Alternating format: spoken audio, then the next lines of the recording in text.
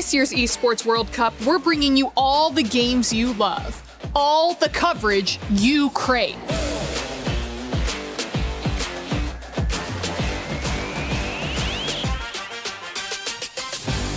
And for the first time ever, a completely unfiltered behind-the-scenes broadcast. And he absolutely destroys him. I don't think insane. he ever saw that coming. That was incredible.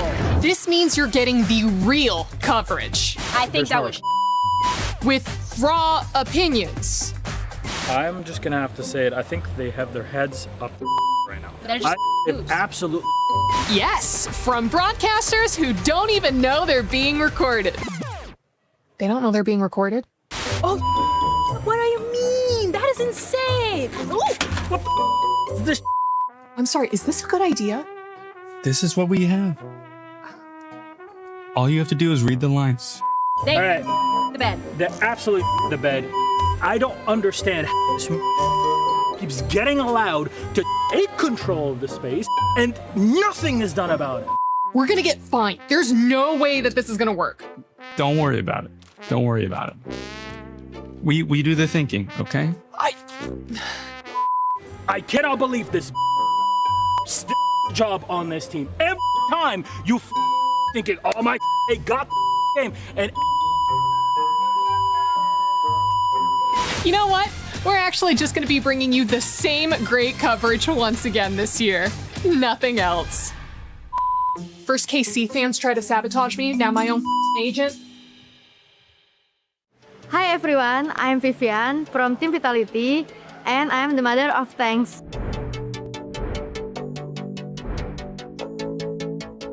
Di video kali ini aku bakal bedah sedikit gameplay dari aku sendiri sekaligus jelasin kepada kalian gimana cara aku ngambil keputusan saat aku main di pertandingan momen-momen penting. Semoga bisa kasih gambaran buat kalian tentang cara aku main sebagai roamer. Let's get into it. A miss two pops the wind of nature. Sayori goes down and Panda versus Vivian, but Vivian gets the kill. Ini adalah rekaman game di MWI tahun lalu 2025. Tim aku melawan Gigi. Jadi di game kali ini aku mau ngasih tahu apa yang aku lakuin di sini. Karena di sini tim aku make Moskov, jadi dia bagus buat mainin lane jauh. Sedangkan buat tim lawan itu susah banget dia buat menjalanin lane jauh karena hero-nya bener-bener jalan kaki banget. Jadi kan karena gue main Chow, jadi gampang lah buat menghantu-hantui, membayang-bayangi mereka. Nah di sini Chell masih fokus laning dan kita cuma tarik reset biar mereka mau keluar aja dari base kayak gitu. Nah sedangkan hero mereka kalau keluar terlalu jauh dari base itu terlalu bahaya buat mereka karena terlalu lemot jalannya kan. Jadi sulit lah buat mereka dan di sini aku tinggal dan sama tim aku tinggal mainin Lordnya aja. Saat mereka keluar kita panis. The final slash keeps Ashley at bay. Another winner crown going to be popped. Sayori's in trouble. She has her own winner crown. But now Panda, a miss two, pops the wind of nature. Sayori goes down and Panda versus Vivian. But Vivian gets the kill. Dan itulah cara aku memenangkan gamenya. Semoga kalian enjoy dan jangan lupa buat support tim aku di MWI 2026.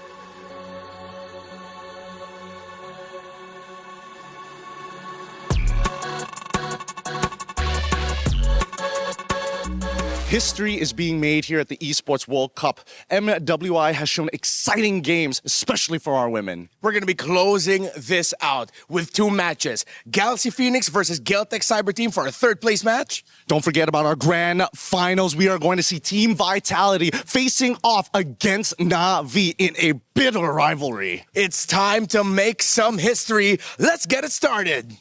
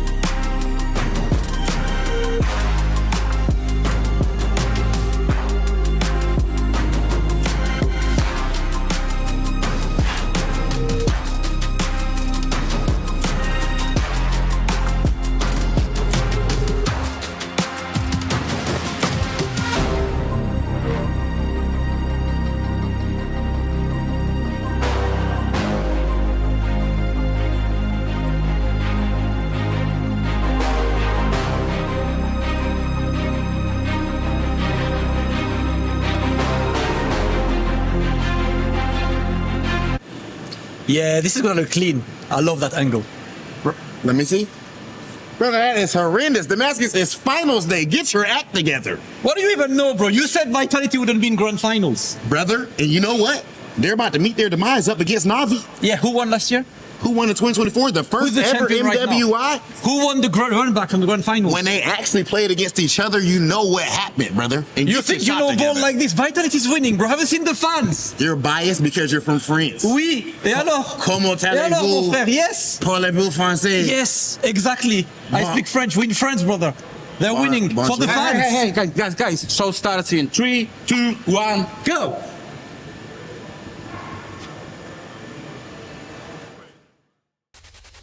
Dynasties aren't built overnight. They're built by eliminating any threat that tries to end them. But this time, that reign means the very team that has ended them before.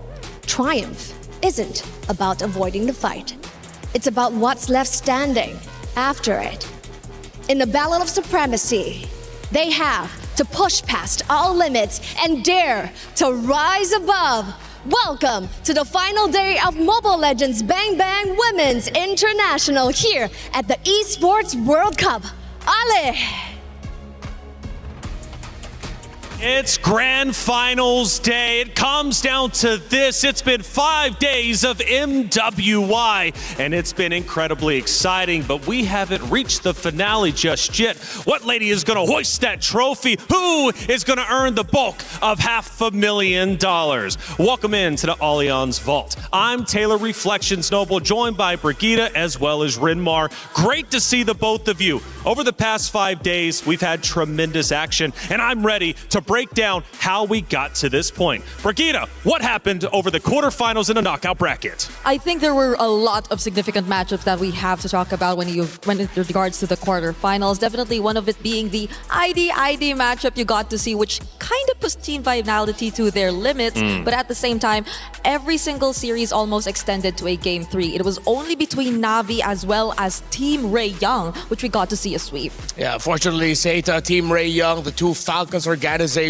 had to go home. GXP and Geltec, they had their keys crushed, but they will still be competing today in our third place match. That's right, and the third place match means a lot. We're talking a difference between $30,000, $50,000. That's a $20,000 difference if you're able to secure the win. Also, on top of that, we've got our first place matchup taking place today, and we got a grudge match, a revenge match, a trilogy from the past. But the journey to get to this point has been grueling. Not only did you have to make it through the group stages, you also had to work your way through the single elimination knockout bracket. And the quarterfinals were absolutely brutal. And of course, the semifinals, they weren't any easier, but for Vitality, they made it look good, getting a 3-1 victory. Of course, for the other side, though, it was a 3-0 victory. Today is going to mean a lot. The MWI is always incredibly exciting, and today is no different. Make sure you're getting active in chat and letting us know who you feel is going to take it all. Speaking of which, we've now reached this point. What does it mean for the competitors on that stage, Brigitte, to finally make it, not only playing for third place, but also to lift the trophy? Individually, it's very significant for them as they were the only crowned MWI champions in history. And now they finally make it to the third of our 2024, 2025, now it's 2026, and they finally get to see each other in the grand finals. Yes, they do. Hey, for getting you caught up, we just recapped a little bit, but we've got some special characters from yesterday to recap how we got to this point. Yesterday was crazy. I think none of us were expecting it to end that fast, considering that we were already in the semifinals here at MWI. But it just so happened that GXP, the flexibility we expected from them, the cleanliness of their games were not something that reflected yesterday because Na'Vi just had a way to deal with every single one of them. Such a great performance from them, and they're finally back in the grand finals, sweeping GXP 3-0. And in our second semifinal, it was, man, banger. Geltec Cyber Team brought the action to Team Vitality, the for sure favorites of the entire tournament. 1 game win. They took a map over. Now Team Vitality, though, after that went on to sweep. We call that the gentleman's sweep. But this time, we're going to take a look at the grand finals. Na'Vi take on Team Vitality today. Who's going to be sent home with the thrill or the agony? We'll find out at MWI. Ooh, it's a big day indeed, and the grand finals has to be our first talking point. And speaking of which, who's our main heroes we'll be looking out for today? Because there's been a lot of people thinking they're the best lady out there right on the very stage. However, there can only be one best team. As far as main heroes that we're looking at, obviously we have quite a few, but speaking in regards to Vitality and Na'Vi, who are the main heroes? For me personally, I'm going to have to give it to our EXP laners. We look at Fumi Echo and Ayanami.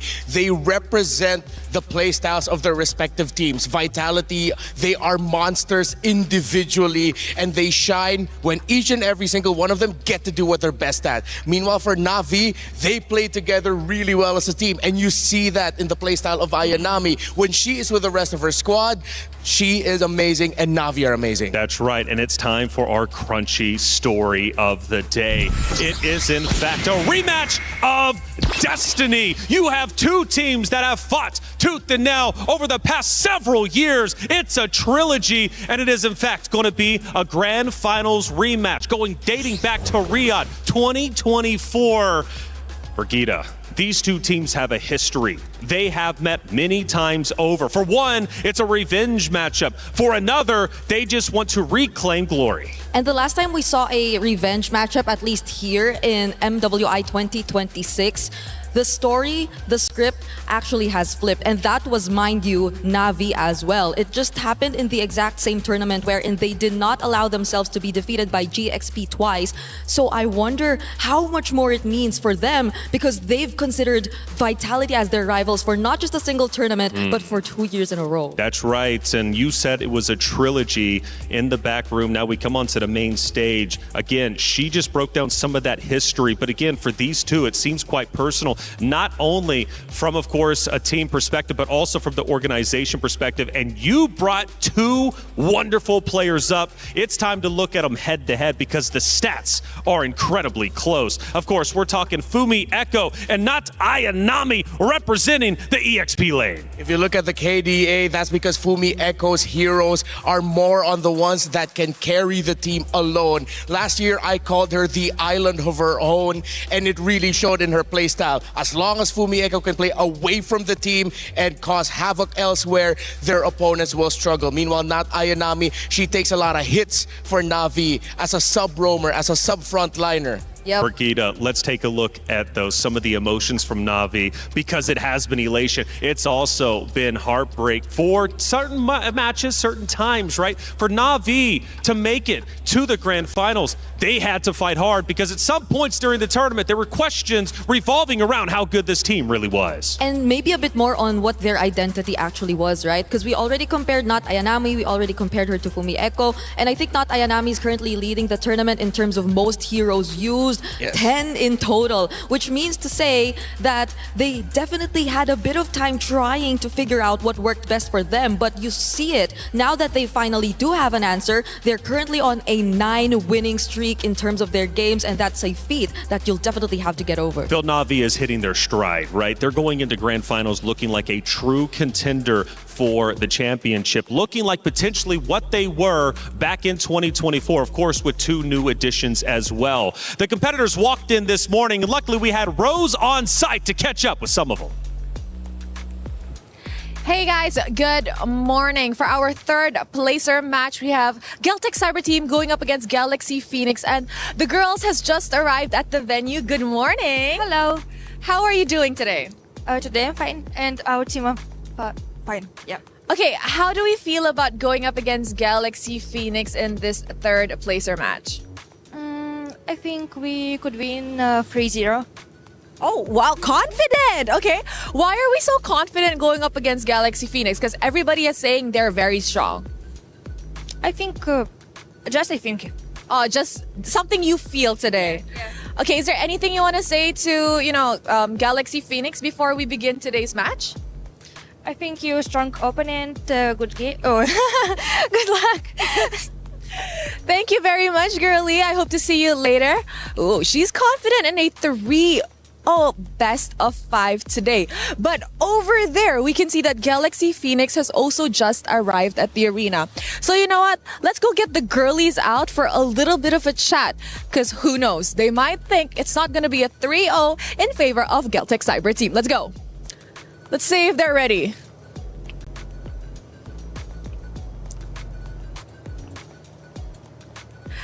Hello, Winnie. Good morning. Good morning. How are we doing today? Doing good. Doing good. You managed to prepare well for today's match? Yeah. Now, just now I was talking to Geltec Cyber Team, and they think that your third placer match will end in a 3-0 and they're gonna win. What do you think about that? I'll let them think what they're thinking, but we will beat them. Oh, let them think what they want to think, but you guys will beat them. I love that, Winnie. Good luck. I'll see you later. Bye. Oh, it's getting spicy in here. Let's bring the spice over to the Land of Dawn. Is in our DNA. Whenever we let it out, it becomes our superpower. Now imagine an entire city being built to supercharge it. Kadir City, powered by Play. The spiciness is already starting, and it should be spicy. We've got a lot on the line, not only for the clubs, but also, of course, for the championship, money to be earned. There's so much to talk about. Brigida, the competitors, the ladies, they're looking savage today. I'm glad we see Winnie actually in that kind of spirit, especially I think she was one of the players who was really forced to play out of her comfort yesterday, who slightly had a bit of a struggle in the gold lane, but now with that confidence, I think she'd be okay. Yeah, I think she's going to be just fine. Winnie has been one of the biggest talking points whenever she's playing, at least here on the desk, as well as from the caster perspective. Of course, Grand Finals is going to be incredible. Coming up, though, next is going to be our third and fourth place matchup, and it's going to be a good one. It's Galaxy Phoenix versus Geltec Cyber Team. These two lady rosters are wonderful. They have fought hard to make it to this very point, and you know what? Now that they're here, They're not going to waste that opportunity. Yes, they don't have a shot at the championship, but they do have a shot at, again, life-changing money potentially. We got Na'Vi versus Team Vitality. That's going to be starting at 2 CEST. And you know what? The emotions from Na'Vi and Vitality, again, have sometimes been happiness, have sometimes been sadness. They have gone through the absolute gauntlet to be to this point. But you know what I appreciate, Rinmar? Looking at the emotions from the players, even though when they do get down and out, they somehow, some way, find a way to come back. Yeah, look at Na'Vi. The questions about whether or not they're able to make it to the grand final started early on. They got knocked down to the lower bracket. They almost got eliminated, but then suddenly they went on an undefeated run. That's right, and for the club championship, this matchup means a lot. You have two Titans, number 1 and number 2, this year for the club championship. Trav, walk me through it. It's finals day in MWI, and today either Na'Vi or Team Vitality will be putting yet another frame in the Esports World Cup totem. Team Vitality coming into this one as the heavy favourites, but Na'Vi had a few more pushbacks along the way and started quite slow in MWI. However, Na'Vi sit on top of the club championship leaderboard and at the moment would be the ones taking this trophy home. Team Vitality have got to bridge that gap by getting this win and that valuable crown of MWI. Stay tuned as we carry on talking about all things club championship. Ooh, club championship is looking spicy. It's Na'Vi at the top, Team Vitality just below them. And whoever wins this tournament could very well either hold on to first or maybe overtake first. It's getting crazy up at the top. We mentioned earlier, Team Falcons were eliminated a couple days ago, so they will not have a chance at first place today. But again, for Na'Vi, Vitality, my goodness, do they have a tremendous lead, and they're looking to go even further. This is actually such a very relevant matchup. I can only imagine the fans, especially from Na'Vi, to grow more and more in numbers, especially later on. Yeah, but for the fans of Team Vitality, they are going to be showing up in droves later to support their girls. That's right. Well, it's Galaxy Phoenix versus Geltec Cyber Team. This matchup is about to go down. No mercy for third. One final chance to leave Paris with pride. Not only pride, but also $20,000 additional dollars. It's $30,000 going to fourth place, $50,000 for third place. Rinmar, what does that extra $20,000 mean for our regions, for our competitors? It's life-changing. We've heard so many players over the years talk about how just placing a little bit higher has changed their lives. It's helped them change the lives of their families as well, because a lot of our players here, they're not fighting for themselves, they're fighting for their families. And these two represent fighting for their teams, Kiowe and Fa. You get the Ice Queen, you get the Fearless Queen, two junglers that represent what it means to be a fearless savage in the Land of Dawn. And definitely in terms of what their regions have been able to achieve as well, their organizations, I think this is such a feat if you're actually able to accomplish a podium finish, because that really what makes the biggest difference as well. Aside from the money, you really get to make sure that you get to end your run in at least top 3. Absolutely, in top 3 to podium is a tremendous accomplishment. Hey, everybody out there, it's Rhino Day. Brand new interactive effect for Rhino Day is available now. Check it out and join the celebration. Eterna was up here earlier yesterday, and she was pumped up for Rhino Day. So am I. Get involved and earn yourself some of those wonderful stickers, skins, and everything you could possibly get. MLBB, they do it right. Going back to our key head-to-head, though, you do have two phenomenal players who have given their all. And it is the Ice Queen versus the Fearless Queen, right? Two dominant players. Fa, though, I think, has to get the edge, though. I feel like we've been screaming her name non-stop, not only on the desk, but also, of course, whenever you think about the casters. Again, going back to that head-to-head, going back to these two phenomenal players, what do they truly bring to the roster? And is it possible to shut them down once they get going? I think they're both flashy, but in a way, stats-wise, Fa is a much consistent jungler in terms of that. I think she's leading, especially in terms of highest kills. Yeah. And that just goes to show how active they are across the map. But you feel for Geltec that they try to move more as a unit in a sense that they do take their time and they take it step by step. Now, Renmar, one thing that I really found interesting, shout out to everybody on the back end doing the stats, making the storylines. You guys are genuinely incredible. But one of the stats really stood out to me, or at least two of them, I should say, for Fa. KDA, KOA, relatively even. Fa does edge out KOA there. But when we talk turtle control, 50% success rate for Fa. On the opposite side, for Lord control, 58% success rate, which KOA, 24% success rate for turtle control, for Lord, 39%. So it looks like Fa, in all regards, at least when we're talking about the lane that she conquers, has KOA outmatched. Yeah, it really is a reflection of how, pun intended, self-reflections, of how they play as a team. Galaxy Phoenix, they want to get those objectives because they know that it empowers their more aggressive nature. So they will do everything they can to get it, even if it means it looks like it's not the best time for them to do so. Meanwhile, on the other side, for Geltec, they're willing to give those objectives. You can go ahead and take that. We're taking other objectives in the map, or we're going to take you down after you get what you wanted from the Turtle and the Lord. Yeah, just to add to that, I think it's also because of what kind of comps Galaxy Phoenix tends to really go for. They're the only team who likes to utilize the Farsa, the amount of early game damage that you could really see for them, which is why I understand why they just want to keep rolling. Well, it's time to go to the stage, get the finals days started, take it away.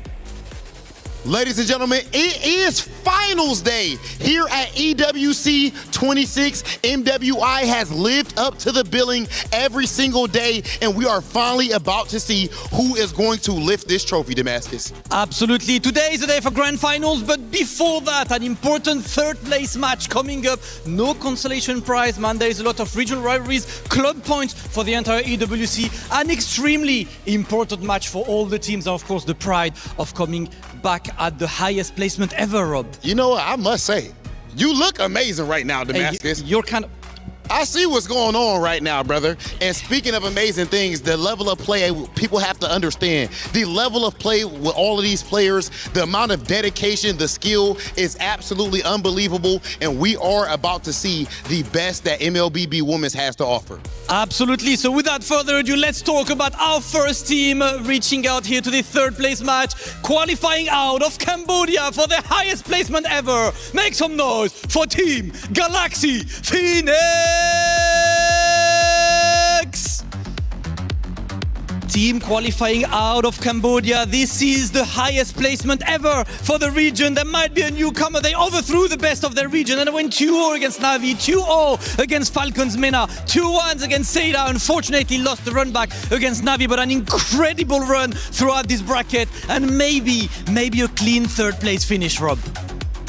Phenomenal performance for them up to this point, as you said, Damascus, but it is not going to be easy for them to win that extra $20,000 and the regional pride because their opponents are none other than Geltec Cyber Team. Geltec Cyber Team has proven that EECA is a consistent force in the world of MLBB. This performance has already guaranteed that they have at least matched the placement that this region got 2 years ago at MWI 2024, and now we're gonna see if they walk away with the third place finish. That said, ladies and gentlemen, it is about that time. We have our third place match officially set. Let's get into it and send things back to the desk. Ooh, Damascus, Hollywood Rob TV. I see the both of you looking great. After all, you should. It is, in fact, finals day, and the ladies have taken the stage to play for third place. But again, that's a podium finish. That is also a $50,000 prize pool, or $50,000 purse going, of course, to the winner. Two Titans have fought hard to make it to this point. Who's leaving Paris with pride? Will it, of course, be Galaxy Phoenix, or on the opposite side, Geltec Cyber Team? Now, coming into the tournament, the new meta discussion was very real, and I gotta say, it's been incredibly impressive watching the diverse hero pool we have had throughout the entirety of the 5 days of MWI. We're talking 81 unique heroes across 60 games, and you know what? Rose, I heard yesterday you caught up with Geltec Cyber Team after their matchup. Let's hear what they had to say.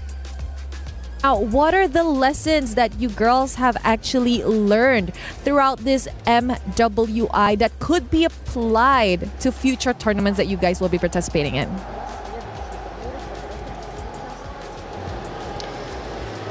Я думаю, то, что какие-то уроки и ошибки мы будем уже обсуждать с тренерами. Пока что мы еще немного не отошли от игр. Вот, обязательно все разберемся с тренерами, с аналитиками, сделаем выводы. Well, you know, I believe that we have a lot of homework to do. Right now, I guess we are still in the zone of the last match, and we'll need some time to discuss the lesson learned and the homework with our coaches, with our analysts. This is something that we will be doing for sure. You know what, girls? Thank you very much. And I hope to see you girls come back stronger in tomorrow's third placer match up against Galaxy Phoenix. That's it from us. Brigida, I mentioned just before that great interview with Rose that 30 unique heroes have been used from Geltec. Number 2 in diversity across all the rosters playing when it comes to MWI. On the opposite side, though, Galaxy Phoenix not so bad themselves. 25 unique heroes. The point is, in comparison, Geltec Cyber Team barely edges out Galaxy Phoenix in their versatility and their ability to use multiple heroes, which means going into our pick and ban process in just about a minute's time, I want to say Geltec might be able to edge out Galaxy Phoenix. But that's also knowing that Galaxy Phoenix have only just recently explored their options in the gold lane. Mostly it's just been on the Claude, but despite that, they only have a 5-hero differential with Geltec Cyber Team. So I think that also just goes to show that they somewhat maybe have something else to show us. Yeah, when it comes to denying picks from Galaxy Phoenix, Geltec Cyber Team, they have the easiest job in the world right now. Belleric, Claude, and maybe the Farsa.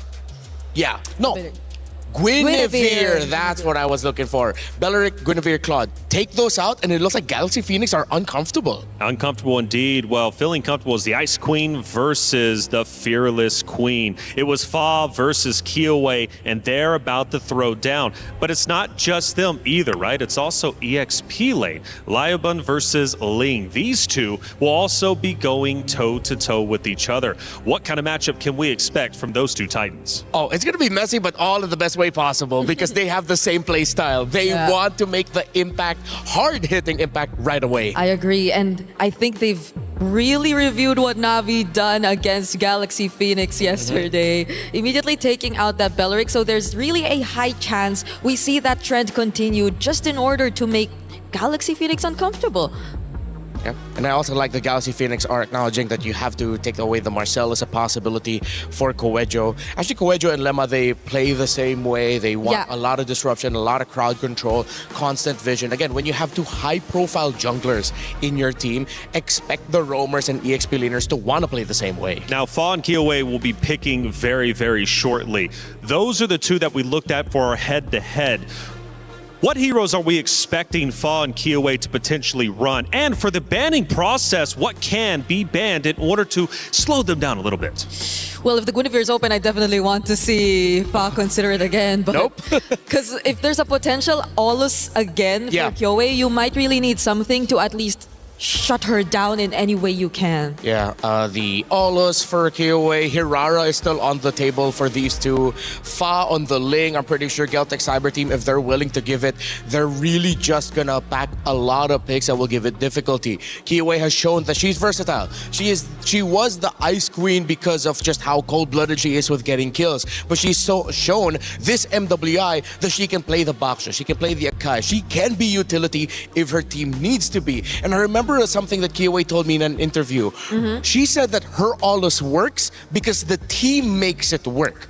That it's not an individual pick for herself. It is a pick that allows the team to play around it in such a way that you're flexible, you can be aggressive, you can be defensive, you can use it as bait, and that's what Kiowa loves about playing Aulus with her team. Wow, they also took out the Sora immediately upon seeing that Valentina ban. Now I'm wondering, because there are just so many options available, but at the same time, does Geltec want to consider stealing away the Claude for first pick against Galaxy Phoenix if they just really want to make them even more uncomfortable? Or are they sticking to the more normal Belleric maybe priorities, which I think would be also Ban. great for Quadro if... Oh, never mind. Yeah, they... Yeah. Oh. Very first ban. One pick that Na'Vi kept spamming yesterday was the Lilia. wow. Oh, wow. GXP just straight up banned out the Aulus. But as we mentioned earlier, you're willing to give the Hirara in this scenario then if you're GXP? So the Hirara, the Claude... Still a lot of priorities open. Phoveus, Freya, That's true. Esme even. So both teams are overloaded and they'll have a wide array of choices. The thing is, I feel like they are willing to be less prioritizing their EXP lane simply because I think both these EXP laners, Ling and Liubon, have been two of the most versatile XP laners in terms of the options. They've even used the likes of a CC, maybe even an Alice, which maybe might be a priority later on. So they go for the Atlas instead. And that leaves Galaxy Phoenix with the option to still pick up the Claude if they wanted to. Yep, I think that would be imperative to just pick up the Claude and take a page out of Navi's book. Just pick up the Claude and the Lilia together here, and then just be ready to respond to maybe either a Paquito, Esme, Phoveus showing up, Freya. Again, all of the best EXP laners that we know are open. So they go for a different route. It's still a gold laner and a mid laner, but it's the carry and the gourd. At least this way you get some really good pokes. And if ever Geltec want to go for the more tankier junglers, they already have the shred with it. So damage isn't going to be a problem for Galaxy Phoenix. They now want to build around these two picks with more sustainability and a stronger front line. Yeah, and honestly, some of the tankier junglers you actually mentioned are still out there, like the Baksha and Akai, if ever they do want to go for that. Since it's very considerable that you're seeing main carries from Galaxy Phoenix already, but they go lock in 2 magic damages, Eve and Harley to complete their trio mid. Yeah, this means that Geltec Cyber Team really want to play fast. That is one of the keys to victory that you can give for Geltec. You race for the early game against GXP. You don't allow them any early game pressure. You want to be faster than them. Oh, but the Paquito though, I think this will help a lot in terms of alleviating at least whatever fast-paced early game they want to go for Geltec Cyber Team, and also a way to just keep up with the Harley in general. So they can actually mark certain people from Geltec Cyber Team through this pick, but at this point, the roam picks as well as the jungle picks for Galaxy Phoenix might be even more limited. So one thing that Geltec needs to consider is now that they're playing a Harley, they have to watch out for the Hilda. Hilda is one of my suggested roamers for Lemma if ever the Belleric isn't available for her. She has played it already. They banned out the Marcel, the Atlas is gone. If it's not going to be the Hilda and they want to team fight more, they're picking up the Minotaur. Lemma has used even the likes of a Cho and Kaja if they also just really want to go. Yeah, actually, good thing that you pointed out the Kaja. That works out really well with the carry and gourd. Yeah, so that'll be a combo they could just rely on, but then that'll be really, I guess, less just tanky front lines in general. So maybe you really have to see the Paquito be a bit more hybrid than usual, if that were to be the case. If they're going to go for the pick-off in the roam, then they're going to have to go for something stable in the jungle. Yeah, you need a tank. Because with the Atlas there, and then if Geltec ever just bring in something tankier, it's not going to be a good time. If Geltec want to match the rotational speed, I think they're just going to end up with a Benedetta for the EXP lane. But this is smart from Geltec too, because we saw how Galaxy Phoenix had a bit of adjustment with the utility junglers yesterday. Like when they went tank, their rotation seemed to be a bit more read out by the opponent. So even the Baksha gets taken out here by Geltec, only leaving them to an Akai potentially if they really want to consider that. But for Fa, I'm not sure if I want to see them go that route. Yeah, I think they've chosen these heroes and they're gonna have to accept they might have to just go for the tanks unless they really just want to play the map. But with the Ling gone, you can't. It'll be too much if they go for burst damage in the Nolan. If they throw back to a fighter in the Leomord, you're up against an Atlas. Even the Yi Sun-shin is... Yi Sun-shin too much. I think they just have to accept that they're going to go for sustainability. They pick up the Cho in the roam. Good call there earlier. Okay, so it is going to be tough for Fa, but we get to see that later on as Geltec Cyber Team were looking at their sides. So they know that they're going up against the Paquito. The Esmeralda's not there, but the Yuzhong. Into the carry gourd. Yeah. And then you round it out with a Clint. Clint will have all the space in the world provided with the Eve. Harley for the initial burst. Yuzhong and Clint for the clean up.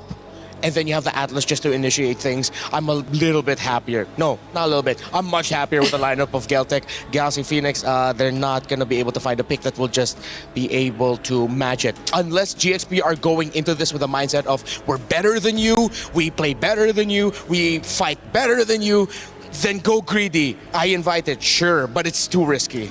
Yeah, because at this point, maybe Akai is just the safest.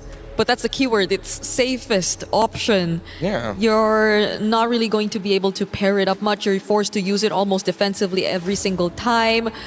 Other options we mentioned, if they want to go Assassin and just accept the fact that they play better. No, has to be Akai. Yeah, they're not. They're just going to stick with the Akai, keep it simple, and at least balance out the lineup, because I think it will mainly revolve around the combos between the Cho'Gord or carry anyway. There is no mercy for third place. We're talking 50,000 for third, and fourth place walks away with 30. Still very respectable, but I'm sure the competitors want 20,000 additional dollars. It's two storylines. You've got the Queen of Kiowa going against the fearless Queen of Fall. It's Galaxy Phoenix versus Geltec Cyber Team for third place. Map number 1. Miriko Gideon, let's get it started.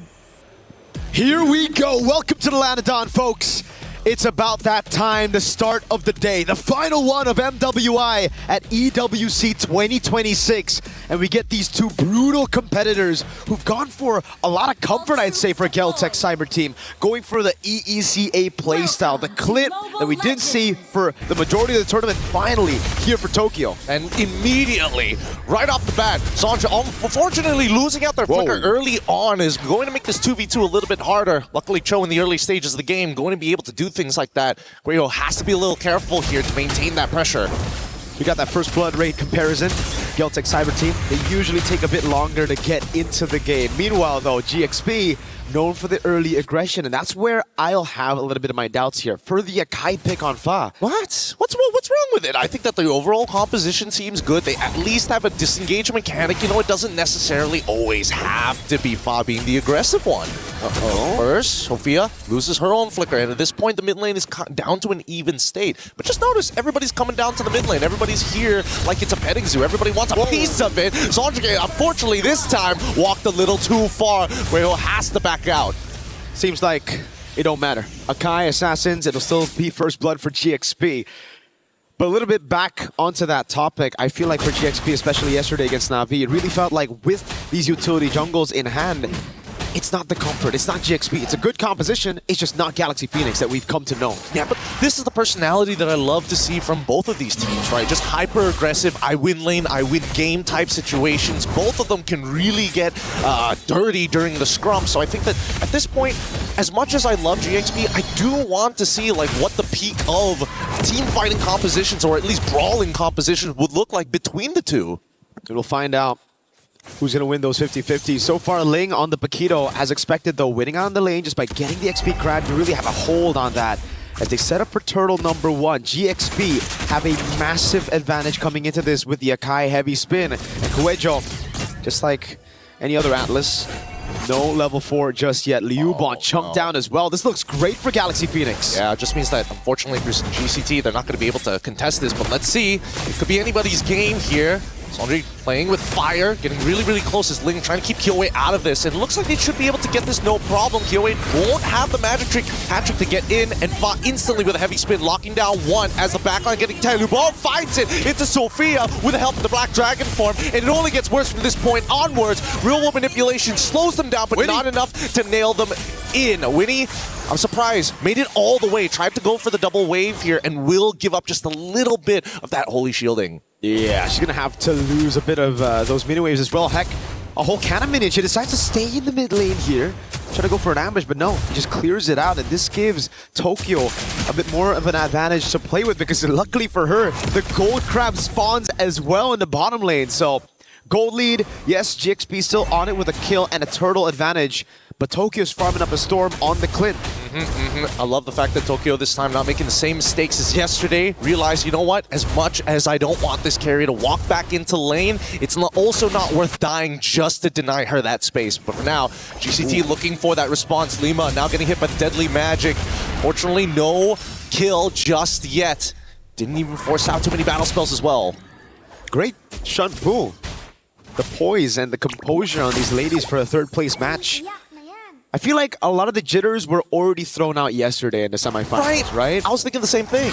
They're so much more comfortable here playing it out. Even Fa, yesterday on the Akai, it really seems like she went in a bit too aggressive a lot of times, using the heavy spin earlier than what you want to have that ability for.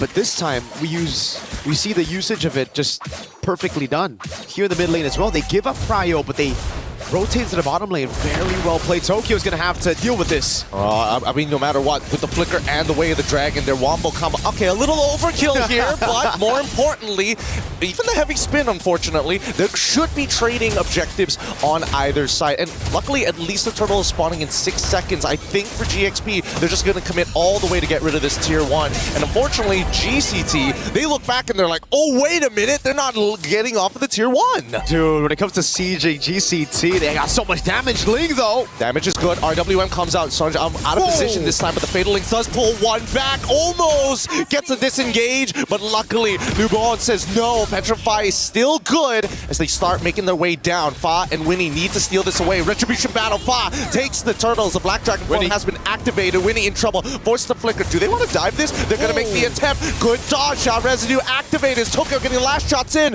but it's just not enough. So close yet so far, but GCT, again with the siege of a Harley, a damage dealer in your jungle. You open up, you leave these turrets vulnerable, and these structures will fall in their face. Tokyo as well. Straight into the bottom lane, no assist, nothing on the teamfight participation just yet. But 2 structures for the 2 turtles that GXP have gotten, and you get to see the gold difference here from every single member. Even in the lanes that GXP have put a lot of effort to ganking, it's still GCT with the advantage. It's an 80 gold lead. Oh, solo kill. Oh, shot residue already procced here. Ubon, does he want to actually stick around for the wave? No, he's going to call it off, even though Quejo is actually nearby. She's already spotted all 4 of the members, making this attempt to potentially dive if they stick any longer. And that's going to be a trade once again in favor of GXP. Another turret goes into their hands. Now it's back to the slow game. GXP finally able to get a structure on the board, and it's through this Paquito being an impressive force. All in! Oh, now they find the angle to get the have a spin out and actually catches Quejo. Can't seem to get out of this, but the Fatal Links onto 3 targets is great. Right into the Petrify, into the Black Dragon Tail. The combo's good, but when he takes Quejo out, needs to get out of there. Ling flickers forward. Tokyo tries to cut him down, but luckily, Ling still makes it out. GXP, whenever they go in, I mean, we saw glimpses of this in the bottom lane, that overkill nature to them. When they go in, dude. They go galaxy deep. Yep, I think at this point, they just need to figure out how much they really need to like get value for their resources. I know there's that big guarantee, but it feels like they're overpaying. And now Ling getting hit by Deadly Magic, including Retribution. One more auto attack might be enough, but too late. The Deadly Magic is already popped. Kyoei is going to chase it, play it nice and slow, and it's super understandable. You're too far forward, Ling just instantly one-shots you. It's too much. Too much damage to deal with from both XP on the Paquito and Kyoei on the Harley. And the fun fact is that GXP just have no control to get this neutral objective despite Kyoei shown up top. And I think we got to go back to that point of the resource management here. GXP, yes, they need to calculate which abilities to use, but I think in particular they need to save the heavy spin for either a neutral objective take or to peel for the backliners. This is the entire reason they went for the Akai. Everybody's got Flicker. That's the gamble they played with. And if Fa uses the heavy spin early, that's what'll happen. Guejo just gets a massive set and she's already eyeing it. They gotta be dependable. They got Lima in trouble now, as both sides have been contesting the mid-wave here. It's going to be a free turtle for Fa as they start to open up the map. But look at the position of Ling right now as the combo is good. Quejo forced to get on out of there. RWM to make the response. Ling gets Quejo, but gets traded instead. Not that worth it. I mean, I thought maybe they could really start pushing out Sonjike out away from the mid-tier 1, but the ideas are there. It's a gamble. I see the idea, I see the vision, but I agree, it's not worth it. Definitely not here. Galaxy Phoenix, they lose their XP, one of their main damage dealers around these team fights. Someone that you need to stay on the map right now to actually get some more to defend turrets. Again, GCT, as long as they play with Sheriff Tokyo, it just seems like they're going to take these structures down every single time when you leave these structures alone. We get to see the replay again. It's the all-in here. Flicker baited up Kueho, but Ling just walks up, getting the knockout.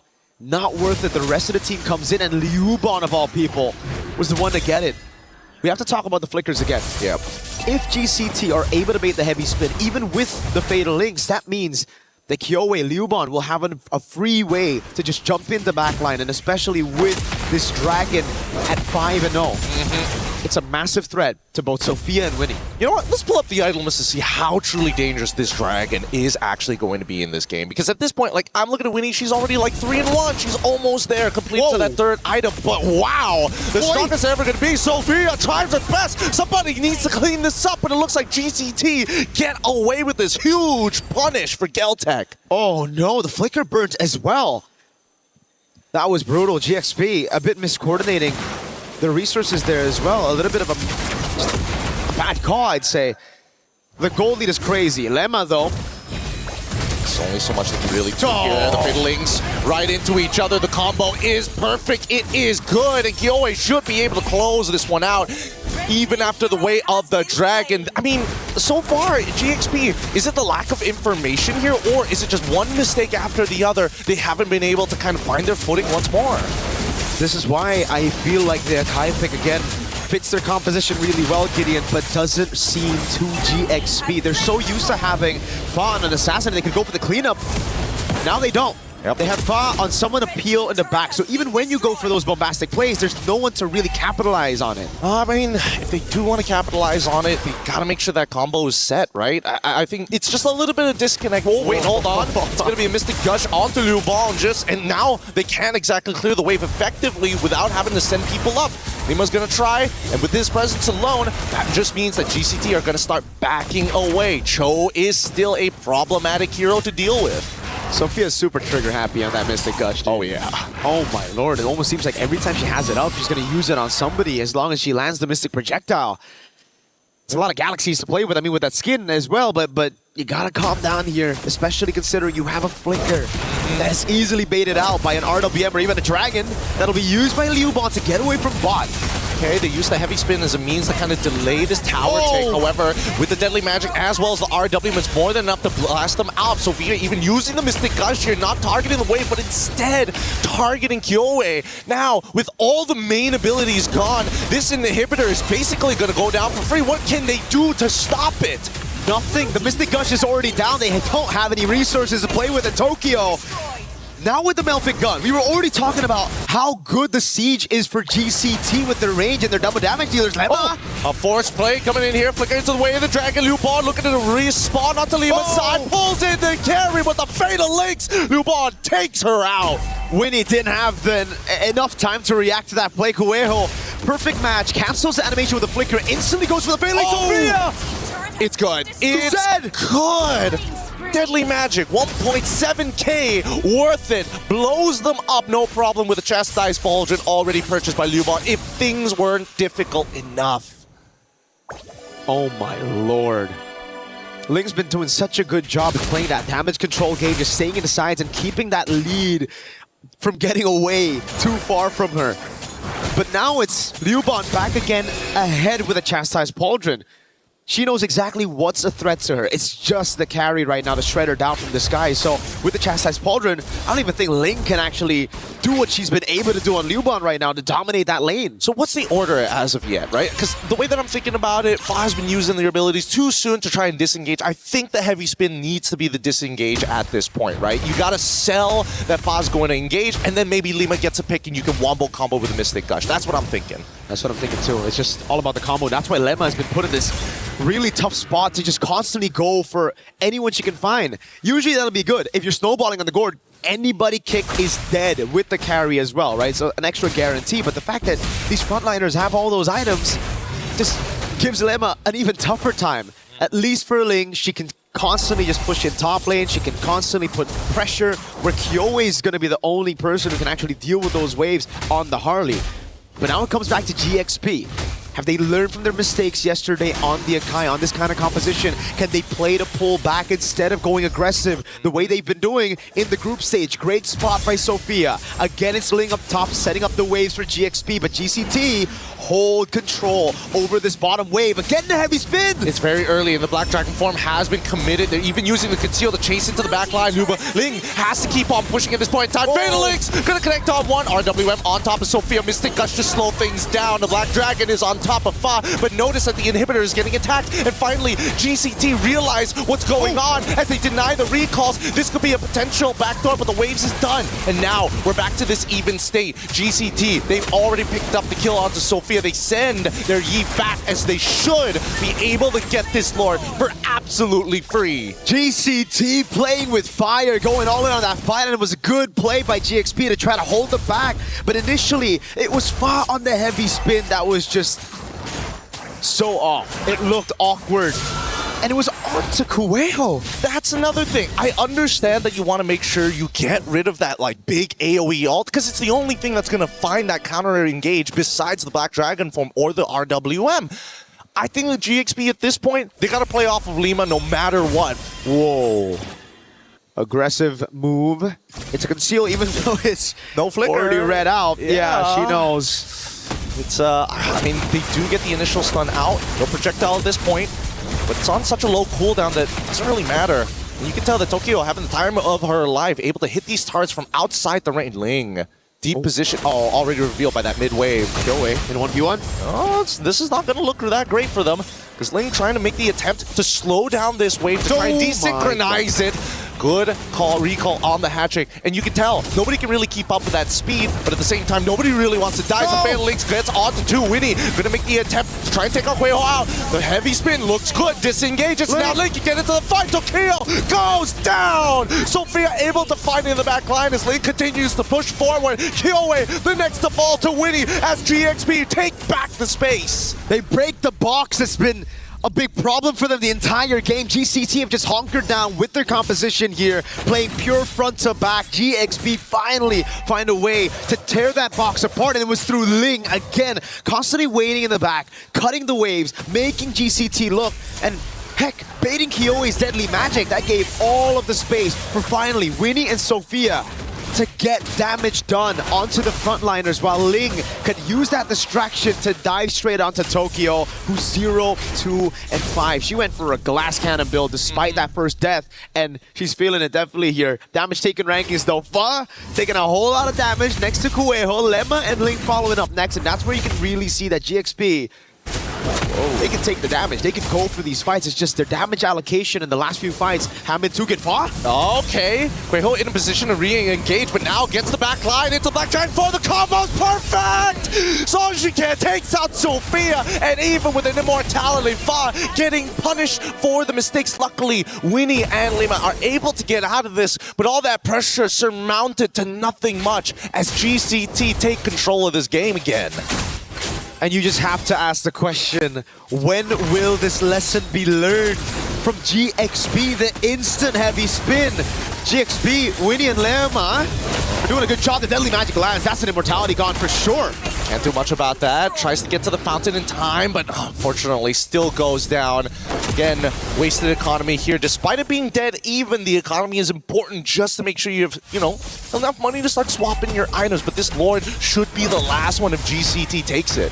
It's free. There's no way for GXP to contest unless Ling gets it, but there's no way she walks up. There's Kueho right there to chain CC her, and even just clearing out the wave might be a bit too much to ask for.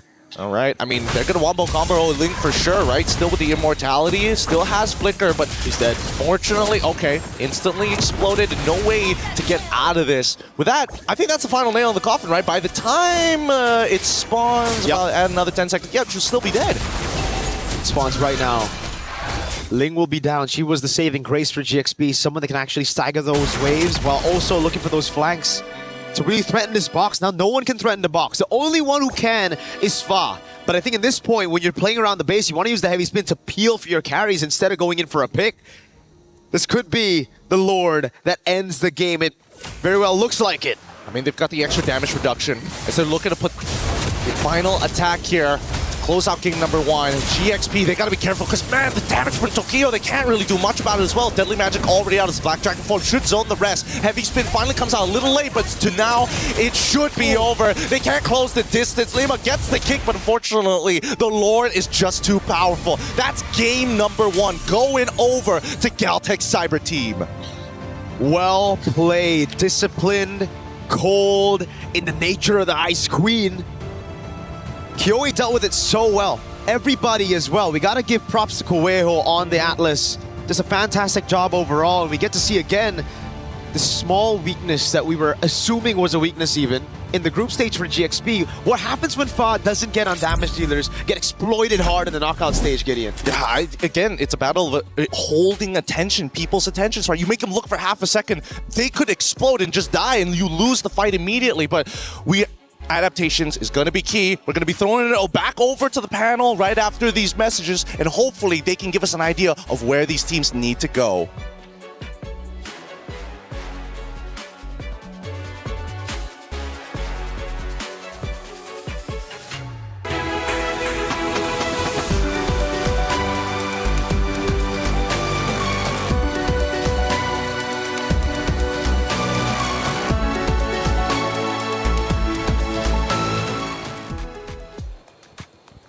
No mercy for third place, and that is exactly the case here after a grueling matchup that went back and forth. It was Galtech Cyber Team able to take map number 1. They now lead 1-0 in this best of 5 series.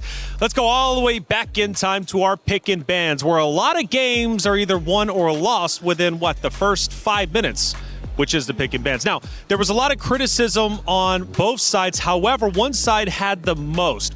Where was the losing point during the pick and ban process, in your guys' opinion? I think it was the first 2 picks on the red side for Galaxy Phoenix. I really strongly believe they should have just gone for the Lilia and get their signature pick on the Claude. It gives them a lot of AoE advantage. It allows them to control the center while being comfortable in the side lanes. And most importantly, it wouldn't have led to that Harley pickup. I think the Harley was picked because they saw the gourd. Yeah, I would have to double down on the Claude, and maybe I guess there could be a bit flexibility with the mid because I know they have a lot in their arsenal. They have the likes of the Farsight if they just really want to counter out whatever potential mid lane pick, or even the Lilia potentially getting picked up. But them trying to focus a bit too much on the carry, aside from it not totally a comfort for Winnie, I guess, also forced them to play around the carry instead, now that they were left with a choice in jungle last pick. We set the stage for Fa versus Kyoei. Now, Fa statistically has great success when it comes to turtle control as well as the Lord control. Going a little bit deeper with the hero selection, because of the first early picks, did it not allow Fa to do what she needed to do for Galaxy Phoenix that has made Galaxy Phoenix so successful throughout the tournament? Oh yeah, because they then had to play for everyone else. Fa had to support the gourd, had to support the carry, and it wasn't just her as a carry. Galaxy Phoenix needs Fa as a carry. Yeah, you see remnants of that in, I guess, the timings in which she uses the heavy spin. Yeah, too early. It seems that they always comes out a bit too early, and you kind of see through that it is maybe not her best strongest suit. Well, we talked about the heroes. Now let's look at the stats from map number 1. Yeah, you can see that even though Galaxy Phoenix got all the turtles, this is what we were talking about in the pre-match. Galtech, they're willing to give up the turtles just so that they could get objectives elsewhere. They get majority of the towers, and they were supplementing Tokyo, sometimes Liubon, who was getting a lot of kills, to at least be able to get a little bit more farm for themselves so that they can help the team better. Yeah, and I think what GCT were doing were more straight to the point. I understand if I understand if GPX wanted to be a bit more creative. They had the Paquito, so you see her trying to go for the backlines a lot of time, but it was a bit too much, especially in the early game. There was a time it definitely rewarded them, though. I think that was during one of their potential base sieges, but that was about it. Because again, it seemed more of a glass cannon EXP lane rather than something that could just complement what Fa wanted to do as an Akai. There's a couple of actions that I want to talk about from that game number 1. The first one, we go to about the 15:30 mark. Now, this was a small mistake from Galtech that led to a potential opportunity for Galaxy Phoenix. Yeah, they slipped up a little bit on the discipline. Geltec have been trying to send Ling to find the back line, to find Tokyo, to find Sonjeke, and then eventually they were able to get it. It's because Geltec just pushed a little bit too deep with the Lord up top when they didn't have to. They needed to usher in their middle minion wave so that they could healthily go to the tower. And it wasn't completely shown, but then eventually you'd see Ling and GXP just punish Geltec. And I want to talk more about that moment in just a second, but Bree, let's take a look at our second action. This is going to be the very tail end of it. This is where Geltec Cyber Team says enough is enough. We want game one. Yeah, you want to assign Lemma as the person holding the Lord or pushing it to the side, but even then, Lemma could barely just deal with the damage. But also, how could you just expect Fa to go in first when she's the holder of that heavy spin who should potentially push them away? So the front lines had a very brutal experience here in this entire game. Now we got some comments from the chat, though. They've been getting active. And we love, by the way, you all talking. GXP downfall got to be studied. Ooh, that's a spicy one to start off. Cappy, why are you bringing so much spice into our chat? Keep it coming. What else do we got? Please, Fa, Assassin next game. So this is interesting. I actually was reading chat just a little bit, and it was like, Assassin, not Assassin. Is that the play? Well, Fa, Assassin next game.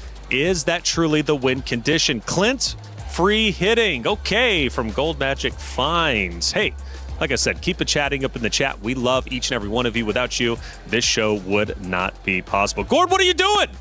What is Gord doing? I can't blame Gord, though. Yeah, there's just so many heroes for the Gord to worry about that it's really hard to find the perfect angle for it. That's right, Gord, what are you doing? Call an ambulance. But not for me. Okay, classic. Thank you, Jonah, out there. Galaxy Phoenix, I guess, needs an ambulance at the moment, but it's okay. It's just one map. After all, the biggest Titans out there, aka Even Vitality, has even fact taken a loss, right, and managed to come back, which is truly phenomenal. Hey, you out there in the chat, thank you for getting involved, and you can get involved even more. 2 champions, 1 game. My Champions Pick event is now live. From July 27th, submit your predictions for the MSC and MWI champions for a chance to win 50,000 in-game diamonds and MSC 2021 through 2025 tournament skins. Don't forget to leave your picks under at MLBB Esports post for even more chances to win. Lock in your champions now and cheer for your favorite teams. My Champions Pick now live. Make sure, again, you're checking out those posts at MLBB Esports for all the updates and also to get involved in some amazing prizes. Hey, it's been a great day so far, and I believe the comms have been flowing quite well, especially yesterday to make it into grand finals, and Sadia has provided our radio comms. Aurus sih guys, di sini mau nggak? Mau ini aurus sih guys. Makin lewat. Nih, mitnya weh. Lihat ya, aman. Bisa nggak? Boleh ke back ke belakang. Gas. Belakang. Gas. Nice. Lagi dong. Udah NN sih. Sampai lagi kah? Sampai lagi. Maniak. Recall guys. Nih. Kasih. Sor.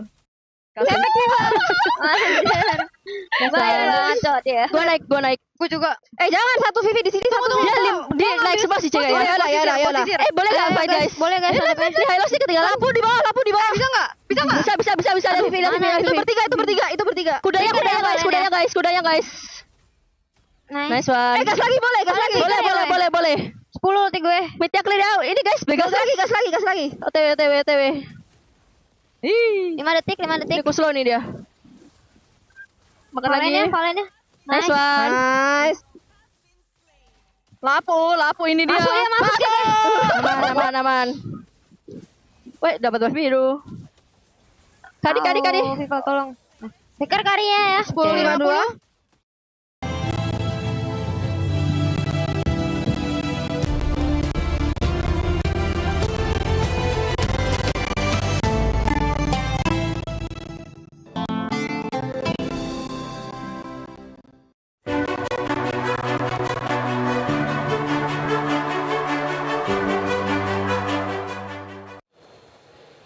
Vitality, they were having fun during that semifinals series, but they started having fun, I would assume, after map number 1, because remember, it was Geltec who actually ended up taking that map in convincing fashion. But Vitality got the job done. We await, of course, what they're going to do in the grand finals a little bit later against Na'Vi. We head back to the stage for map number 2. Geltec Cyber Team currently lead. Now, I told you I would do it. I'm bringing it back. We're at that 15-30 second mark. That small mistake from Geltec that led to an opportunity for Galaxy Phoenix. Galaxy Phoenix ultimately ended up losing the map. That opportunity was very small, short-sighted, and Geltec was able to recover. Now, what could have led Galaxy Phoenix to take that moment, that lapse of judgment, from the side of Galaxy Phoenix into a victory? Well, afterwards, they got out of their base and was able to get just a little bit of control in the map. But then the problem was they got caught out yet again. So they really have to be careful with that. Apparently, we just had a body cam from the coach himself. Wow. So that's kind of cool, right? Actually, I don't think I've ever seen a body cam from a coach to see what they're looking at. I thought we weren't allowed to see the notes. That's interesting. But I think it was hidden anyway, but that's cool. That's how it looks like. Yeah, that's actually really dope. They get out there and get a chance to obviously get the viewpoint. Because, I mean, it's a lot to manage as a coach. I mean, you're talking about 5 players, 133 heroes that you have to go through, the different synergies. I mean, I'm blown away each and every single draft hearing you two just theorycraft on what's being picked up. But guess what? We get to do it again. This is one of my favorite times. Let's listen into you two. What's going to be going down in our pick and bans? All right. So it's pretty much Flying similar. clouds. Flying Cloud. You take away the Guinevere. Geltec's going to take away the Belleric. There we go. Yep. Pretty much. They understood. Like, Na'Vi really got to expose Galaxy Phoenix too well. They're playing on the same side? Yep, same side. So they haven't really changed sides. And I believe there are stats to actually back that up. They might be a bit more comfortable doing it. GXP has barely won on the blue side, if not 0. Like, they haven't won a single game on blue. So even now that I feel like they did the map decision, they'd rather play it in red and just maybe address some of the mistakes that they had earlier on. So they take out the Atlas.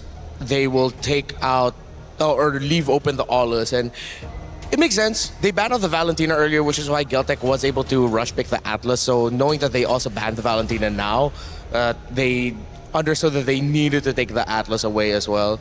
I think Geltec will be encouraged to consider their Aulus option open, but then of course, if possible, maybe just double down on the Baksha.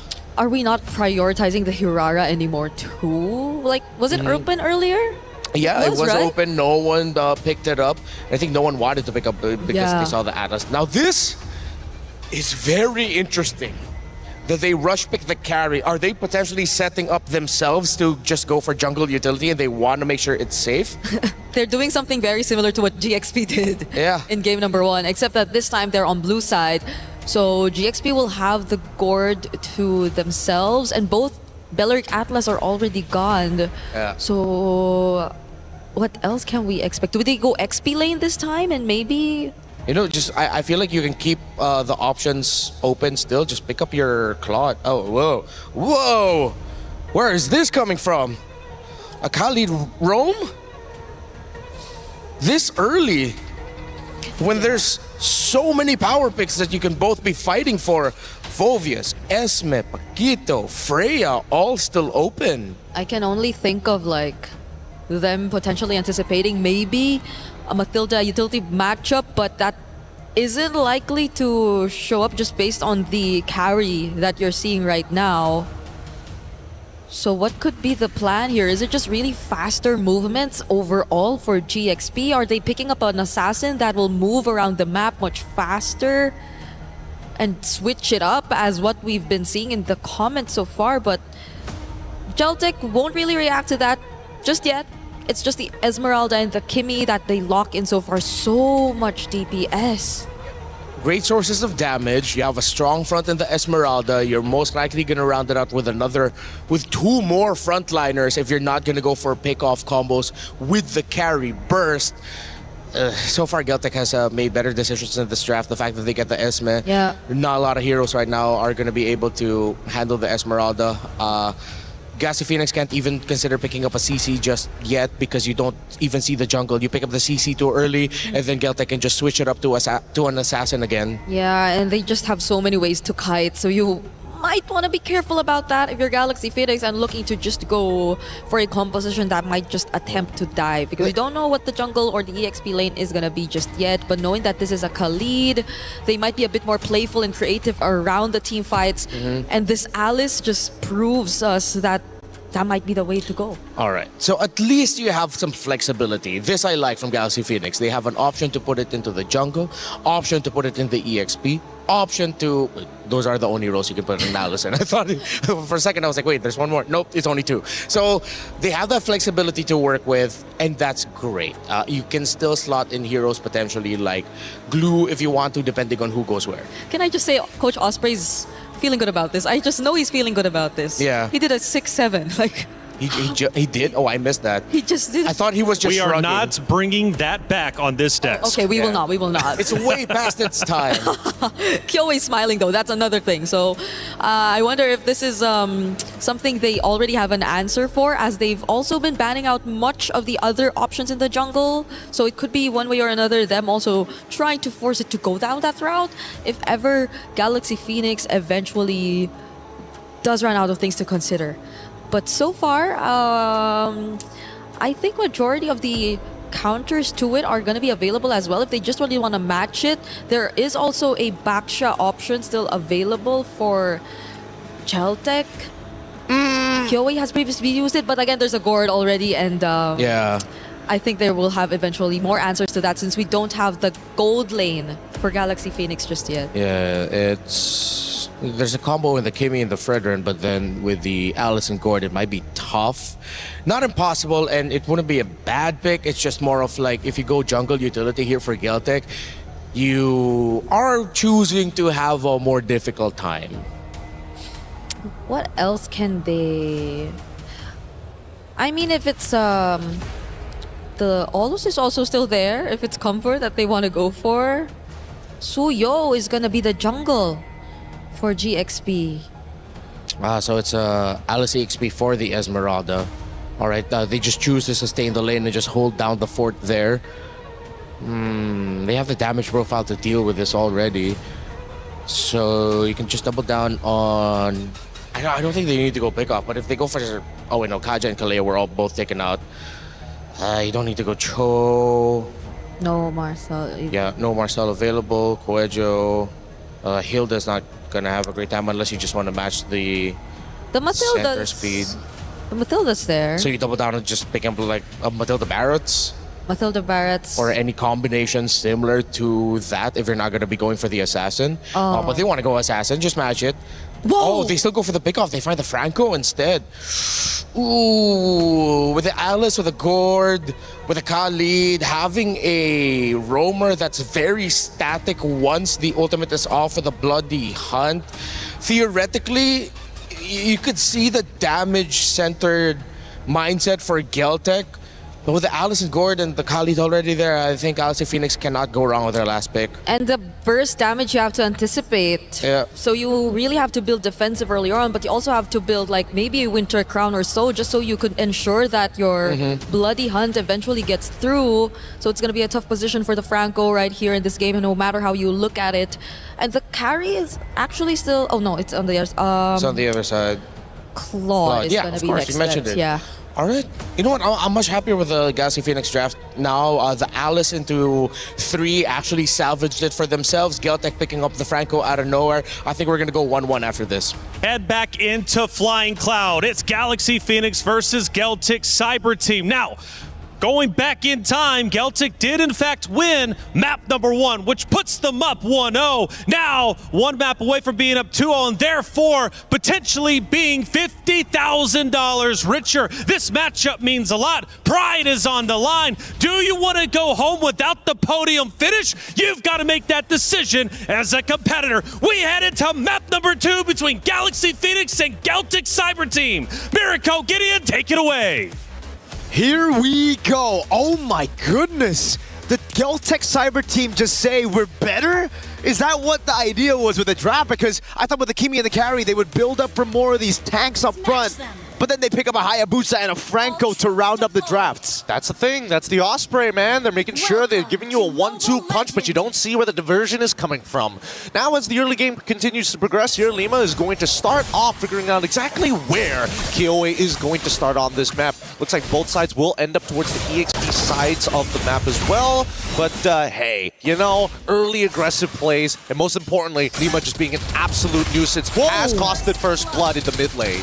Maybe that's the vision. They know Lemma on a Khalid will probably be rotating and, you know, utilize the early advantage. Ling just takes a free turret shot and a few more hits. This is going to be very punishing. They're still trying to get on top of Sanj, and again, Lima making attempts like this. This is an early game that's not great, but they still get Sanj back. Now, trading for trades is still good, but Sophia did lose that flicker early on. The early game plays that we were expecting, not exactly as traditional as we thought. Nope, but it all just worked out for Geltec Cyber Team, especially with a Bargain Hunter on the hands of Sanjika. Oh man, that could be the... Oh man, these emblems, if only we knew slightly earlier, but even so, it's still pretty good. At this point, GXP, yes, mistakes have happened, but it's not the end of the world. It's not as vicious as it could be. I'm just more worried whether or not Sophia can actually hit level 4 on time. Huejo hasn't missed a single hook, missed a projectile.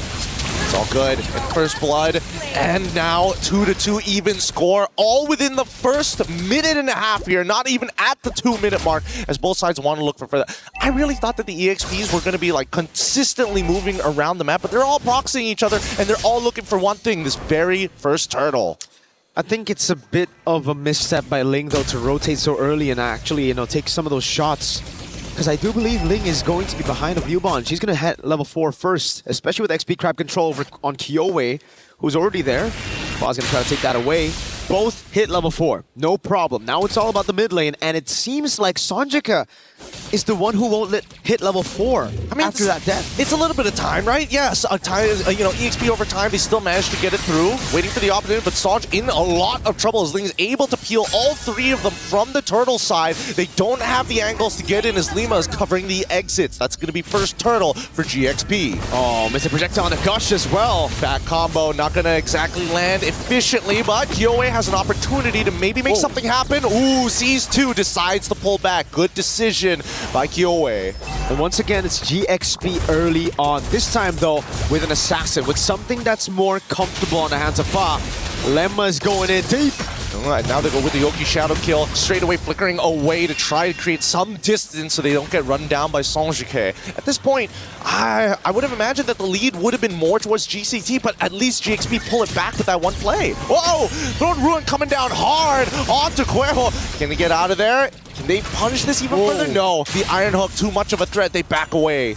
See, this is the GXP I was expecting from game number 1. None of that Akai stuff, right? I mean, obviously for Fi, it just seems like the whole team as well, they're able to capitalize on that aggression that we saw. Sophia's still very much as trigger happy as she was in game number 1, but it's just, there's something now that can come in to help her out, even with Lemma on the Khalid. I think this time around, at the very least, it was GCT who made the initial mistake here, but I think that GXP recovers a lot better as now they get the full combination onto poor Cuervo, and they've zoned off Sanjike as well. They're not going to be able to set up for a dive, but still pretty worth it. 3-2 now is the kill score.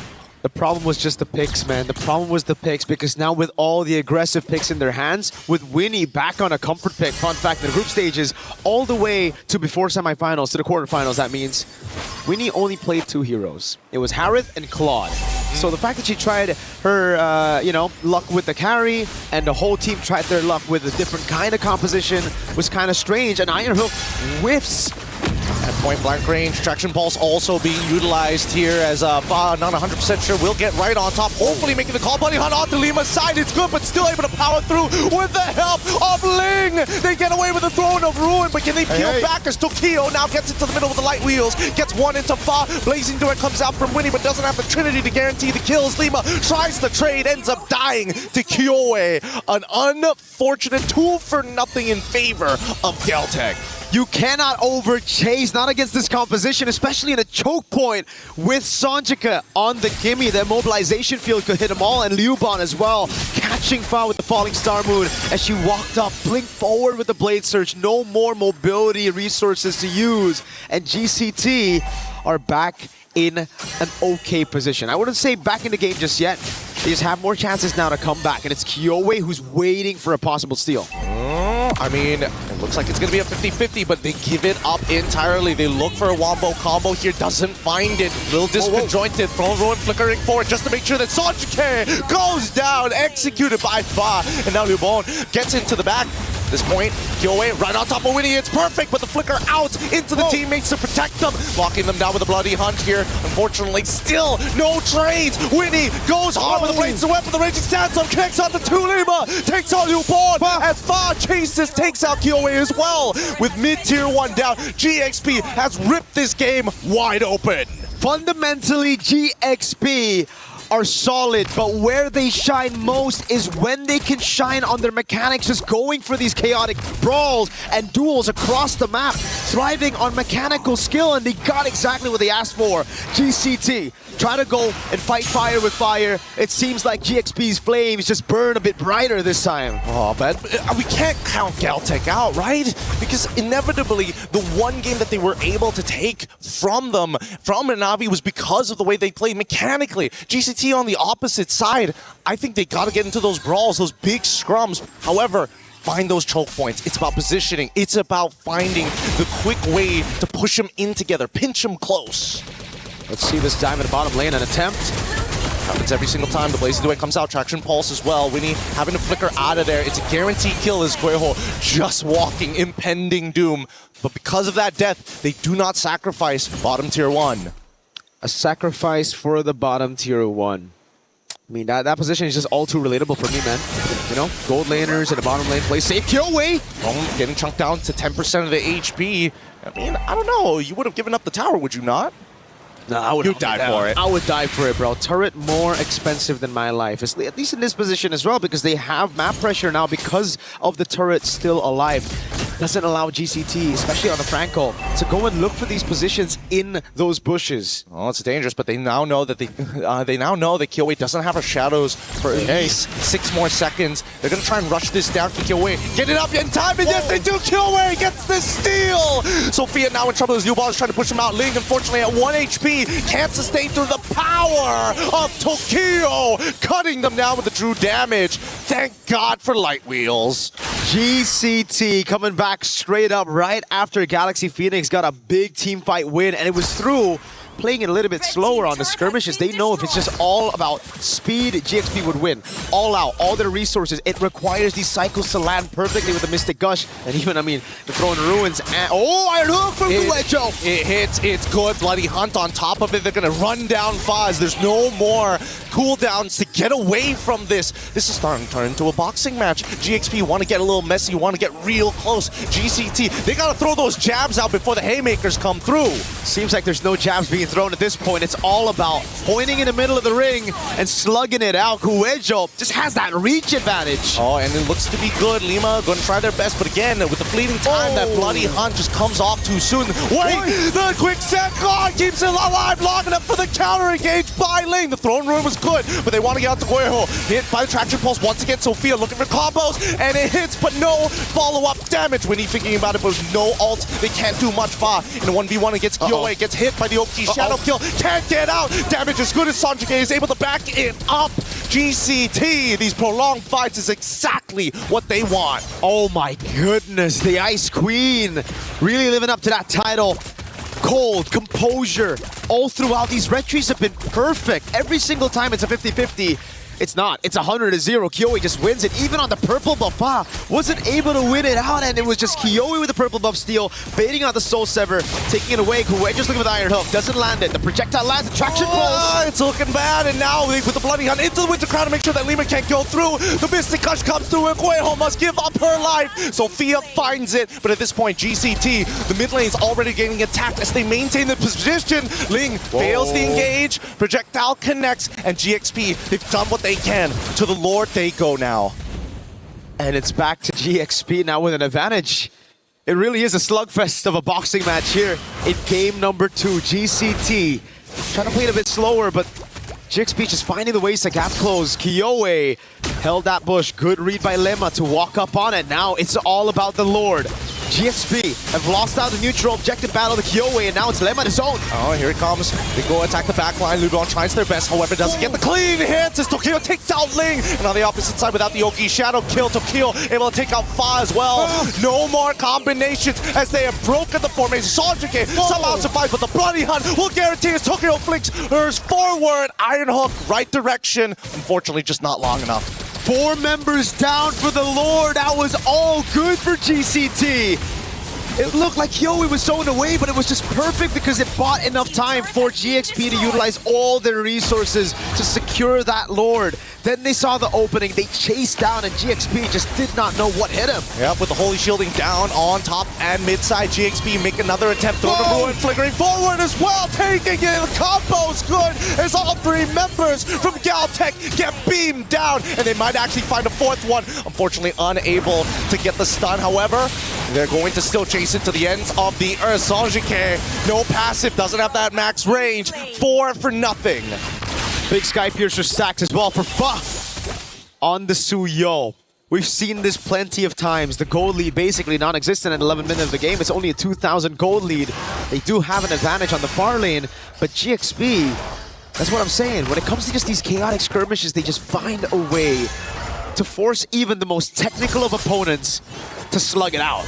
That's the thing. It's about these combination punches that they throw. They manage to sidestep this. Thankfully, don't get hit by the Iron Hook. GXP can't afford to get hit by these big spells as they want to get it. Oh, wow. All right. Committing with the Oki Shadow Kill, forcing a lot of the members to actually get on out of there.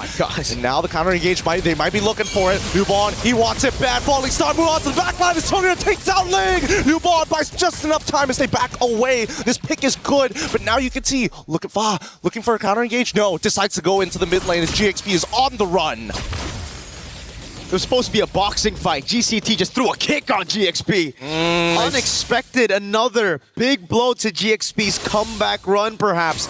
It looked a few times a bit too good with the Sky Piercer stacks falling into Fa and them getting back map control. But it's all about that overextension, right? When you're a chaotic team looking for brawls, you tend to also push that a bit too far sometimes. Look, if the rules are starting to bend in this boxing match and bringing in their feet, they're going for those ankle kicks. And eventually, eventually, it's going to snap in half, man, if you're not trained for these types of attacks. Those obliques, man. It's tough. It's really, really painful to get hit by one of those. And not to mention, GXP, as the combination punch team, really needs to make sure that they hit some good targets. And arguably, I want to say they got to take out Koiho, but so many times we've seen the counter engage from GCT to be much better, even without the Bloody Hunt. So now it's about building it back. GCT finally get some space to play their own game, that slow macro style. Playing behind that jab, up top is the jab.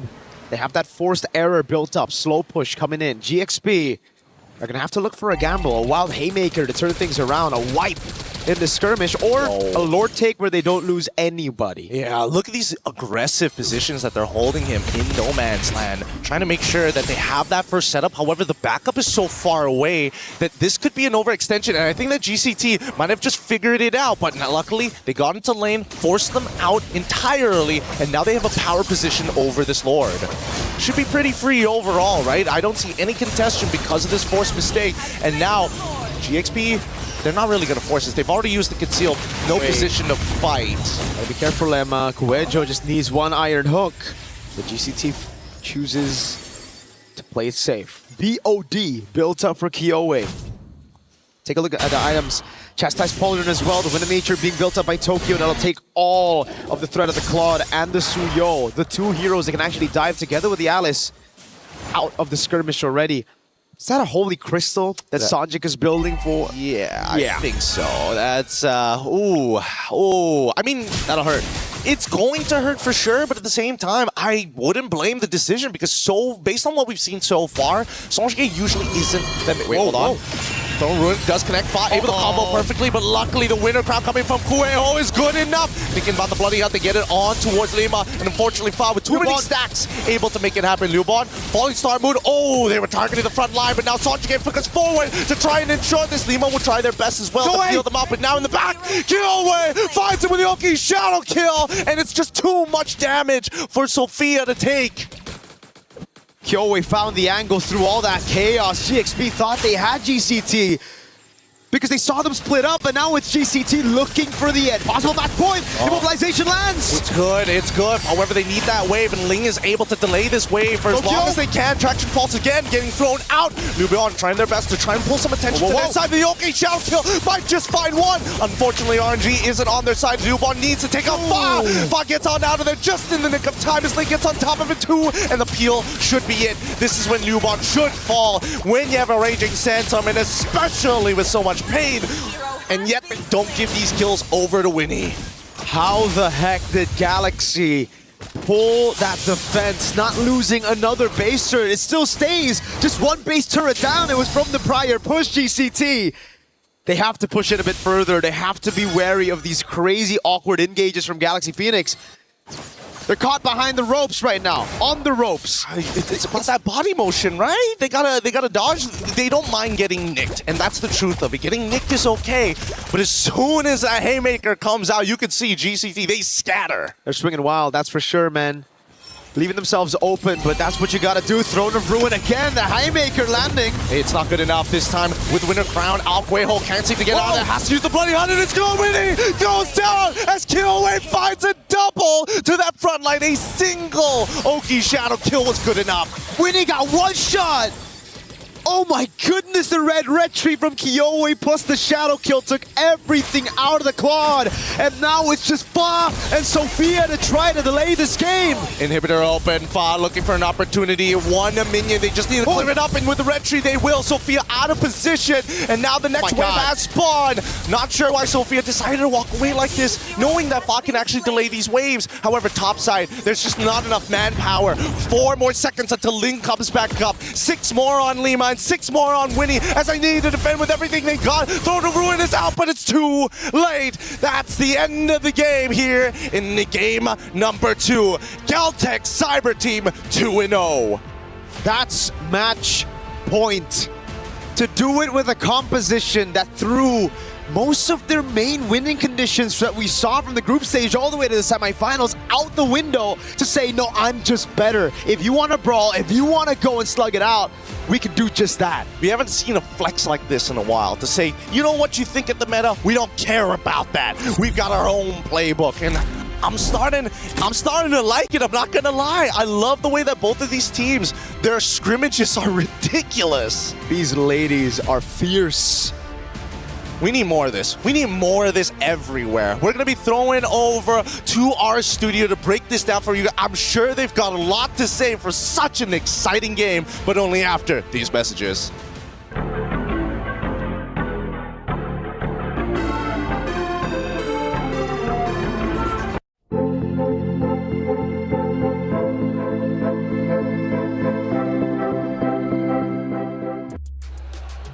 Galtech Cyber Team, they want 3rd place. They want the $50,000. The question is, can Galaxy Phoenix dig deep? They're making too many mistakes, and now they're down 2-0 in this best of 5, which means Galtech is officially on match point just like that. Hey, welcome back into our studio. Guys, it started off bad already, right? Let's go back to that first minute. Galtech finds the mid laner exposed. They take advantage of it, and from there it snowballs into Galtech's hands. Yeah, Sophia, Lemma, they were slipping in their position and they're trading at the center of the map early on, and it didn't take long for it to be translated to a small early lead.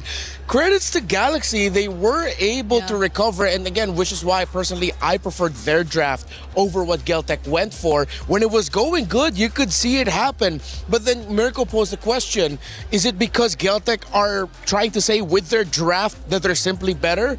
It's been answered, yes. Yeah, from the Olos to now the Franco, some of the most unexpected heroes that are not entirely part of the meta are actually made work here by Galtech time and time again. And I agree, the beginning seemed a bit too sloppy for even both of their sides. I was expecting it to be a bit more difficult, especially for Galtech, to pull off this entire idea of a Franco. But even then, you see how they started moving. They were always together, and just by them doing that, it's crazy. I feel like Galaxy Phoenix have always been scrambling around the map. And again, even going into the unique heroes, 30 unique heroes. They are the second most moving team when it comes to hero selection, which is truly impressive. Again, going back to that first minute, though, let's take a look at it because this is where things truly started off bad for Galaxy Phoenix. At a time where they needed it to go well, especially given the fact that they had just come off a loss from map number 1. We go back in time to the first minute and take a look. Again, the mid laner getting exposed. We're just 40 seconds in. Yeah, where was Lemma in that situation? You have to be helping your mid laner clear. I think she overthought it and thought that, hey, maybe the Franco's gonna be going into the gold lane. Nope, and that just left you vulnerable in the center of the map. You lose your mid, you lose your roam early, and with, as you mentioned, coming from a loss, knowing that if you lose this, you're gonna be down match point, you need to have a good start or it's gonna influence the rest of your game. You're gonna be sloppy, you're gonna be taking unnecessary risks. Yeah, honestly, if you try to look at the different angles Lemma might have considered as to why she just went straight to Kyowe, you would kind of understand her, right? Maybe there was a potential early invade 2 from the Franco, maybe there was a potential that the Franco could go gold, or not entirely in the mid, because that's not where you expect the Franco to really unleash the early game potential, but that's why just so much matters when it comes to these early decisions, because as we take a closer look to whatever escalated after that, it was much faster this time around for Geltec Cyber Team. Yeah, and Geltec obviously uses that advantage. They take that momentum and they just apply it to the rest of the round. But you're right, though, Rinmar. Like, it was, in fact, of course, Galaxy Phoenix did, in fact, have some comeback moments. We now go a little bit deeper into round number 2, and we do see that it's relatively even based upon this action, right? I mean, they do start coming back. Galaxy Phoenix is looking a bit more solid, but still not so comfortable at this point. Yeah, this was when it was going good for themselves, and you see the beauty of their lineup. Yeah, I think it is also a moment wherein you get to see how eventually Geltec Cyber Team can be caught off guard, but if you prolong the team fights much to a point where you don't get to burst down anyone from Geltec and they just keep on throwing out their skills, then it becomes a favorable position for them as well, considering the carry also got the late entries. That's right, and even at the very end, Galaxy Phoenix, you can criticize how they defended their base. The pressure from Geltec was tremendous, and as they started pushing into the base, you can notice Geltec clearly was looking incredibly strong. We take a look at that action, Rinmar. Yeah, this was right after they took an unnecessary go or a fight. I believe it was in that upper Lord pit. Ling comes out. You see the idea with the combos, with what they can dish out. And with what I said earlier about mentality, at least Galaxy Phoenix, they were still willing to fight. And if you see them, when you do it layer per layer together as a team, you find your moment, it looks good. But they just couldn't do that consistently all throughout game number 2. Yeah, it's always Geltec being able to get away. I mean, I don't blame it. It's a Hayabusa. So probably the next best option really was the Franco, which is why they tried to burst her down multiple times in a row, force out the Winter Crown, and in some ways it became a bit favorable for them, but you also have to take into consideration that whatever you do, Liubon is still gonna be there. She's still gonna be in your face. Well, Miracle and Gideon are calling the action, and they're doing a phenomenal job, and we happen to be recording them. Let's see what kind of antics they got into during the commentary. Well, it's dangerous, but they now know that Kyowe doesn't have her shadows for at least 6 more seconds. They're going to try and rush this down. Can Kyowe get it up in time? And yes, they do. Kyowe gets the steal. Sophia now in trouble as Liubon is trying to push him out. Ling, unfortunately, at 1 HP, can't sustain through the power of Tokyo, cutting them down with the true damage. Thank God for Light Wheels. Play is in our DNA. Whenever we let it out, it becomes our superpower. Now imagine an entire city being built to supercharge it. Kadir City, powered by Play. It's always entertaining seeing the commentators explode with energy. Bria actually made a comment about you when we had your hey, it was okay. It was a good moment, right? When you were up there commentating. Because when you're up here, you're all poised, professional, wrapped up, right? And when you're up there, you just explode with this ball of energy. I can't help myself. The games yesterday were very explosive. I think we would all agree to that.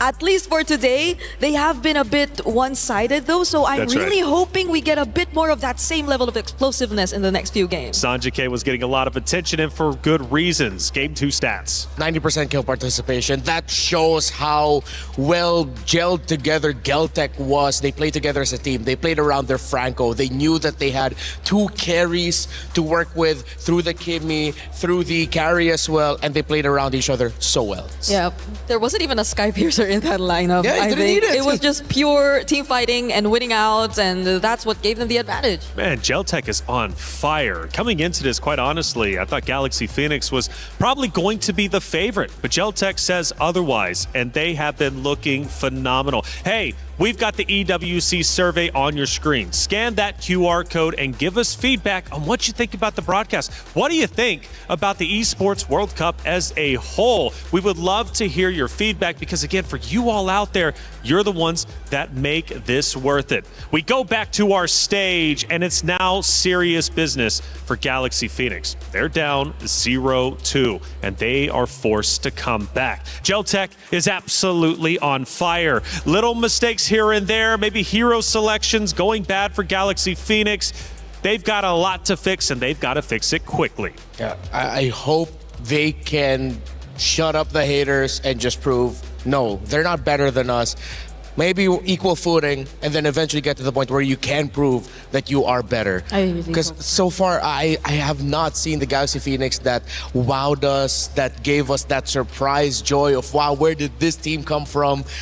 For a while now in this tournament. They do have to dig deep and just remember who they are and play together, play great as individuals. Yeah, and they played 2 very different games already. Like 2 different lineups, 2 different approaches, but none of them worked just yet.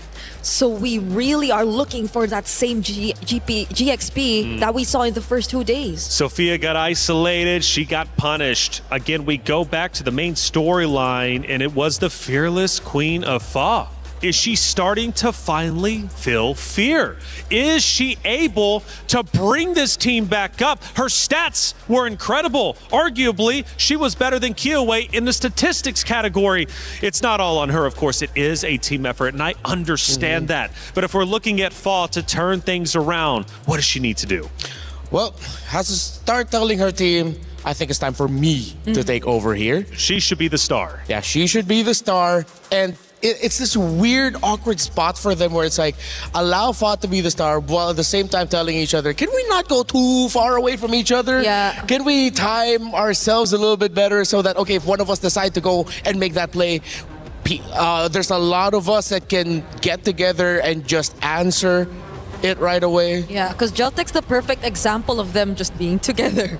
Yeah. Right? They're always moving as a group, and we saw that multiple times, even on a Franco lineup that they did field out earlier on. So I agree, Fa might want to take charge this time heading into this draft. We had broken walls, flying cloud. Now we're going to get some dangerous grass. Now, based upon that map pick, how do we think about Geltec closing us out 3-0? Or could this play into the role of Galaxy Phoenix? Ooh, if it's dangerous grass and Geltec that we're talking about, I might as well think that this will also be one of their more favorable maps if they were just to talk about their sheer rotations and abilities to move around the map and just catch Galaxy Phoenix by surprise, because they've been doing that very dominantly in the previous 2 games. And now I'm just wondering if they will just allow the possibility of another assassin type of comp to come through for Geltec.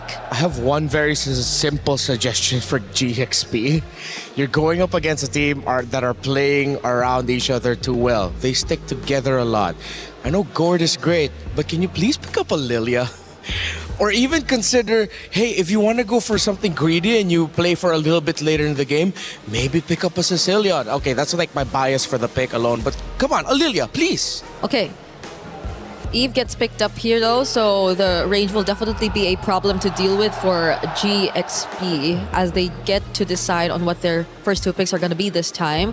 I feel like this should definitely be the time to Claude, right? Yeah, you pick up the Claude now, you get that comfort pick, and then you pick up your assassins and a diving EXP laner, or maybe just an EXP laner that can hold really well, help dive alongside whatever the assassin for Fa will be. You don't need to pick it up this early. Just get the Claude, get the Lilia.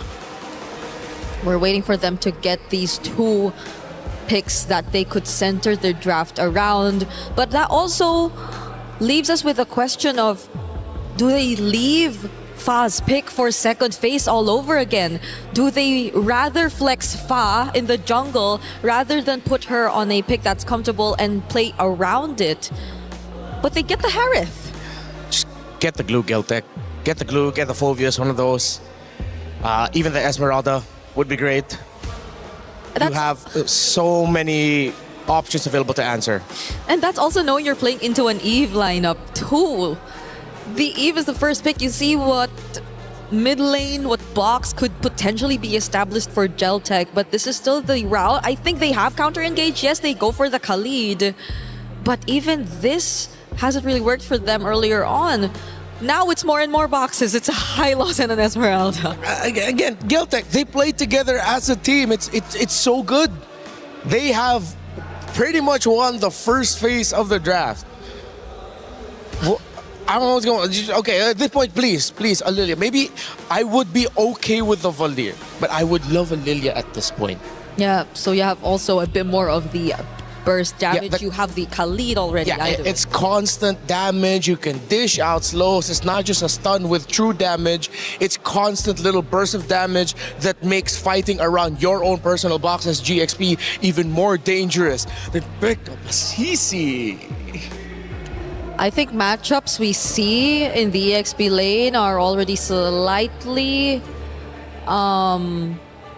or they attempted to at least balance it out through the CC, but I feel like it's still gonna be tough either way. There's just so much to think about. You pretty much put both of your XP laners, or both of your fronts forward. They have to make the tough choice now of whether or not they can go for damage in the jungle or just accept that you're gonna have Fa once again playing utility for the team. They'll take out the Claude, would have been great, but you still have picks like the Moskov, picks like the carry still up. If the carry gets through this draft, I don't know anymore. But then the thing is, you still have a Clint option as well for Tokyo. So whatever Geltec is left with, it's just great for their playstyle. Whether they go for the carry or the Clint, it's very them. They banned out the Gord. Arguably so. Of course, that's additional layers of shred, but with the amount of fronts and with the amount of sustain that you're already seeing from Geltec, I think they're very flexible to choose around the jungle. Like, they have options to play around with, considering that they have both Eves and Hylos in the draft. So I doubt Kyoei would have a tough time deciding whatever pick she wants to go for here. You know what might be tough here for Geltec? For Galaxy? If ever Geltec, just pick up a Hanabi or something. If we're looking at it from like a team fighting perspective, they don't really have a lot of hard CC. The Hanabi with her own personal shield, paired up with an Eve. You have the Glorious Pathway as the Hylos. It seems like it's a good time to be a Hanabi.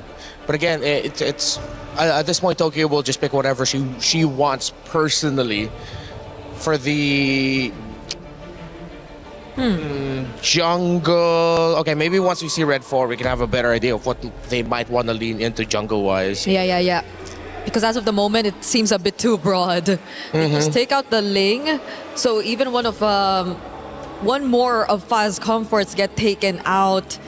I am looking at what other picks she previously used, but it's just mostly the Yi Sun Shin that's left that kind of worked out for them.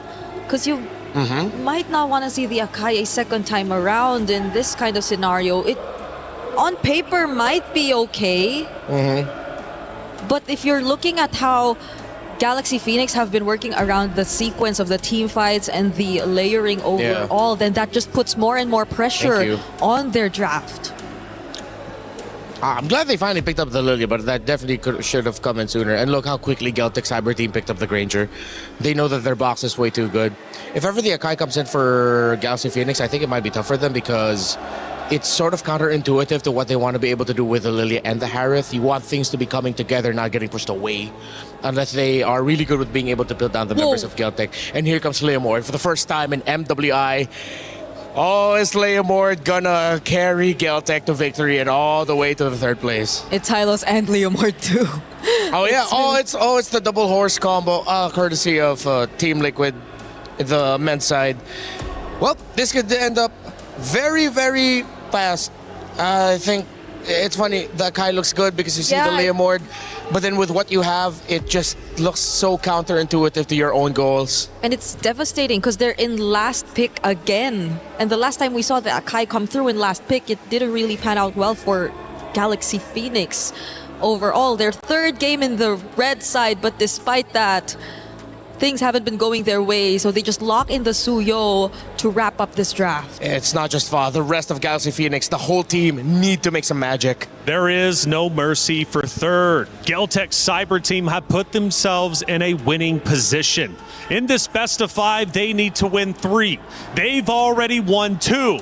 Is one more in the books for them to close this series out 3-0? Or does Galaxy Phoenix have more life left in them? Can they go map by map to provide the reverse sweep? It's up to them to decide. But for now, Geltic Cyber Team look absolutely incredible. It's time for map number 3 between Galaxy Phoenix and Geltic Cyber Team. Mirko, get in. Let's get it started. The question's in the air. So far, Galaxy Phoenix haven't been able to get a single game after making it to top 4. In a best of 5, they just struggle. Do they have the mental fortitude to come back? Because GCT, they just need a game to finish it off. It's match point, and that's the high pressure, the high stakes that we've all been waiting for. And especially if GXP is going to climb out of this hole in this best of 5 series.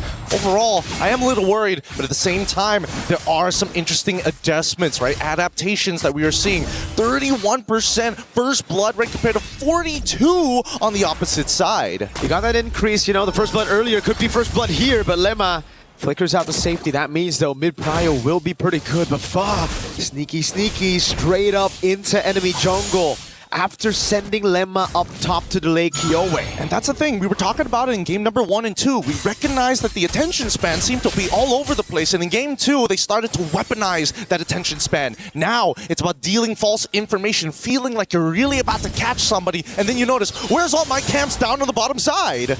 Top 10 unpleasant surprises of all time right there. Bargain Hunter for Sophia, and it's double sprints for GXP. Not the vengeance you'd expect from Ling. I understand it, though. You really want to try to utilize the mobility to rotate around. Kiowe is just desperately looking for level 4, gets stunned up by the Blade Surge and chewed away from a possible level 4. That means Kiowe is going to have to look for a kill. Lemma doesn't have Flicker, but GCT cannot threaten Lemma enough. I don't know. Now, I think everybody's getting a little antsy. That's a very early retribution. For what? Even. For what? And no need to use it for now. GXP on the opposite side. Let's look at the EXP, because so far it doesn't look like King is able to be able to deal with Lubon just yet. Not until we're expecting to see that War Axe or maybe Anti-Heal. Really depends on the scenario. But this very first turtle, seems like everybody is looking for a piece of it. Kiowe's going to have to go for this Lizard before level 4. But GXP are taking a bit too long to set up for the neutral objective just because Ling was behind in level. At least Fa's got a level lead with the Suyo, so it's a Soul Sever plus a Retry advantage. GXP finally utilizing this lead right now to go straight for it, but Kiowe's finally hit level 4. Ooh, it's a good curtain call here, locked down 2, and even the Revitalize being thrown out. Quail trying to get on out of there. Ling able to find and gets the trade. Can she survive it? She does, saved by 5. Now the real one manipulation, able to clean up 1. Lima, quick sand guard, keeping him alive. Kiowe in trouble! No! And Lima still finds it. Lubon can get it. Able to flicker forward. 2 for 2. Despite everything that happened, 2 for 2 trade turning into a 3 for 2 trade, and now Winnie able to get so much money down on the bottom side. It's almost like it's deja vu every single game. Galaxy Phoenix go for Turtle 1, they get it, but the team fight is lost. Then you see Winnie, who doesn't rotate, get gold down below, but this time Tokyo got a kill and an assist. A few of the other times, Tokyo hasn't been able to be active now. It's a dive perhaps on Winnie. Zaman Force already utilized. Now Lemma can't get close. It's a little dangerous there. There was a moment I was thinking whether or not they were going to use the Glorious Pathway early on, but they just use it as a disengage mechanic. At least before, in the previous game, Winnie got dived instantaneously after that turtle. This time round, a little bit more counterplay for the laners. Sophia making sure that Quadro just taken so much damage, already jumped to 50% as Lima continues to make Kyowe's life difficult. Already with the Phantom Steed, but that's only going to trade ult for ult.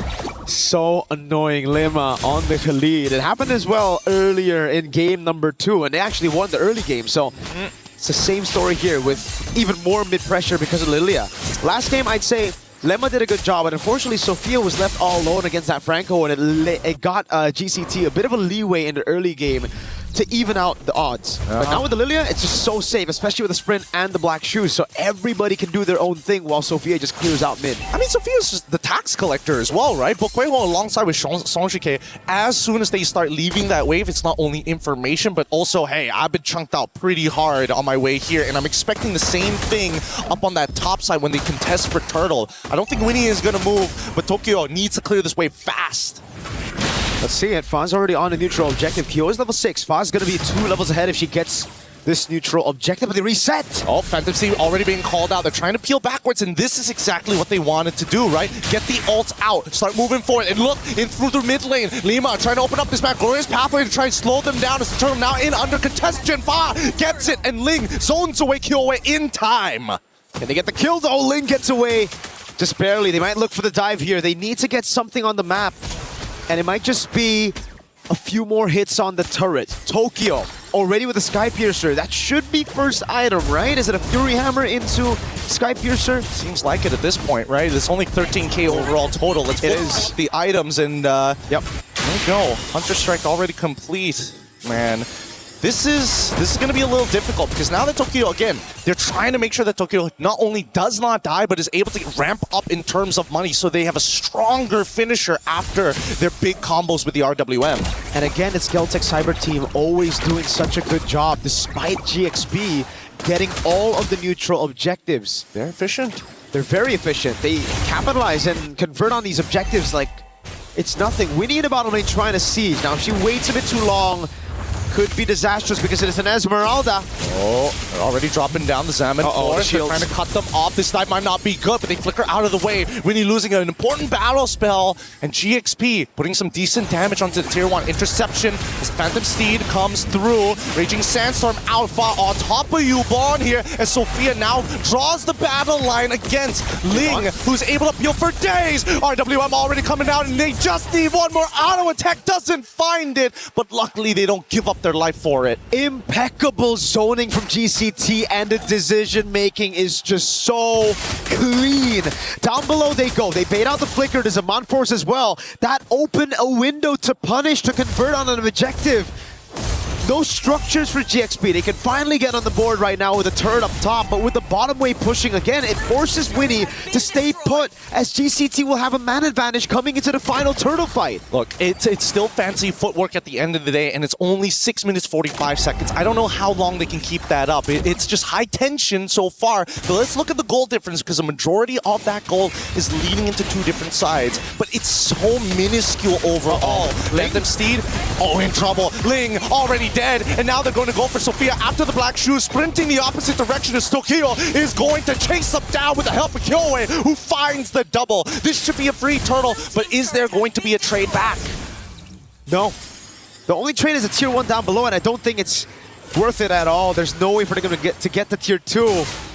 And it's just so sad. GXP try to outrun GCT, but Kyoei's on a horse every single time. Chasing them down, outmaneuvering them. RWM on Winnie. Oh no, Winnie might be in some trouble, but at least for Lima is able to clear up a decent chunk of the wave. Oh, gets out just in time. Quicksand got to keep him alive, and they managed to protect mid-tier 1, the most important structure on the Land of Dawn. But yet again, they bait out these crucial abilities for the defense. Hell, fuck, gets stunned up with the Law and Order. This might be some trouble here. Sophia trying to get the space back, but Sanjike is not making it easy for all the taxation. She's looking for some reimbursement. Black Shoes already out. Sanjike forced to flicker out of position. No RWM, as now they drop the glorious pathway, but Tokyo is finally here. Ling is in trouble. Phantom Seed from Kyoei to clean it up. Winnie able to get the Xamarin Force down just in time, but the interception, it was good, but they finally get Sophia at the very end. 2-0 for GCT. Oh my lord, now it's a falling Star Moon onto Winnie.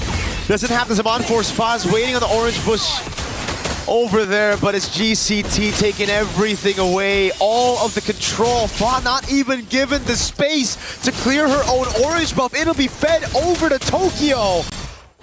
And the turret down below. This one skirmish showed so much attitude from GCT. They're like, for everything that happened in the early game, just a slap on the wrist, and just to make sure that it hurts the most, we'll break your pinky while you're at it. It's a curb stomp on the wrist, not just a slap right now, especially with Kyoei on that Phantom Steed. Oh my lord. It's escalation, man. It's escalation. If the slap wasn't enough, we go start going for your fingers. If your fingers aren't enough, we start going for the ankles. Oh, God. Nothing is safe. Joints are meant to be broken here. I mean, the good thing for GXP is that Tokyo's got the Sky Piercer early, but there's no stacks on it, right? So there's something there, and you can already see that burst damage. Oh God. Luckily, Tokyo doesn't have Sky Piercer stacks. If she does, could have been 2 kills over. And this is just only a 4.5k lead, right? Holy Shielding's getting cut down. And Lima died straight away to the Sky Piercer. Look for a second, almost connecting as well as Sanjike catches it with the end of the Void Rift. Now, looking to get at least one inhibitor, make their time worth it here. Fa in the back line, potentially looking for a flank, but nobody can come up in time. And now, Sophia forced to use the ult already. Somebody's got to do something. They're giving up too much here. Another inhibitor might just fall because of their inaction, and they get it. GCT get away with daylight robbery. Pulled a gun up on GXP. Asked him for cash. Went straight for the headshot. No cash, bro. Tokyo just shot them down. Oh my goodness. And the Sky Piercer built up from Fa is another desperate call for a desperate time right now. It makes sense because they need something back when they go for a team fight. They need an execute. But it's just GCT are so tanky. Every single one of them, Liuban, Kyoei, and Kuejo. We can talk about Tokyo and Sanjika. Maybe GXP could flank, but I don't even think it'll be enough to take them down. I think right now, Fa just doesn't have the resources to deal any damage, not even against these backliners. Yeah, I mean, the truth of the matter is just the lack of money. Like, they have tools that they could potentially outplay, but it doesn't make a difference if you're getting stat checked every single time. Now the Lord is going to walk towards that base, and I don't know, Miracle, what is their only hope here to maybe turn things around? Do they have to just curtain call Tokyo and Kyoei? Even then, I don't think it'll work out. Right now, it's all about clearing the way. That's step number 1. Can they deal with it? They have the Lilia, but she walks out of range, can't use the glooms, and the Lord is free! Oh, they walk through, and all of a sudden, it's over. Tokyo takes out Lima instantaneously. His Link is the next to fall. The momentum is big, and Galtech Cyber Team wanted to make sure that everybody here remembers the name. It may be a third place match, but that's an extra 20,000 in the bank. GG, well played for Galtech Cyber Team. That game wasn't just a stomp, it was a slaughter. And Galtech Cyber Team proved to the world that they are indeed worthy of this stage, a top 3 at MWI. Truly a statement being made here. Such impending momentum. You felt it from game 1 to game 2 to the almost guaranteed finish in game 3. It was a stomp throughout. They really punished every little mistake that GXP made, and we get to see it again here, how clinical it was. It was Sophia walking out of the range of the glooms, but it was Sonjika that actually poked her out of it. So it was another forced error, and Tokyo, again, the slaughterfest continued as she just rained down upon Galaxy Phoenix. Oh, man, they tried to be proactive. I got to give it to GXP. There were moments in this game that they were looking for something, but you can tell that once the gas ran out, they were just running on fumes. It just wasn't enough, but so happy for how this all played out. We're going to be throwing it over to the stage with an interview with the help of Cheryl. Take it away. Oh, this is not the championship, even though this is not the championship win itself. This is such a win for the EECA region. You guys have definitely put EECA on the map here with this win. You guys are leaving France here on a win. What a spectacular day for you guys still. So what does it mean for you guys, to win this and, put EECA in top 3? I think we can say the same. It's a big victory for EECA, and for our team, it's best results above all of years from MVI to our region. We are so very proud of you, and we believe everybody who is watching at home are very proud of you ladies as well. Now, it has been quite a journey, so can you share with us what have you and the girls from Geltec Cyber Team learned from this experience here at MWI? In my opinion, the best experience what we have at this tournament is the practice of our teams from other regions like Philippines, and it's the best way to be stronger.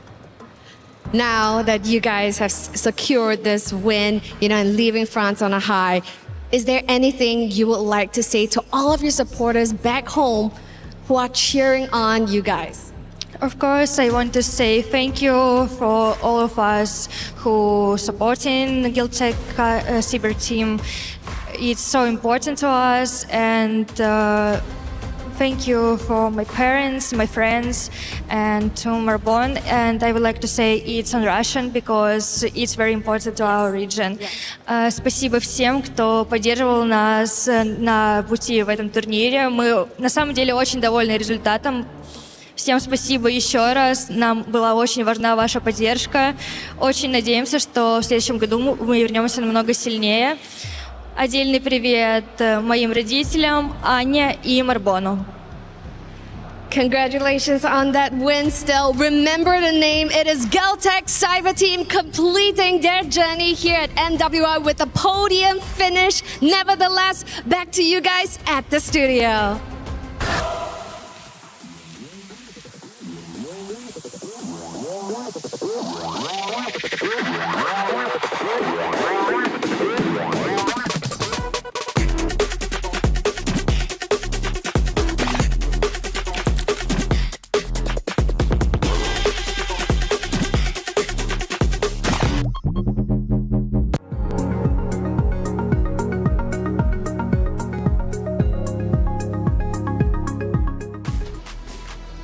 Geltec Cyber Team came into the tournament with a mission. It was to gain the championship. Yes, they might have fell short, but they end up accomplishing some incredible feats. We're talking third place, walking away with $50,000, a tremendous amount of pride also for their region. Geltec Cyber Team, congratulations for your podium finish. For the fourth place of Galaxy Phoenix, you should also celebrate your accomplishments. Making it to top 4 is a tremendous accomplishment in its own right. And walk away with your head held high and be proud of what you've managed to do in the 2026 MWI competition. You ladies are some of the best in the world, and you need to understand that. Please walk away with your head held high. Hey, big accomplishments from Geltec Cyber Team, though. A 3-0 victory is tremendous. We talked about what it meant to not only podium, but also earn that additional $20,000, not only for the players, but also for the org themselves. Yeah, Geltec Cyber Team and especially KOA after her performance, star-making performance in MWI 2024, missing out in 2025, coming back here with a team of, at this point, rookies for an international competition, solidifying the fact that the top 3 regions for women's MLBB after MWI this year are EECA, Indonesia and the Philippines, and of course we're going to figure out like where they are going to be placing after the grand finals. It's a massive achievement and what a journey for them. And they did shout out these particular regions too, because they believe that it's been one of their best experiences here in MWI, if not the best. The fact that they were able to also experience how it's like to play against different regions, the more stronger regions that they would consider for themselves as well. And it's unbelievable because Renmar did point out that this is KOA's return, but it's also her return alongside a bunch of rookies, and they did not play as if they were rookies nor newcomers to the professional scene at all. Not at all. KOA was a tremendous talking point throughout our entire tournament. Now, again, to celebrate Galaxy Phoenix, I know I had to do the thing. I had to put the pressure on Fall, right? But that's just, hey, look, I want to express that as commentator talk. Fall has been a tremendous competitor in this MWI competition. And I understand they lose 3-0. But we have to celebrate Ling, Fa, Sophia, Lima, Winnie for their tremendous accomplishments throughout the bracket. Yeah, for Cyber Phoenix, I think a lot of the results that they got after the initial wins came from a lot of respect from their opponents. They saw what their Belleric Guinevere could do, what it means to take away the comforts of Lima and Sophia, give them a lot of difficulty so that in turn Fa would have a difficult time. Every result that we saw, every loss that we saw from from Galaxy Phoenix came from the fact that teams needed to deal with them, and they were relentless in doing so because of how skilled they are. I am excited to see where this team will go moving forward and how they'll grow from this experience. And I know for a fact that they will go the distance because they've been through no joke. They've been through probably one of the hardest paths to MWI 2026 or even building up their career in general, because I believe they've also been one of the only teams we have here in MWI to play in even their region's main leagues alongside their male counterparts in the league. So they have a lot of experience. They've been through a lot of heartbreak, but at the same time, I think this feat, this achievement that they've been able to secure is something that they should just use as motivation to keep pushing forward, because they do have the potential. And looking at the stats briefly, Geltec, they controlled this map number 3 very well from start to finish. Reminiscent of the first 2 maps that they played nearly flawlessly. There were brief moments of Galaxy Phoenix coming back and striking while the iron was hot, but it was Geltec consistently taking back control to earn not only this map number 3, but also the best of 5 series as a whole, winning 3-0. Again, we celebrate the accomplishments of all of these ladies, these competitors who have done such a tremendous job over the course of 5 days of competition. Now, as we bring it back, let's discuss that map number 3 and what ended up unfolding, right? Because you look at the stats, obviously, Geltec, they pretty much dominated the map number 3, but there has to be some positive notes from Galaxy Phoenix.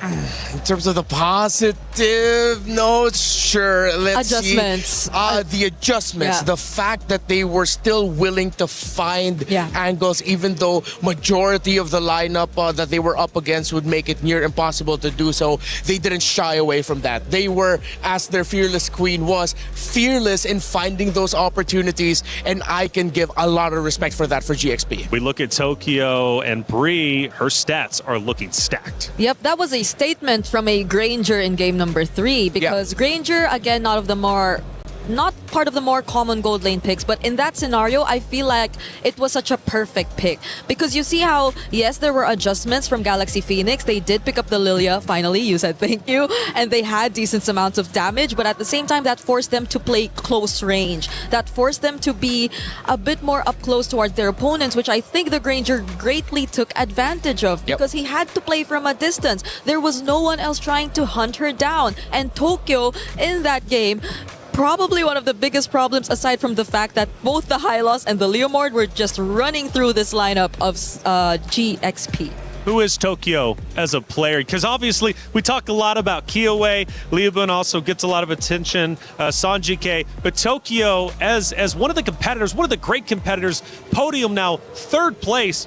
Who is she to MWI? Well, she is someone that shows that even if there is an impossible task in front of you, you can make it work. And if there is a easy task in front of you, then she makes it look easy. There was an iconic play that she pulled off in Stream B wherein the team accidentally sent her alone with a teleport amidst 5 members of their opponents. That's insane. And she got away with it, and she got to turn it around with the rest of her team. That's actually incredible. Hey, sometimes staying alive is the best play. Speaking of plays, let's take a look at a couple of them from that game number 3. This is where we start, Bree. 7 minutes and 50 seconds. Yep, right here, clearly map control is already pretty much favoring GCT, but there has been an attempt. There has been an attempt whatsoever from Galaxy Phoenix to still push forward, but the punish, the Kyowa entry from behind, I believe, is going to be the highlight of this play.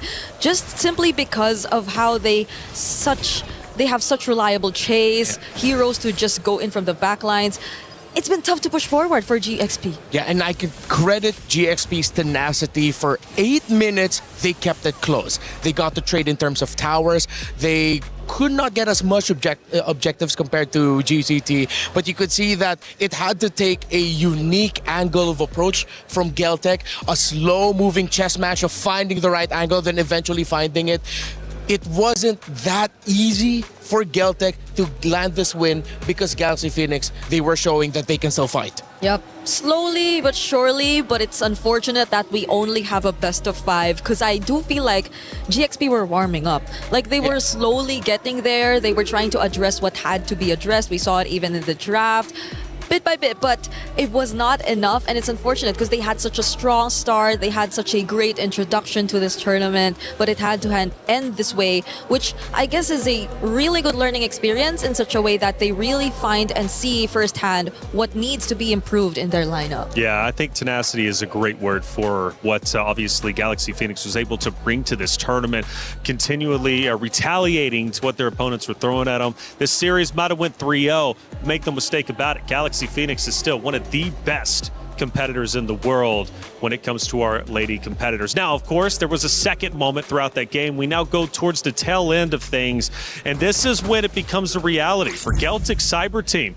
Wow, we can finally do this. We can actually 3-0 this series and podium at the MWI in 2026. The massive win that they got, finding that angle earlier in the previous play, led to this. This was business as usual already. Tokyo was safe in the back line. The members of Galaxy Phoenix needed to throw bodies to increase their chances. They could not just defend underneath the base. They had to try and do something. Tenaciousness, but I feel like a better way to describe them, to add to that, is they are unrelenting. They are relentless in their pursuit of trying to find victories. Yeah, it's just unfortunate because they were really relentless, but at the same time, I felt a bit of a panic towards the end too, because you saw the glooms already laid out there. Could have been one of the best ways to deal with the Lord, or at least reduce some of its HP, but it all popped a bit too early, so they weren't even able to utilize it, and it got all the way to the base, which made the defense 10 times more difficult for GXP at that point. Well, GXP, again, a phenomenal job as a whole. Top 4. We celebrate Geltec Cyber Team, though, with their 3rd place finish. And what a tremendous finish it was. Going back to what you said in the very beginning, Renmar, $50,000, especially for some of these organizations and players, is quite literally life-changing. And the beautiful story for some competitors is that they're playing for more than just themselves, right? They're playing to potentially support their family, support themselves, maybe start fresh in life, right? And that's the beauty of MWI and these prize pools that are so significant. You know, it really is a tremendous amount of money. We take a look at the emotions from the players, and you can start to grasp at how important it is for these ladies on that very stage, right? To win, to come in and compete, and again earn what could be life-changing money.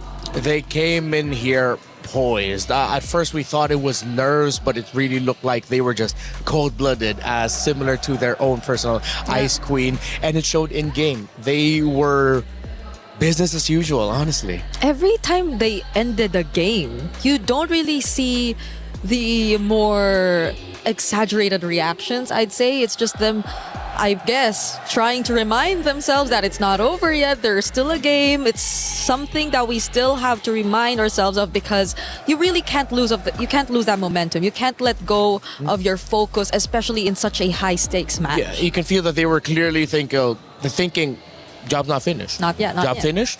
Job's not finished with every game that they won. And you can finally see them relax a little bit and finally let loose once they finally won. Yeah, there were just small celebrations here and there. Yeah. They're just going for the high fives, the head pats. It's cute seeing the head pats, yes. But towards that interview, I think that's where you got to see the most of it. Liubon and her just being very emotional. I know she probably didn't shed some tears, but she was probably close. Like, I felt how her voice was starting to shake, especially when she was asked about her messages to the supporters and what does this mean for her and her region overall.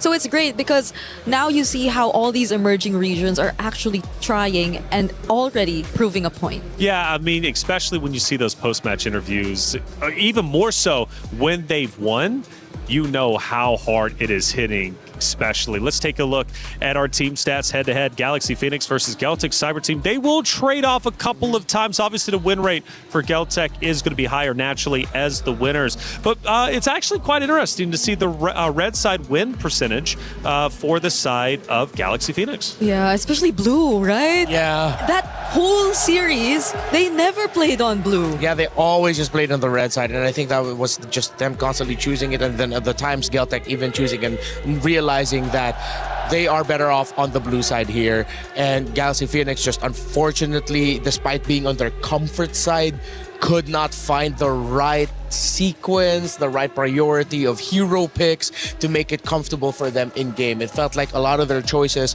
was just them choosing the more difficult road of being able to land wins. And in their game 2, which for me personally was their best draft this entire series, you saw it, they just couldn't fully execute it.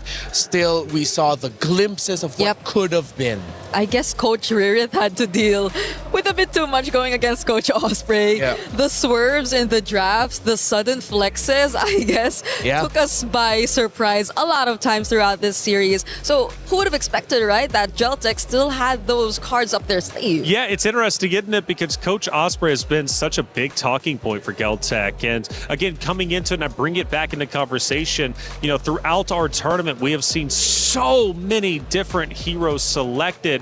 It's been incredibly unique, and Coach Osprey is a large reason why Geltec was number 2 when it came to overall hero selection. We've got a lot of great people in the venue, including Rain. Come back in, brother. By the way, it was nice to meet you yesterday for the first time. I know we've seen each other virtually, but you kind of came over, and it was great to shake hands with you. Rain, what's going on, man? Hey, third and fourth, it's done.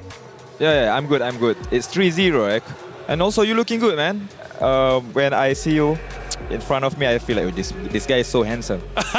Hey! Okay, Ray, and we didn't plan that, by the way. He just came up with that on his own. Witness me. Hey, Ray, I appreciate you. It's great to see you, man. Yeah, 3-0. It's a big shock, right? It was a best of 5, but we only get 3 maps. Yeah. We've been celebrating Geltec Cyber Team and just how good they are. Third place to podium. I mean, such a tremendous accomplishment. Yeah, true. I think they play as a team better than Cambodia team, even though Cambodia have like maybe individually they are better in terms of mechanics, but in terms of team fight, in terms of how they should play as a team, overall I think Geltec play better. What do you think? But what do you think about the $50,000 Geltec just won? I mean, that is significant. I think that one will become their main motivation after this to improve, and I think after this they will try to aim for top 2, maybe try to aim for champion, because their performance is phenomenal, man. And are you sure that one is Liubon, guys? Yeah, it's not Kid Bomba. No, that is really good, man. Her performance really good, man. Yeah, that is Liubon. Of course, Kid Bomba is a popular player who plays the same role as Liubon, and then a lot of people really look up to him as like the best in his role in that region. Yeah. So for Rain to say that, hey, are you sure there's not Kid Bomba up there? Nope, that's Liubon. That is one of the tallest compliments you can give a player. I agree. But I have a question for Rain here, since we have a bit more time with him. Okay. Was this something you actually expected? Did you expect it to go for GCT, and did you expect it to be a 3-0? No, I didn't expect at all. I expect that actually GXP will give a hard time for team from EECA, right? Yeah. But we can see that overall, in terms of macro, in terms of decision making, surprisingly, GCT is one step ahead. Yeah. It really felt like that, and it wasn't just in game. Also, even with like a lot of the drafting decisions. If you got to see the drafts of Galaxy Phoenix, do you think there were times where they were overthinking? They picked things too early. What did you think about their priorities in the draft? Yeah, I think it's true. Sometimes we just need to keep it simple, man. For example, like, oh, this hero is our winning hero, right? Or momentum hero. We just need to prior that hero. Let's say we can see they prior Atlas, they prior carry. We know already that the identity, the gameplay for GCT is quite clear. They know how to win. They know which hero they should pick. You know, one of the things we've been bringing up is just how many unique heroes have been used throughout the entirety of MWI as a whole. I mean, it's felt fresh. You know, the new meta came in. We were kind of curious how it ended up playing out. Have you liked the versatility you've seen from the ladies competing throughout the 5 days? Yeah, I think overall, in terms of pool heroes, there's a huge upgrade from last EWC. You know, we can see if, how they adapt with the patch. For example, right now we can see Aulus in the meta because overall, in terms of how they play, they start to play like main scene, you know. Yeah. So overall, it's good for them. Yeah, Rain, among all these sudden surprise picks that we saw that completely shake the meta, what for you is your favorite? Like, which did you like the best among all the surprises that we saw in the drafts for MWI? Overall, Yeah. I think Fanny. Oh. Fanny in lady scene, and it's being used by a good user. We can see there are a lot of mechanical heroes being played, such as Fanny and also Link. And the mechanic is actually quite shocking, you know. Even they play better than me, you know.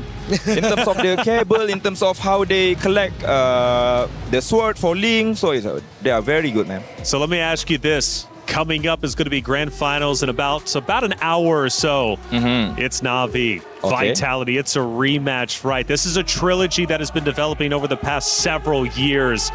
Do you want to throw your hat in the ring, give us a prediction, or I guess just let us know how you think the series is going to end up unfolding? Okay, here's my prediction. if Vival don't play Assassin, Na'Vi PH will win 4-2. Whoa! But if Vival play Assassin, the result might be 4-0 Vitality. Ooh, 4-0 or 4-2. That's fair. I mean, we got to see. Well, Vival got 2 Savages in one series yesterday. That's true. That is rare.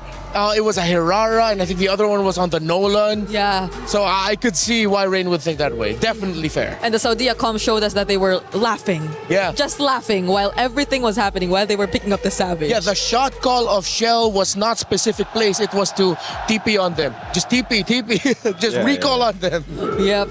Well, Rain, obviously it's been great having you in the venue. I guess last question, you're in Paris. I don't know if you've been to Paris before or not. Either way, have you been having a good time, man, getting out there, seeing all the sights? Yeah, I have really good time. I went to Eiffel Tower last night. Okay, great. So after this, maybe I want to try the pizza. Right? Yeah. Okay. Okay. Fair enough, man. Hey, Rain, thank you so much for everything you've been doing, brother. I hope to see you again. And thanks for calling me handsome. That just makes today a little bit easier. Thank you so much, man. Thank you so much, guys. That's Rain. Okay, he's in the building. He's doing his own, of course, commentary over everything that's been taking place. And he says he's been enjoying the ride. Hey, Floix, I love hearing these comments and seeing all these comments pop up, man, especially from our chatters out there. And if you want to get involved, make sure you keep chatting so we can show what you're saying.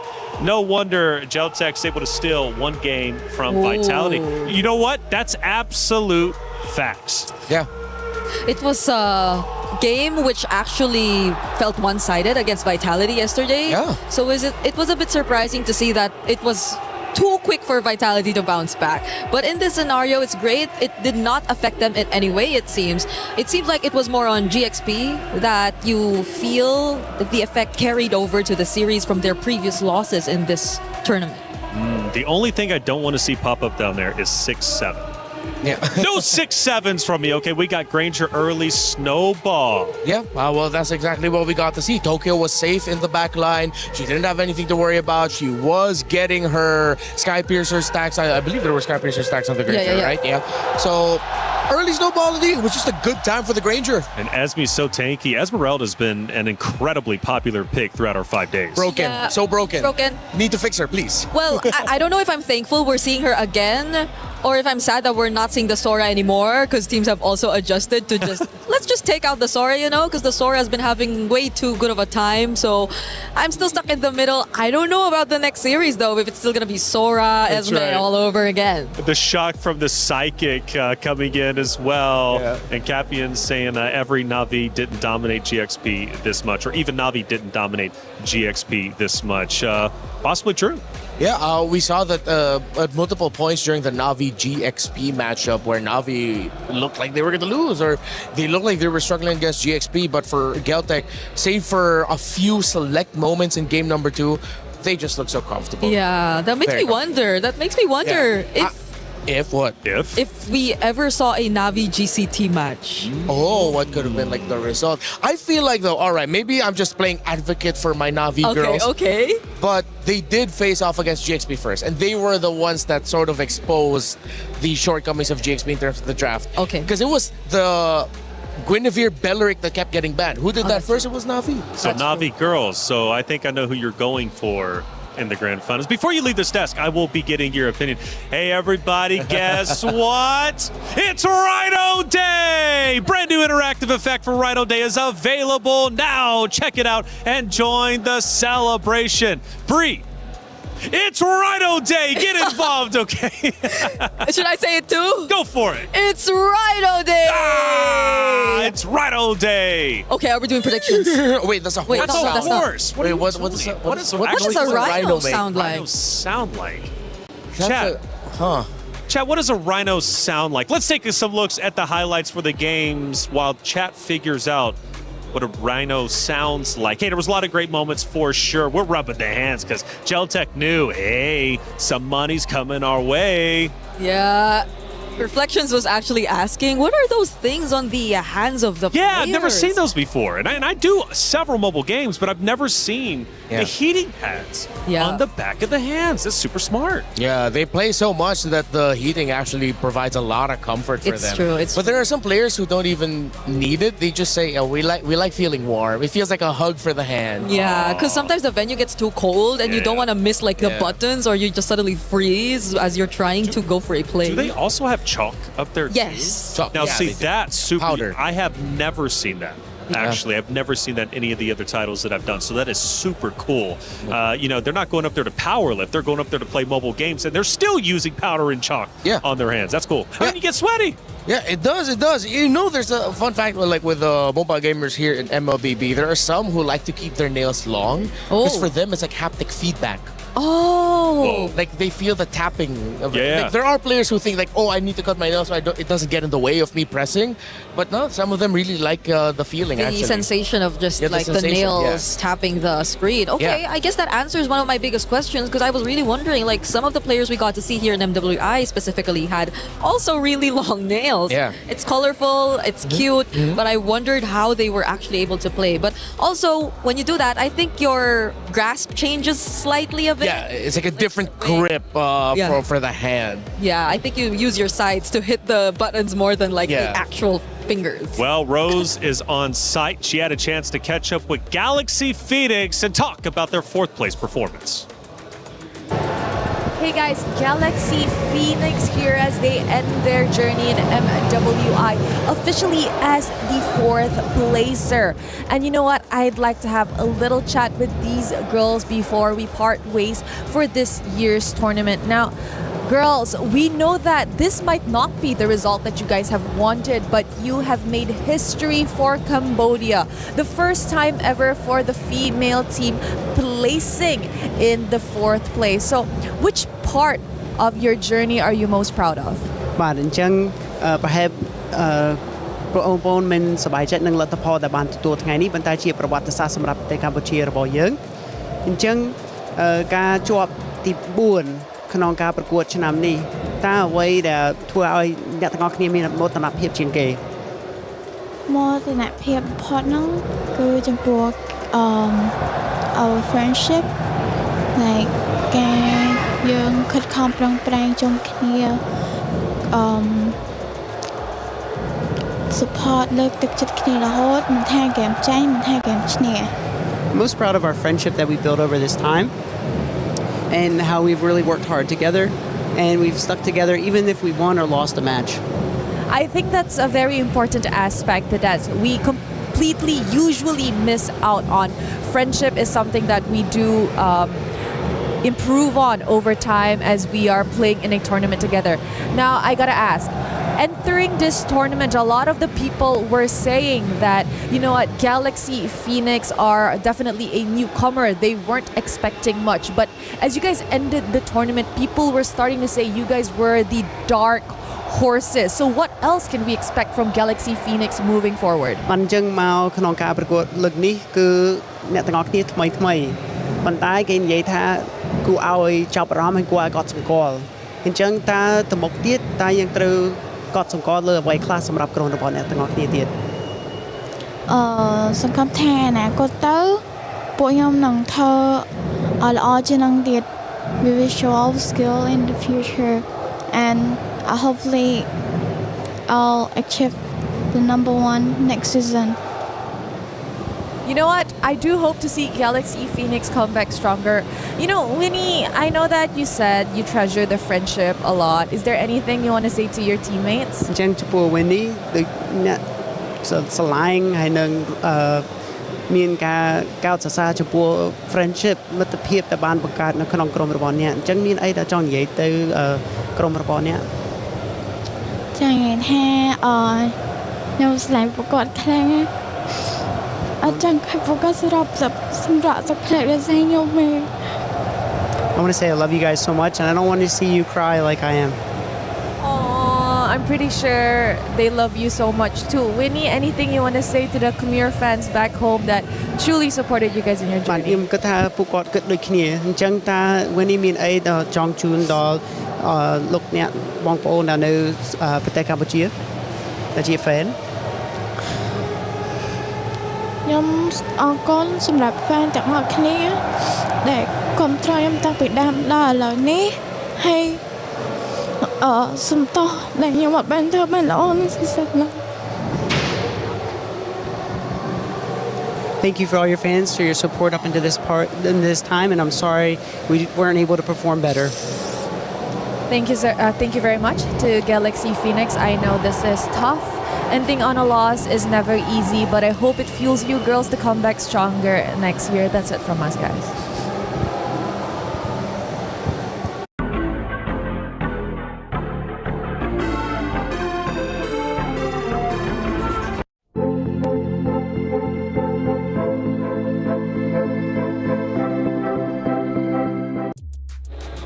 Galaxy Phoenix, I just want to say you are world-class esports athletes.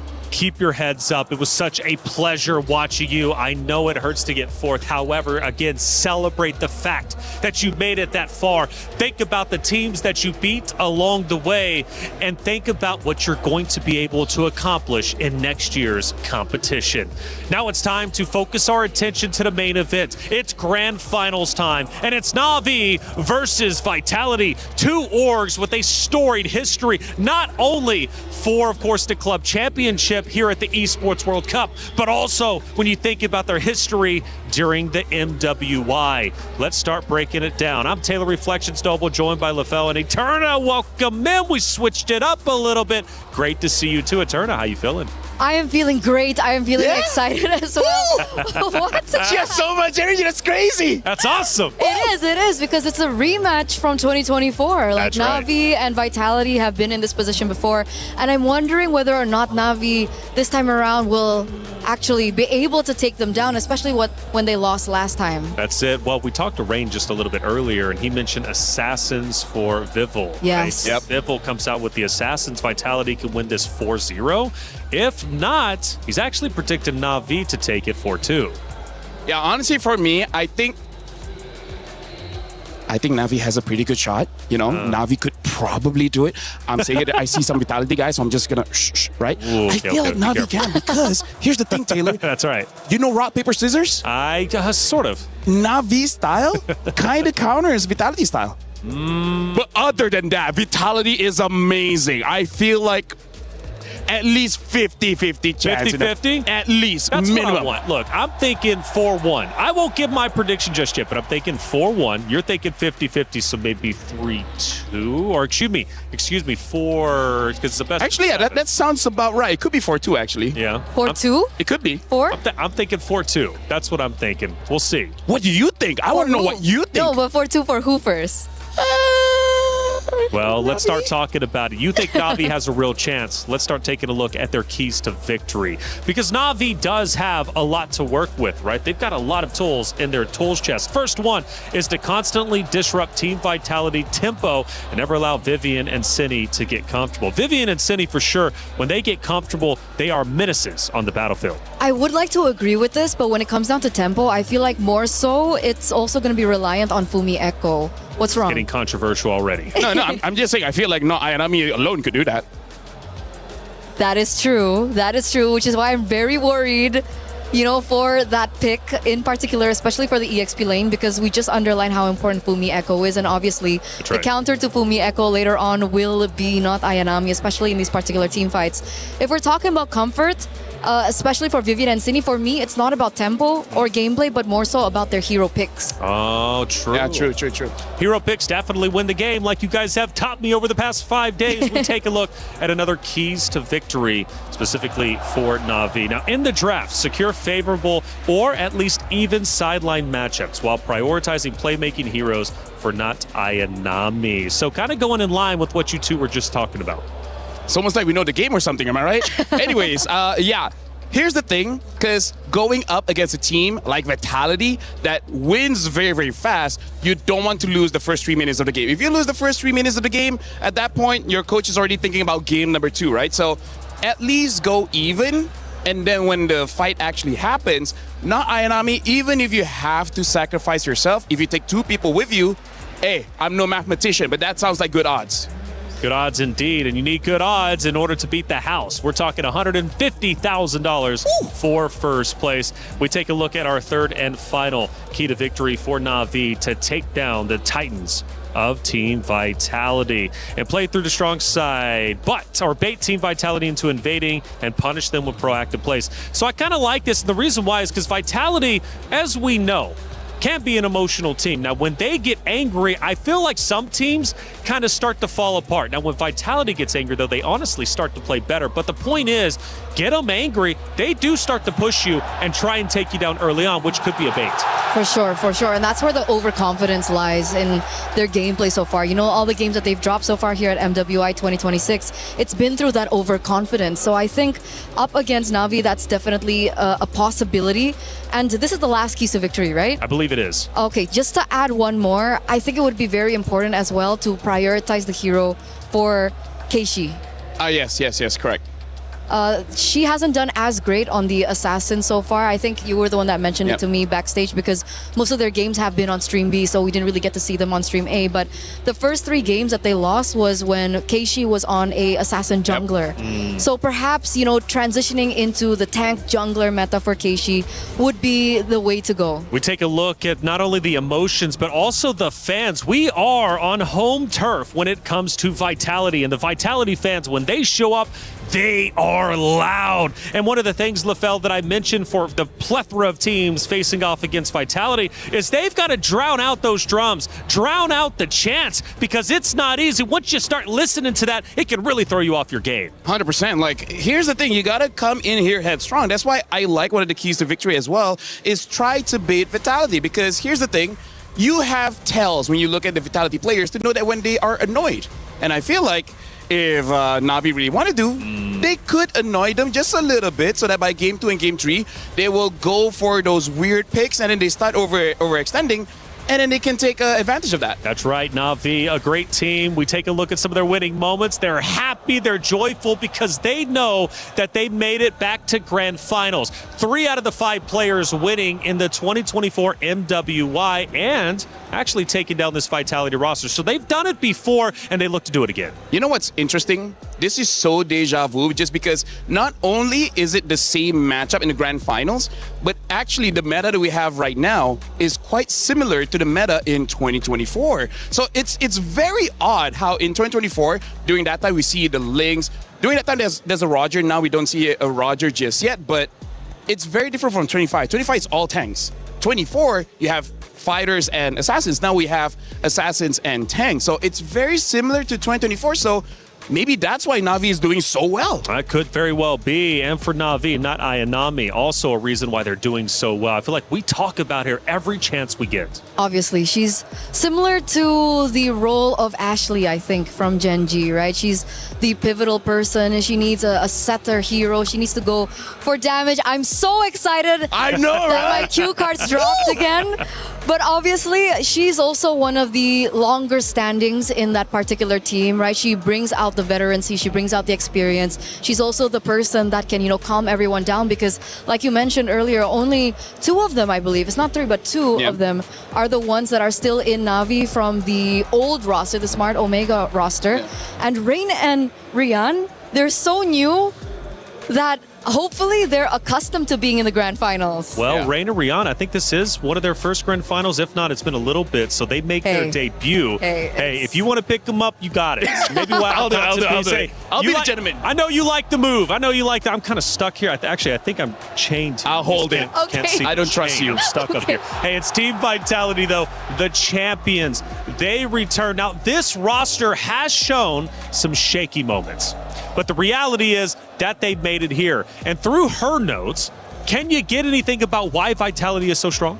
Which one? This one? Yeah, that's Na'Vi. All right. This is Vitality. Okay, go ahead. Hey, you were supposed Her notes are amazing. Oh, sorry, what? You were supposed to answer this. Okay, no, here's the thing. Looking at Vitality, we got to think about, because even though we saw the keys to victory for Na'Vi, it's talking about control the tempo. The reason is because we see Vitality for the first 3 days. They extended the game, but then start day number 4, they start to go very, very fast. So I really feel like for Team Vitality, if you're looking at a draft, especially if Sini gets her pocket pick, which is that Selena, all of a sudden a supposed 18-minute game turns into 12 minutes, right? So I really feel like for Vitality, it's all about speed. If they can get, let's say 2 to 3 kills in the first 4 minutes, I think they're gonna win. I agree. Somehow they just get a crazy snowball. But if it's all about speed and they execute well, again, we go back to the keys to victory for Na'Vi. Will it make it easier for them to get baited in? Can they get overzealous, overextend, and get punished? We've said it over and over. I think it's definitely possible. Fumi Echo, especially in particular, I think the past few games, she is the winning or losing condition, I think, of Team Vitality so far. Yeah. Like in moments, she creates groundbreaking plays for the team to turn things around for the team, but sometimes in the early game, there are still moments where she creates like weird decisions, I feel, a little egotistical in her gameplay. And honestly, I think that's why Na'Vi could do it, because the mid duo, Mirai as well as Rain, they're really good at playing carry on the stick, right? They make themselves look vulnerable enough so that they could get engaged on by Fumi Echo. And then all of a sudden, Keishi came out of nowhere to stop whoever's chasing, and then not Ayanami goes 1v3 and wins that trade. So I feel like this is part of the strategy that they've been using for years. So now we're looking if Vitality caught onto it after this few years. One of the things, though, that I appreciate about Vitality is for the first time, because last year, remember, they went undefeated in MWI. This time, they have dropped a couple of maps. The first one was the Falcons Indonesia. I was hearing that when they came back on stage, they were shaking. Now, I think it was because of anger. They did not want to lose that map. But the reality is they won in a convincing fashion once they finally said enough is enough. So even when they get angry, they are still playing up to par as the best roster as we would expect them. But you don't want to make them angry, because when you do, we know what they can do. Definitely. We talked so much about micro. We've talked about, mechanical, like individual mechanics coming in from Na'Vi PH. But I think the one thing that I'm really concerned for as a Team Vitality fan is their macro. Yeah. their macro has been really on point, and I think most of the games that Team Vitality has been able to win is because of how they've been able to out macro their opponents. Now, what happens when Team Vitality are up against a team with macro ability that's quite on par with them? Like, they won't be able to utilize that mistake. My other worry is actually if we go back to 2024, where they put all their eggs in one basket, because we're talking about how Vitality likes speed, right? Sometimes they just go overboard, making it so that their late game really isn't there. And this is where we talk about some of the weaknesses, where, personally for me, between Rian as well as Shell, Rian has showed, especially when she gets a carry, she is very consistent. Whereas with Shell, sometimes she makes mistakes where she just positions herself in the middle, which that is not supposed to be where you're at. Like, it's kind of like, it's like in American football, you're a quarterback and then this is your line. You're supposed to be behind your line, right? Let your line protect you, but then all of a sudden you're diving in. That's a bad position. So if we actually go to the late game and you're talking about macro, I feel like that's what Na'Vi wants. I think they want to beat Shell to make that mistake. That's what I'm thinking of. That's what I'm thinking of as well. I think if Na'Vi PH can form a draft that gives them insurance into the late game, they might be able to actually take it, because I do agree. I think Shell has been also interesting when it comes down to her positioning, especially I think yesterday when she was on the Claude. But if we're talking about the carry pick, it doesn't look like Rian is comfortable on it very much. 25% win rate. That's right. It's not the best of win rates. She's done better on, you know, the Harriets and the Claude. So we can expect those kinds of picks coming through for Na'Vi again today. 25% in about 25 minutes until our grand final starts. It's going to be underway very shortly. We just got some loose ends to tie up and still some more stories to tell. For example, like our jungle lane, we compare two of the great players from Na'Vi as well as Vitality. It's Keshi versus Vival.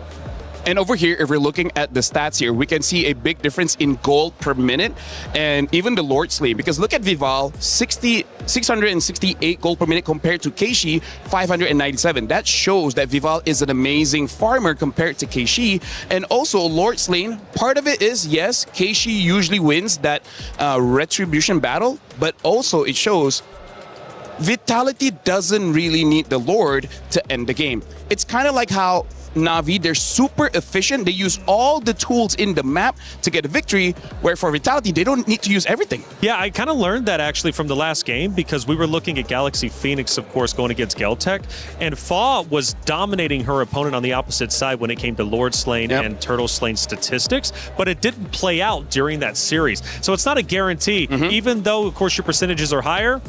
You know, it doesn't matter. It really doesn't matter. It depends on how the games end up going. It just really shows the difference of gameplay, I think, and identity of these two amazing junglers. On one side, you can even take a look at the kill participation, right? One is lower than the other. It looks like Keishi's dominating that one, and I think because mostly she's been doing greater or better on the tank junglers, so she's there to facilitate the rest of her team, for the cores of her team to get those kills down. Meanwhile, for Vival, she goes in, gets a kill, goes back out. Especially because there's a stark difference between their jobs, right? They have the same occupation, but they don't have the same things of result. Yes. We'll talk about that later, That's right. It's the rematch of Destiny from Riyadh to Paris. The rivalry comes full circle. Who will claim the throne? Will it once again be Na'Vi back in the winner's circle? Or will Vitality continue their reign not only in the MWI, but also the female scene when it comes to MLBB? This is the Battle of Titans. And you know what's amazing about this is the fact that they have different styles, right? They have individuality in terms of how they play. Like, for example, Vitality all damage. And then when you look at Team Na'Vi, it's all about that teamwork, because we're talking about the kill participation, right? Because Keishi's job is to help her team.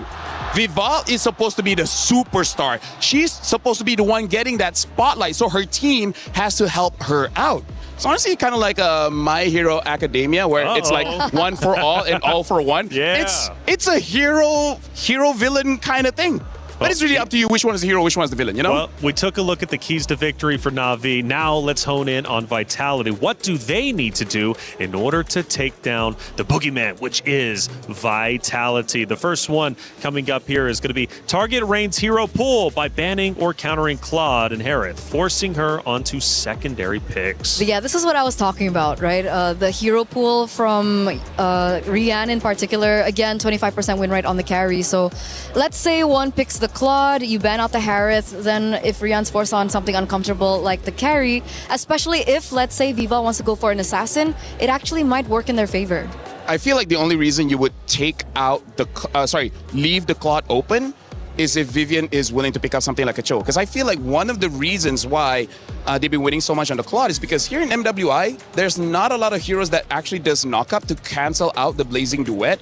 And let's be real, for most of the games that Na'Vi wins, it's because Rian has so much space because everyone is doing so well, right? She gets to free farm. I mean, she wins her lane. Against Shell, I don't know how she's going to win the lane. I feel like Shell might dominate on that one. But comes to the late game, I think the safest is banning Claude. Harith, maybe they can fight that. Maybe Vitality can but fight hero that. pull between the two, because Geltec had the second most heroes selected, unique heroes, I should say. I wonder how it looks between those two, because I don't know who the number one was. Let's take a look at our second key to victory coming up, obviously, in just a few moments. And I do wonder what it's going to be. How does Vitality take down the roster of Na'Vi? Well, secure the early game advantage through superior rotations, allowing Vival and Shell to control the map and objectives.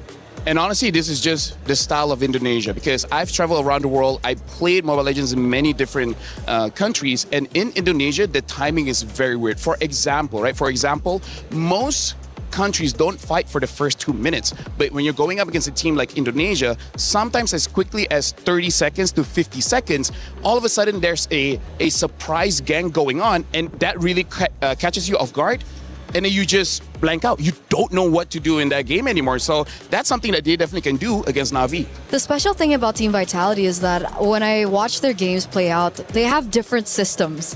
They have different strategies. Sometimes with a certain composition, obviously, they play very aggressive from the early game, but sometimes the aggression doesn't necessarily mean that they're looking for kills around the map.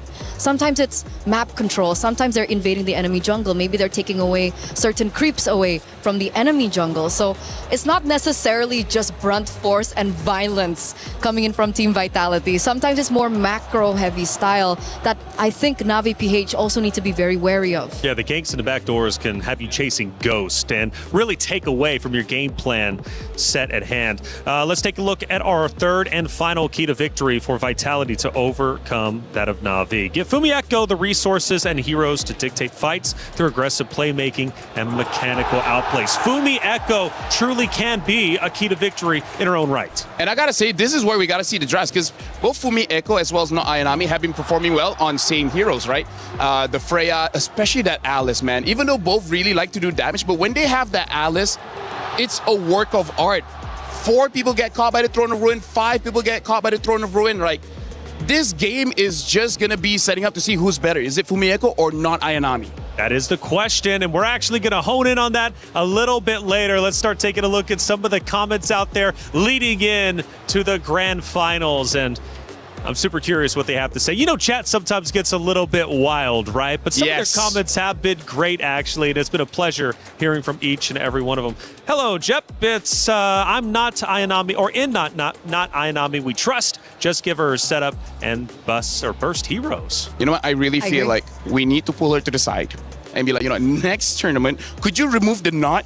It's so, like, honestly, I feel like even in communication, like, I think Vitality be like, hey, not Ayanami. Like, wait, so Ayanami or not Ayanami? That is I true. do agree. That is true. Sarmu Gaming, Na'Vi 60%, Vitality 40%. Ooh, so already we're starting to go for Na'Vi over the previous champions. It's a valid opinion. I think 2 years ago, everyone was also thinking, you know what, there's no way Team Vitality win this, and they were able to win. Na'Vi will get some. Wow. JV, I swear that wasn't me. JV, yeah, that was me. JV, Na'Vi will get stomped 0-4 easy. JV, hold up. I do like me some spice, but is that too spicy? Hey, JP Portland's with us. It says 4-2.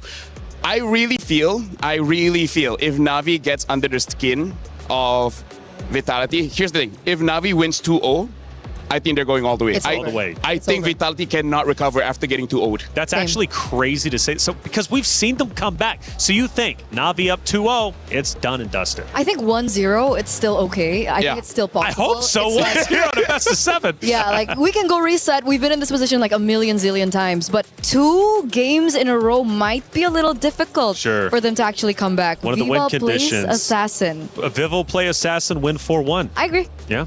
I feel like it would be so crazy if we see her on a Baxia or an Akai. I think Akai might show up. I think that's going to be a because contested it's one of her best heroes, And it's both of their, strong heroes. It's both Keishi's and Vival's. It seems like Vivo, a lot of pressure on her back. Actually, she's the one too, like the Vitality fans, when they show up, they love to cheer her name. Hey, Grand Finals is going to be underway in about 15 or so minutes, but the Esports World Cup is massive. There's so much taking place, and we've got an app to keep you all informed. He thinks he can come in here and play my game. Let's go. He knows nothing. Let's go! Tyler 1, you're done. This is my ladder. You can't climb it. It's better than me hard suck at Masters. You're going too far now. Your eyes buggy. Your elbows ashy. Is that airline? That's an L airline. Somebody better hold me. Okay, yeah. Do something then. Raw energy. Blow the house down.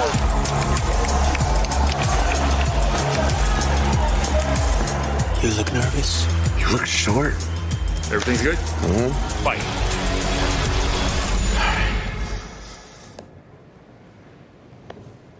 Okay.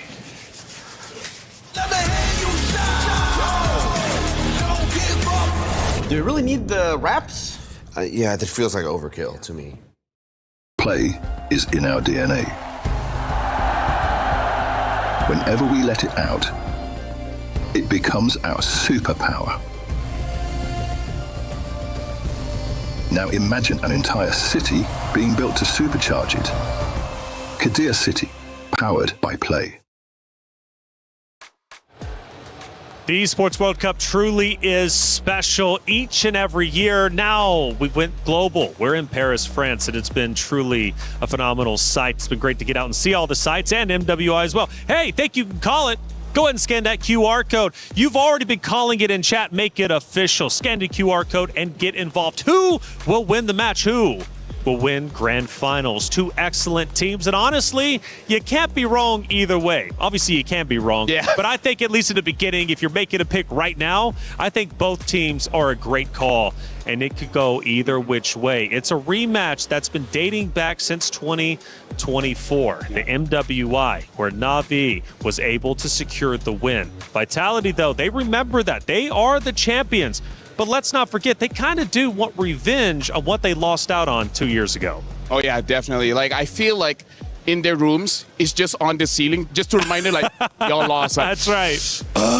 Imagine winning that you can finally rip it off of your ceiling. Speaking of, by the way, we have the My Champions from Moonton. Some people is very close to get that 50,000 diamonds, by the way, because I feel like that's right. I feel like based on history, a lot of people actually went for Vitality, because I feel like Na'Vi after last year, not a lot of people have trust against Na'Vi. They thought he would flop again this year. Sure. Well, it could happen. Who knows? Rose, though, I know, has been out there in the venue. I don't know what she's running into, but apparently she found some attractions. Rose, what are you doing?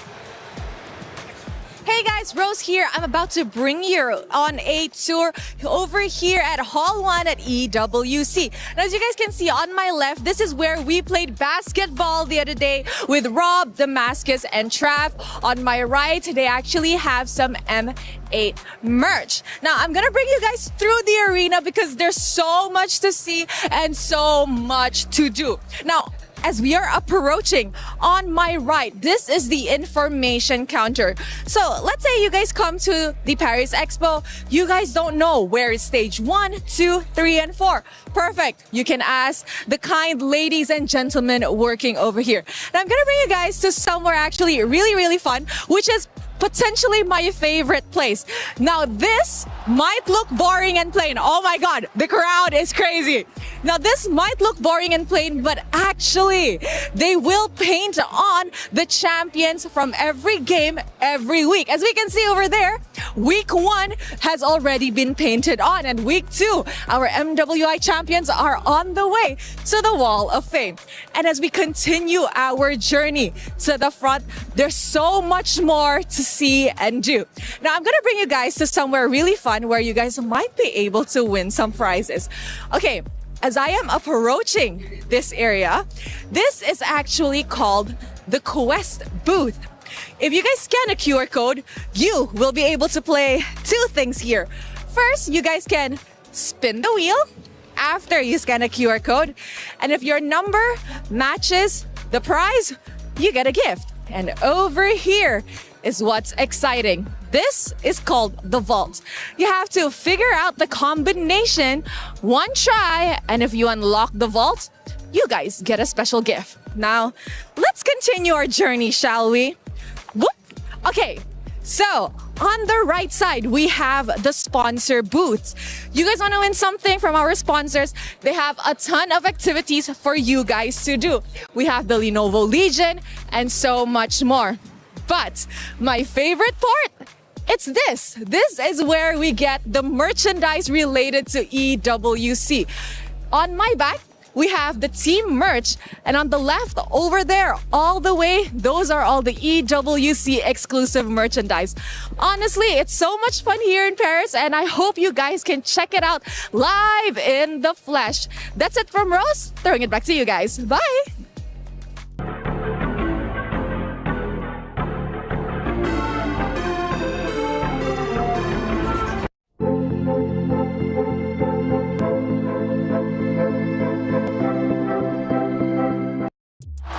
Like I said, Esports World Cup is amazing. I didn't even know we had half those things because I've been so busy up here along with you guys, but clearly there's a lot to do.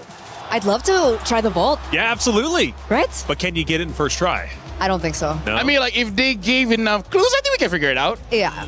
That's the question. Hey, look, Queen of Assassin. Hold up, this is epic.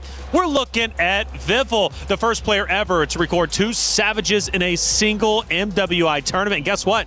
She did that just yesterday. Yeah, back to back as well. It's one actually on the insane. Hirara, one on the Nolan. And it really goes to show that if you shut someone down from Team Vitality, there's literally 4 other people that can step up in the place. And her stats at the bottom left and bottom right is just truly incredible. And let's not forget, on the Ling, 100% win rate. I mean, again, that's why she's the showstopper, man. That's why all the highlights are on her. So that makes it good and bad. Good is that she can win games. Bad, what if he gets shut down early? Because that's one of the reasons why the tanks started coming into the jungle to stop those assassins. So this is really a matchup kind of thing. Like, if Keishi stops Vival, Vival loses. If Vival is able to outplay Keishi, then Vitality wins. Mid prio is going to be so important, I think. You know, the picks for both the mid laners and the roamers are going to be so important because if, let's say, Vival does go, you know, guns blazing, yeah, let's pick an assassin, let's pick up the Hirara, let's pick up something like the Nolan, that mid prio needs to be perfect to be able to defend her.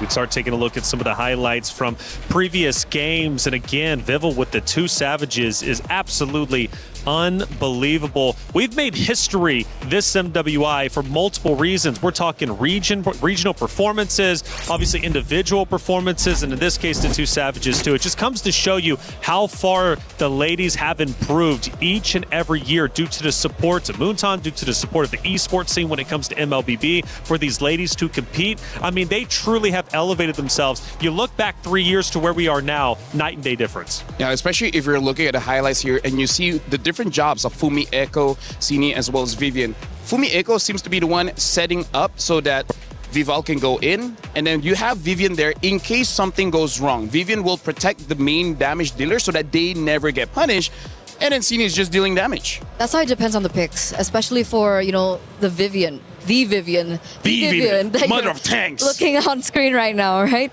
If she's on a hero that's a little bit more aggressive, a little bit more active, like the Cho that we saw, then you can expect her to be the initiator. But if she's on, you know, I would say like the Atlas is actually an active hero, but the way that they play it is that they try to trigger out the Purifies first and then allow her to come in last minute. Pop that Purify. Exactly. So it really depends on the layering and it really depends on the heroes that's really given to her.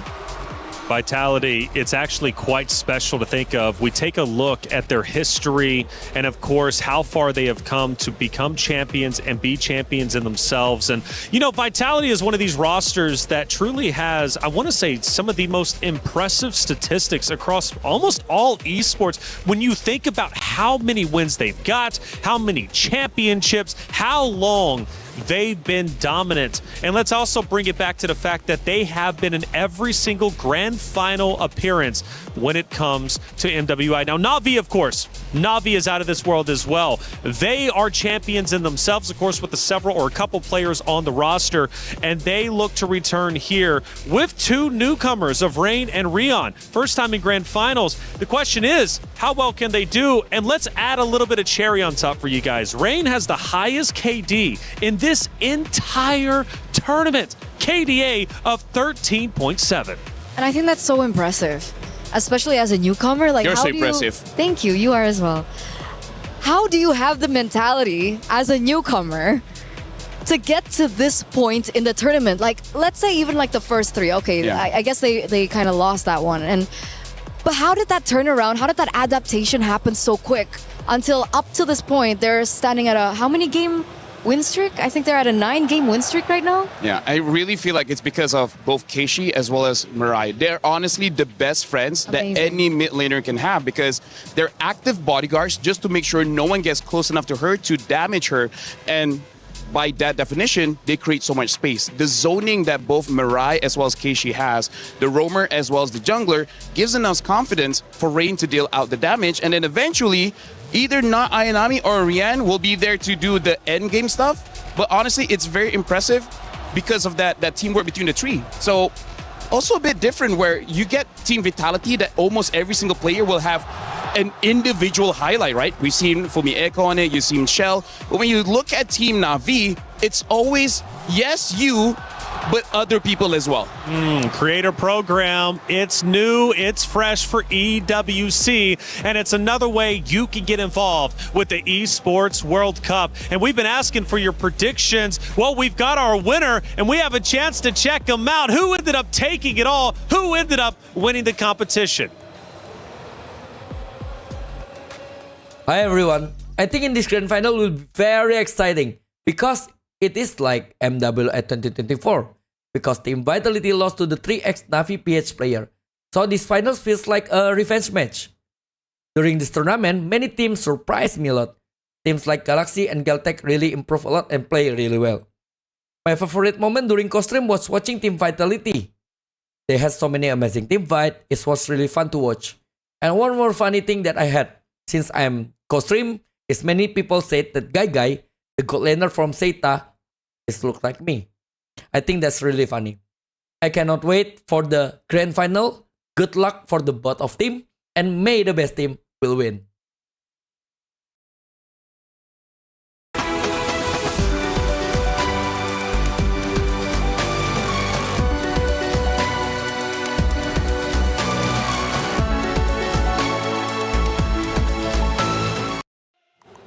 Always great to hear from some familiar faces. And Eterna, you actually recognize the guy. Yeah, it's Coach Age. We like to call him Coach Age. He used to be the coach for BTR and then EVOS, and then now he's like a really huge streamer now. I can't believe I'm saying that.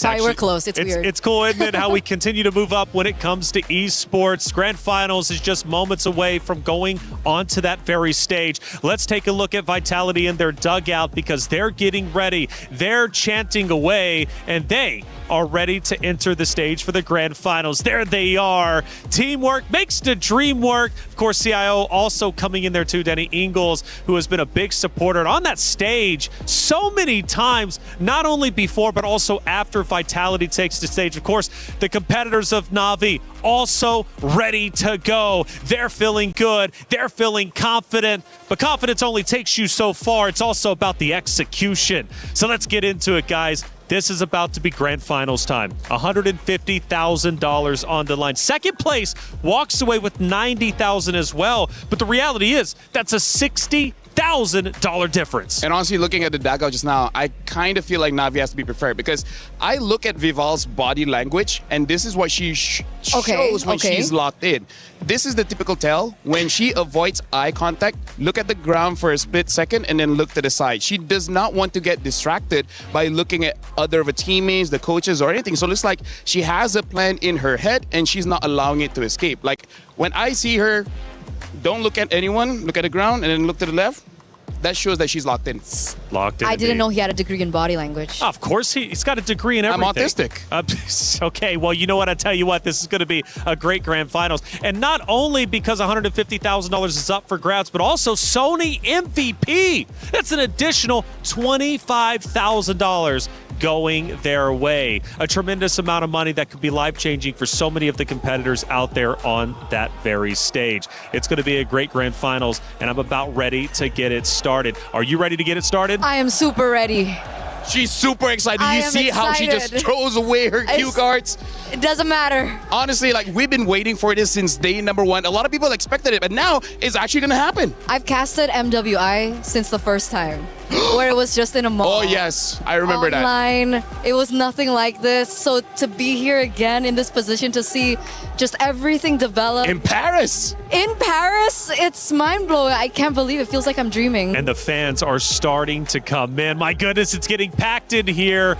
I'm going to love this. The energy is already increasing. The tension, you can cut it with a knife because you have two Titans about to throw down. It's a historical matchup that has been dating back years and years now. It's Na'Vi versus Vitality. And even for the club championship as well, we're talking a lot of money at stake. And both of these rosters for the club championship race are currently number 1 and number 2, which means winning this could very well elevate you up to first place or secure first place even more over the Titans such as Falcons, for example, or many others like Gen G. This grand finals has many implications. A lot of money on the line, lifting that trophy. Drama on drama. We have talked about storylines. We have asked for your predictions. Keep them coming in chat. It's a best of 7. It is the gauntlet. But the question is, who can get through the gauntlet? Let's find out.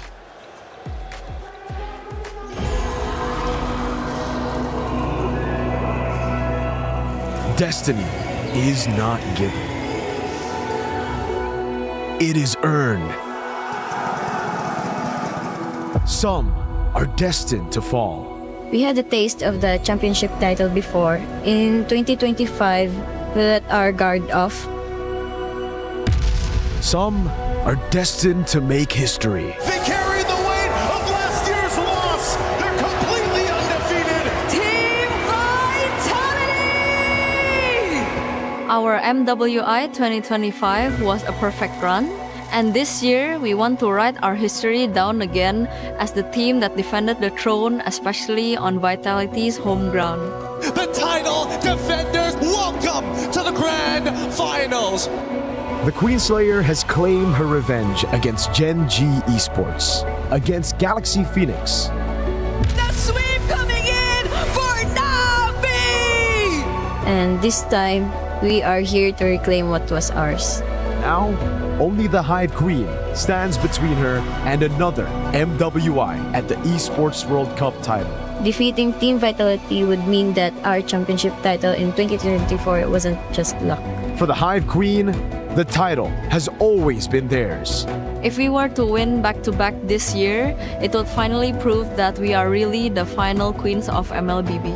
Vivo takes 2 savages in this series as they walk their way to the grand finals. They've been unbeatable from the start. Their destiny has always been etched in gold. To Keishi, let's make this battle between 2 MWI at EWC champions a one to remember. We've taken our revenge and made it to the end. All I can say to Vival is good luck and let's have a good fight. When destiny calls, everything is on the line. Only one trophy will be lifted. Only one destiny will be fulfilled.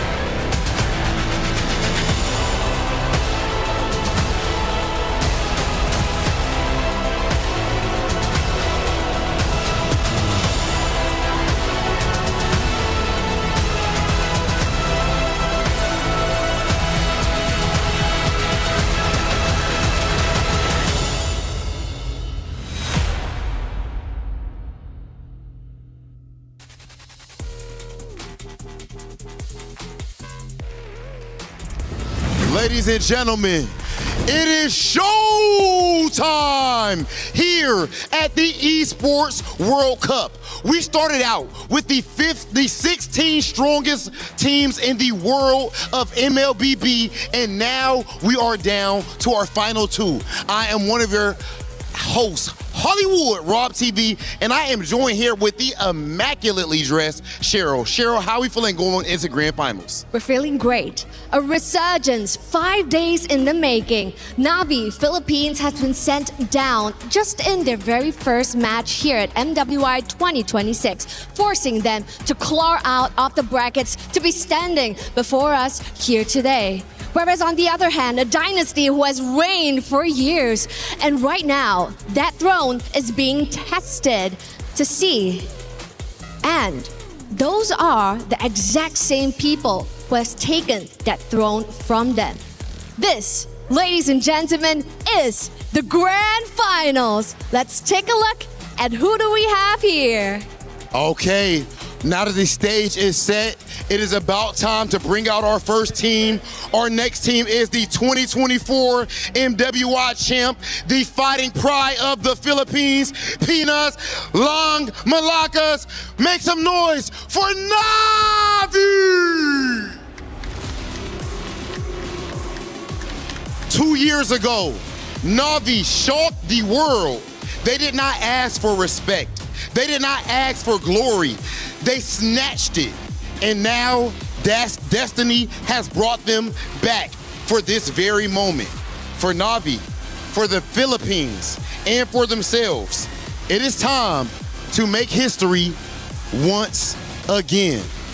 Will they be able to topple Mount Olympus like they did in 2024? There is only one way to find out. 2024 champions, the tenacity, the grit, the dedication, the blood, sweat, and tears that it took to get to that point, and now they are here to show that nothing was a fluke. Back in Grand Finals for the second time, and you can hear the Vitality crowd making a lot of noise, but in the end of the day, the game is played on the phones.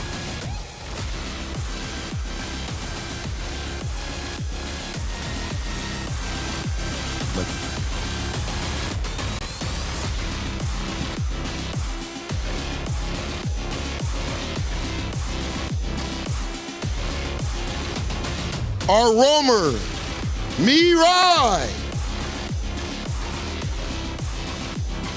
Jungler, Kashi.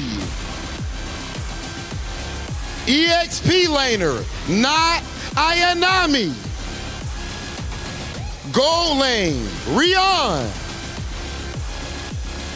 And mid lane, Ray. Now, of course, our next team, our returning champions, we do have something very special. Damascus, what's going on with the people?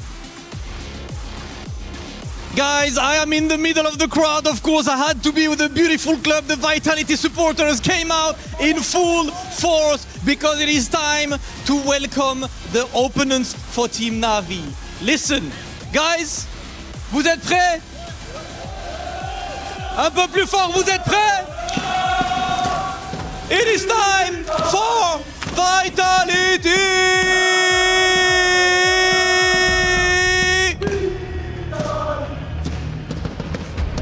The absolute queens of MLBB, the running champs, the 2025 champs, and of course still undefeated today as they won 2-0 against MIBR, 2-0 against Genji, 2-1 against Falcon, and now 3-1 against Geltec. One more step left for them to do the repeat, the back-to-back, and take the title twice. This is a battle to be the double champion and a battle to make sure they claim who will be the best, the absolute queens of MLBB, as we know that the supporters are always the loudest in the house. I have no idea if you guys can hear me, but you know what we have to do, parce que c'est l'heure de le faire en français aussi. Les Vitality, ce sont les reines de ce jeu. Mobile Legends, elles l'ont dominé pendant des années. C'est les 5 joueuses à descendre sur ce circuit. Et pour l'instant, elles sont restées invincibles. Et pour l'instant, elles ont été absolument intouchables. Nos 5 reines qui arrivent sur la scène et qui vont chercher encore une fois le back-to-back, les champions en titre, Vitality.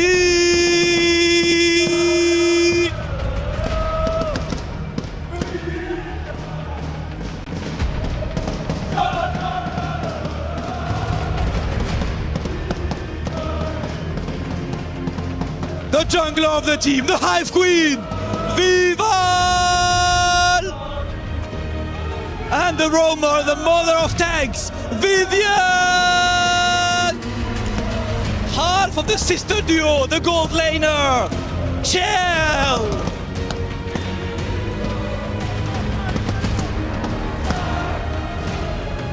Potentially the best EXP laner of all time, Fumi Echo! And of course the other sister, the mid lane queen, last year's MVP, Tini! The crowd is ready right here. We can hear the Hive buzzing. Let's hear it from the players. City, this is a rematch that we never asked for. 2024 champions going up against the 2025 champions and in your home ground of the Hive. Anything you would like to say to Navi Philippines? Let's both do our best and have some fun in the game. Let's do it, Ale! This moment, you hear the crowd. You guys are back in grand finals, going against who many believe to be the favorites going into this tournament, but you have beaten them before. How do you handle the pressure in a moment like this? I think pressure is normal, that we gonna play confidently. Okay, ladies and gentlemen, we have officially heard from both teams. I believe it is time for our face-off. Ladies and gentlemen, let's get to it. Navi, right here. Vitality as well. Face to face. You guys can come up just a little bit, just a little bit. Oh yeah, oh yeah. Ladies and gentlemen, this is what it is all about. This is the highest level of play, this type of energy, the blood, sweat, and tears that they put to get into this moment. You hear the crowd. Cheryl, this is what MLBB is at the highest level. Excuse me, the aura is just so high right now. That's absolutely right. A resurgence is already complete, and a revolution is just one win away. This, ladies and gentlemen, is the grand finals. Let's head on over to the land of Dawn. After 5 days of competition, so many heartbreaks, elation as well, we have finally reached the pinnacle. It's grand finals time. Navi versus Vitality, a rematch that has been set in stone for the past 3 years. For one, to get revenge, for the other to submit themselves as the best female team MLBB has to offer. But there can only be one winner in this best of 7 series, and it's up to them to determine their own destiny. Do they want to be champions, or do they want to be runner-ups? Let's start breaking it down. It is Vitality versus Navi. We've been talking about the prize pool, $500,000 on the line, $150,000 for first place. We also have the Sony MVP with $25,000. So much at stake, so much pressure. But we just heard in the interview, pressure is normal. And they have to have that mentality. They have to have that mindset coming into such a high stakes game. And it feels like looking at them both up on stage, it's like they were both destined to be here at that stage right now. It's all about being comfortable when you are uncomfortable, because in this kind of situation, there's a lot of things going on in your head. The challenge is how to pick and choose which one you really got to think. And that's why I'm looking forward to the coaches, because KCS as well as King Salman, so far in 2024, that was the big talking point. the draft, they messed up. This time, we cannot allow such shenanigans. They faced off in the middle. They stared their opponents in the eyes, but they are undeterred. They have full confidence in their ability to win. The Vitality fans on screen now, they've been going crazy. They've been going insane, and the drum has been beating to the victory of what can be Vitality. For Na'Vi fans, I say, get loud and support your roster, because you're going to need to be louder than the Vitality squad on the opposite side. Here we are, the opponents, the competitors, getting set up on the stage, getting ready to go through the gauntlet. And it is the absolute gauntlet.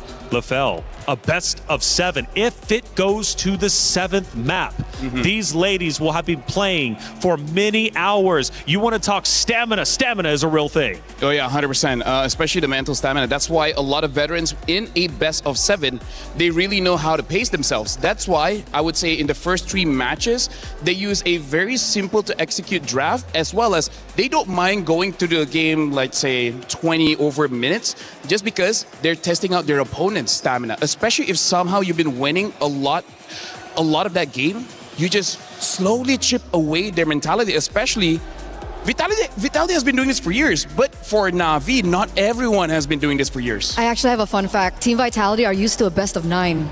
Oh yeah, that's true. Yeah. Yes. So they've played a best of 9. A best of 7 is something that they're definitely comfortable with. And that's why I like that you point out Na'Vi PH here. This is really going to put them to the test. And if they want to be the best, they have got to beat the best. Got to beat the final boss, and that is Vitality. We go to Flying Cloud for map number 1 to set the tone, to set the stage of our grand finals for the 2026 MWI competition here at the Esports World Cup in Paris, France.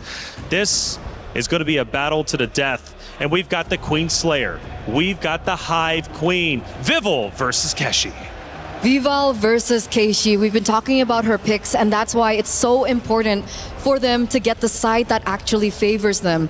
Because for the past 4 or 5 days that we've been seeing them in MWI, there is a significant win rate on red side.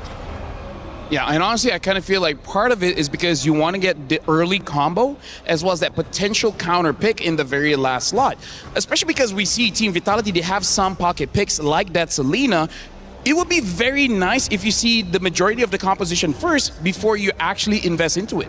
And not to mention that if you're on red side, you can go for more pinpoint bans. Yes, 100%. Yeah. Right, you can dictate the drafts from there, figure out what the enemy wants to pick first on blue side. So the red side, blue side, that's something that we have to look out for in this best of 7. As well as Not Ayanami versus Fumi Echo. Now, one of the things you all mentioned is Fumi Echo. If she's performing well, of course, the side of Vitality is doing great. If she starts to drop the ball, well, they run into problems. And the same thing could be said for Na'Vi. These 2 Titans are about to face off. Funnily enough, Taylor, the thing that I'm predicting here is that honestly those 2, they won't fight against each other. They will actually fight the jungler. So instead of Keishi playing fair, fighting 1v1 against Vival, I think she will ask Not Ayanami to be the one fighting against Vival. And I think it's the same counter argument. We see that the highest KD is Rain in Na'Vi Philippines. So I feel like Fumi Echo, her job is to avoid Not Ayanami and go straight for Rain.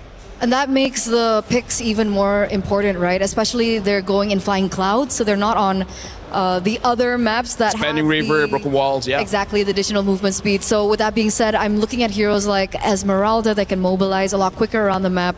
Terizla's very difficult, like the impact is there, but movement speed is definitely not there. So Sora might also come into play.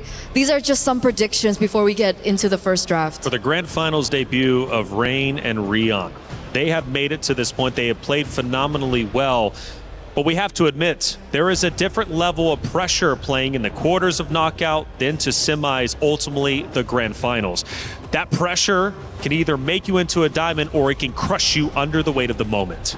Personally, I think Rain will be okay. Rian is the one that I'm a bit worried about because Rain is surrounded by Murray as well as Keishi. If something bad happens, they can pick her back up. But Rian, she's a solo laner. She's going to be playing weak side, meaning that not a lot of rotations going on her. So if she lose a 1v1 against Shell, I don't know how she can recover. If she can, hey, props to you. You deserve to become a champion. And because of how aggressive Vitality has definitely played, especially with the mid rotations.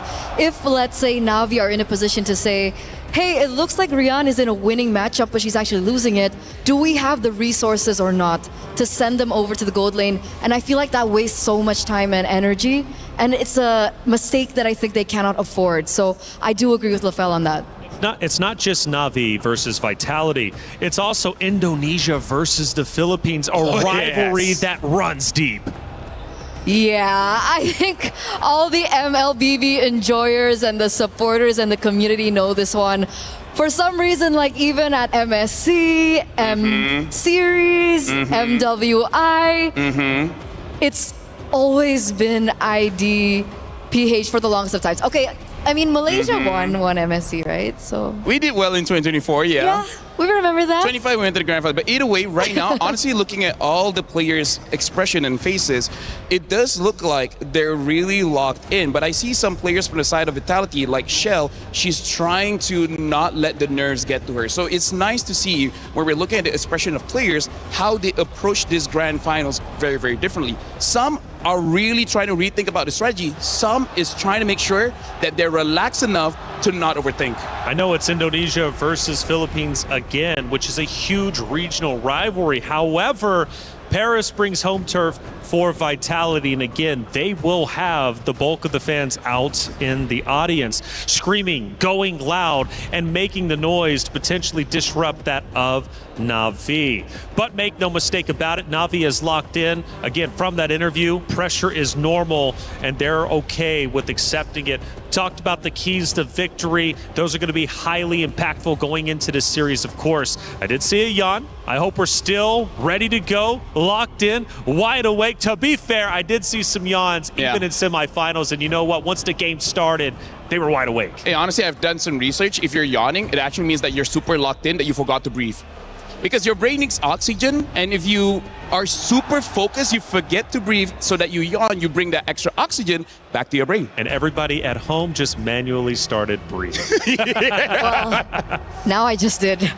Right? I mean, like, hey. Now I'm breathing manually. Guys, that. if you guys are watching, don't forget to breathe. Don't forget to drink water. If we're talking about Indo as well as Philippines here, we really got to talk about the style. And this is one of the nice things about MLBB. There's not one way to win the game, right? There's multiple different ways. And I feel like, especially having the Vitality crowd here, it can be a weapon for the Vitality players, because if they get, let's say, 1,000 gold ahead, the adrenaline spike that they're going to get from the fans will increase that advantage more and more and more. And it might even discourage Na'Vi, where they're like, wait, are we sure we want to go for this fight? We might lose. Like, that hesitation, Eterna, can really stop a lot of plays. I feel like Not Ayanami's been in this position before. A lot of times. I think she's okay.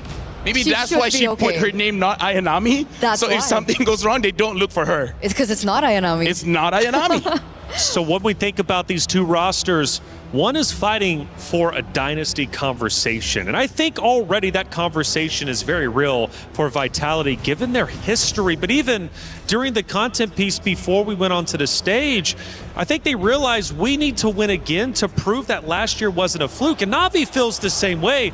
But see, Na'Vi is out here trying to form a legacy. Both a very, very heavy term, right? Whether you want a dynasty or a legacy, a lot is at stake with this matchup. That's why I really like that interview, right? I think it was one of the Na'Vi players that said, we want to win again so we can prove that it's not luck. Because they have only won one MWI so far, compared to Vitality, who's picked up 2 already, on the way to their 3rd. And when it comes down to the grand scheme of things, man, Team Vitality are looking for their, 34th, 35th, 36th trophy? Like, we've lost count at this point as how dominant they've been for the start of the entire female MLBB tournament landscape. And Na'Vi obviously want a taste of that. They have a little bit, but it's not enough. And honestly, that's why every single player, it's very important for you to have an ego, right? It's very important for you to feel like you're the very best, because the harsh reality is, no matter how many times you win, people will always doubt you for some reason, right? Even if you win 30, 35, 40 championships, people will be like, your opponents were easy. So you have to prove yourself time and time and time again. That resilience is only deserved for champions. You're only as good as your last victory. And MWI is the #1 stage when it comes to our female players for MLBB. You can win tournaments previous to this, and it is an accomplishment, and we should celebrate that. But winning MWI is on a different level. Winning MWI puts you into legendary status. And if you lose out on that, you will be living in regret until your next opportunity to try to once again get a championship. The most prestigious trophy is what you guys just looked on at your screen there. And mentality, we've been talking about it. We've been talking about every single thing that matters here in this grand finals. And it's also important to note that Team Vitality have been up against their male counterparts. Yeah. They played in MDL ID, and they were up against really great players at that. So Cassius has been tested. We're talking about the coach here. Yep. Every single player on Team Vitality have been tested. And if Na'Vi can look for a win, an opening, a window from Team Vitality, I feel like that's a bigger statement than compared to if Na'Vi lose this one to Vitality. I like that you bring up the MDL because we got to talk about the system there. You know, Global Bandit used to use a lot of different heroes. So that also could be something that maybe Na'Vi can't prepare for. They know some of the habits of the players, but maybe they just have different picks that you really just can't anticipate, which can be good, can be bad. We see what happened in 24. They tried to get too creative. It didn't work out. So for this one, I think just keep it simple. Give Vival an assassin, give Fumieko someone that can go to the back lines or set up for a kill, and then you're going to be good. The rest, just look at the matchups. And something that we also did not see, but we got to talk about is that key, right? Because yes, getting the trophy is amazing, but what if you have to watch your key get crushed? Not only did you lose, not only are you the first loser. That's right. Your key is going to get crushed. That's going to be heartbreaking. Which it is. It is truly heartbreaking. I always say it, sometimes it's better to lose very early on versus losing at the very last opportunity and having that key crushed. When you knew just moments ago you were protecting it, it was in your hands. That is absolutely brutal. And let's not forget, you can use up to 3 crushed keys for your own trophy. And you better believe if Na'Vi wins, they're using Vitality. If Vitality wins, they will be using Na'Vi. That's another element that you have to also account for. EWC, it's brutal, but being a champion is tough. It's never easy. Speaking of, I think actually if Vitality wins, they will get Na'Vi, Falcons ID, and Genji. Yeah. I feel like those are the 3 keys that they want to get. And honestly, looking at the players here, I feel like for Na'Vi, they're looking very relaxed. I hope that's a good thing because, you know, sometimes when you're also too relaxed, just some things just escape your head. So coach to coach, who do we think has more legacy? Well, I mean, I guess you would have to assume on the Vitality side.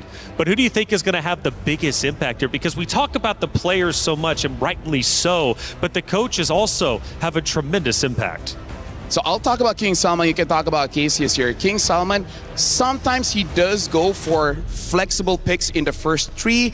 In MWI, for some reason, he hasn't flexed it a lot. Like, he's one of those guys that will pick up the Akai, which you think will be jungle, but then all of a sudden will be a roam. I don't think he's going to do that here going up against Vitality. Looking at the body language, I feel like King Salman is letting them know, we're just going to do what works. I'm going to give heroes that you guys are really comfortable with, and then we're just going to play off of that. I think he's making the players play on instinct, and then he's just going to have the easiest path to victory using the Occam's Razor.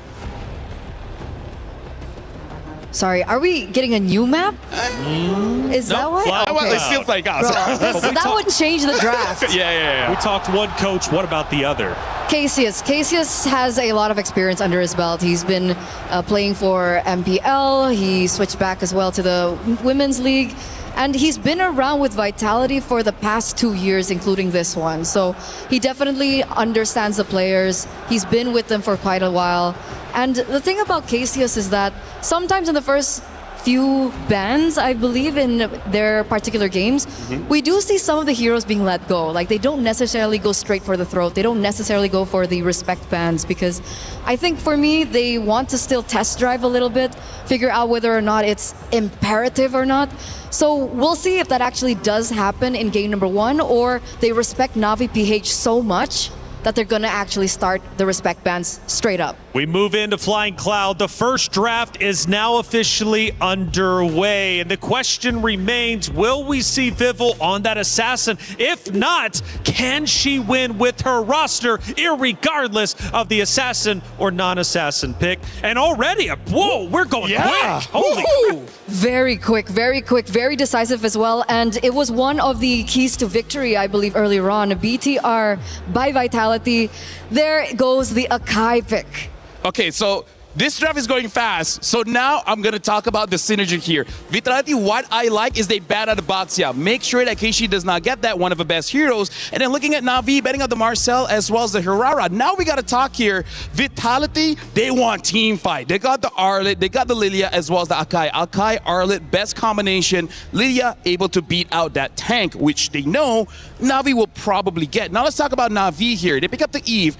S tier mage, Claude, S tier goat laner, and it's good because they counter each other. Now they're on the same team. It will be amazing. Alice, good counter towards the Arlet. Also, one of the best heroes so far in MWI. And remember how much we highlighted the mid-trio rotations coming in from Na'Vi, if in case they want to try and pressure Vitality, especially in the early stages of the game, which is why the Yve pick here is very important to that. I wonder how they are going to help the Yve, especially now that we're going to the second phase. I want to know what kind of heroes that they're going to prioritize for their roamer in this regard. And this is very interesting. I was thinking that King Salman won't be flexing his heroes around, but looks like Coach Cassius is thinking that he might, because he still sees the Alice, but he's considering this Alice might go in the jungle, considering that Keishi has used that yesterday. So instead, they're betting out the EXP laners. For now, Esmeralda as well as Paquito is out. Freya is still open, but looks like they're going to ban out the Phoveus just to make sure this Arlet has a very easy time. I wonder if King Salman here sees this and it's like, you know what? We thought of the Alice going into the jungle, but maybe it's better to be in the EXP just to match with the Arlet. Because I got to tell you, Eterna, you got to respect Fumieko. If Fumieko is able to get out of lane for that first turtle, it's going to spell trouble for Na'Vi. Definitely mid-game, late game, it's going to be very difficult to control there for Na'Vi. But obviously, there is still some room, but Glue gets picked out. It's looking like it's Alice jungle, and that's why they set up for the carry ban for Na'Vi. Intelligent, but it looks like VTR by Vitality have a Bruno on their side and the Bellaric. They know that there's dive coming in from the Claude and the Alice and the Glue. They pick up a lane bully of their own in the Bruno. But that last pick, Freya, might just change things. Okay, very quickly, looks like Team Vitality, they want to win the lanes as well as trying to win the team fight. A lot of crowd control, a lot of burst damage. For Na'Vi, they're going to play with the team, but now Ayanami is going to have a solo mission to try and kill that Lilia. Both teams have been champions before. Both teams want to be champion again. For Vitality, it's about protecting what is theirs. For Na'Vi, it's about regaining what they lost. It's the rematch of destiny. It's Grand Finals for the 2026 MWI. It's Na'Vi versus Vitality. Let's get Grand Finals started with Mirko and Gideon.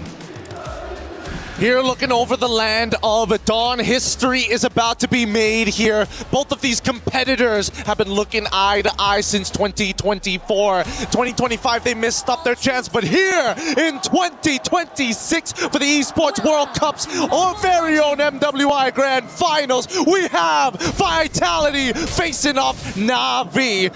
And of course, let the games begin. It can't get better than this. A Grand Finals in MWI between the champions, at least 3 of them from the same roster of 2024 and the defending champions of 2025 in the home court of Vitality. It's going to be tough because we can already hear that extremely loud crowd here. I can't even hear you. It's tough, I'm not going to lie. But these fans, they're happy to see Vitality already on the big stage. But the real question is how they're going to adapt. How have they learned so far? By first blood rate comparison, 64% expectation for Na'Vi to take it. it away. Which is kind of crazy because then you'd think Na'Vi are the more aggressive teams. But if you look at the games of Na'Vi, it's because they play it so slow that First Bloods come around for the first neutral objective. Let's see whether that's going to be the case. Looking at the emblem set overall, we have a lot of Wilderness Blessings coming out from the mid laners as well as roamers. They want to be quick across the map. But other than that, really, this Bruno on this Master Assassin making sure that Shell can bully it out and might even find a 1v1 here that's in her favor. She didn't win the trade necessarily, but she was able to get the wave in a very, very good spot for her to continue to bully Rian on the Claude. Down below as well, some rotation from Vival, and this is what we're talking about, man. Chell, as long as she's able to build those stacks, getting those crit, Rian, every time she walks up, she's got to be careful, but there you go. The Warrior Boots instantly for Rian to deal with Chell, and it'll certainly give her a lot more to play with in this lane. It's so good to have in the lane. They got to protect themselves as much as they can. Now first turtle is about to come through as we see at least Mirai. I think this is going to be a bit of a problem. Like, how are they going to deal with this glue? I don't necessarily see the angle to stop him other than Fumi. At this point, it's kind of like ignoring the Patrick. Vival's just going to have to go in for the red tree. 50-50 against Keishi.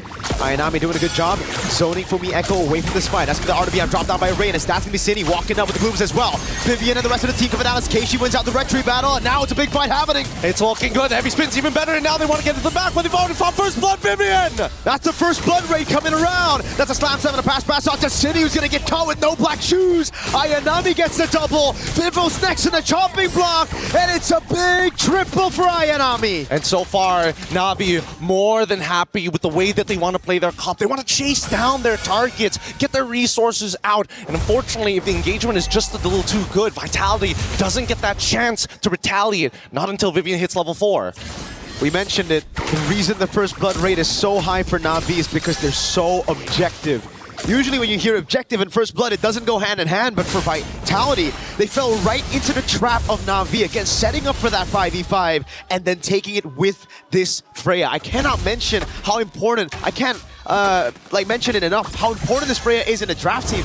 It really is, and that's why I was so surprised during MWI. We didn't get to see as much priority on this Freya, on top of the fact that I guess everybody was trying to figure out the meta. Everybody was trying to figure out what was good. But let's keep in mind, the standards are there for a reason. And now we see that Vivian trying to open up this map.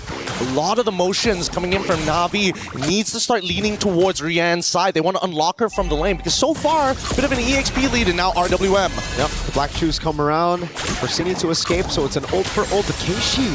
Seems like she wants to go for a bit more of a chase. And there you go. It's just both teams going back at it. Chell, though.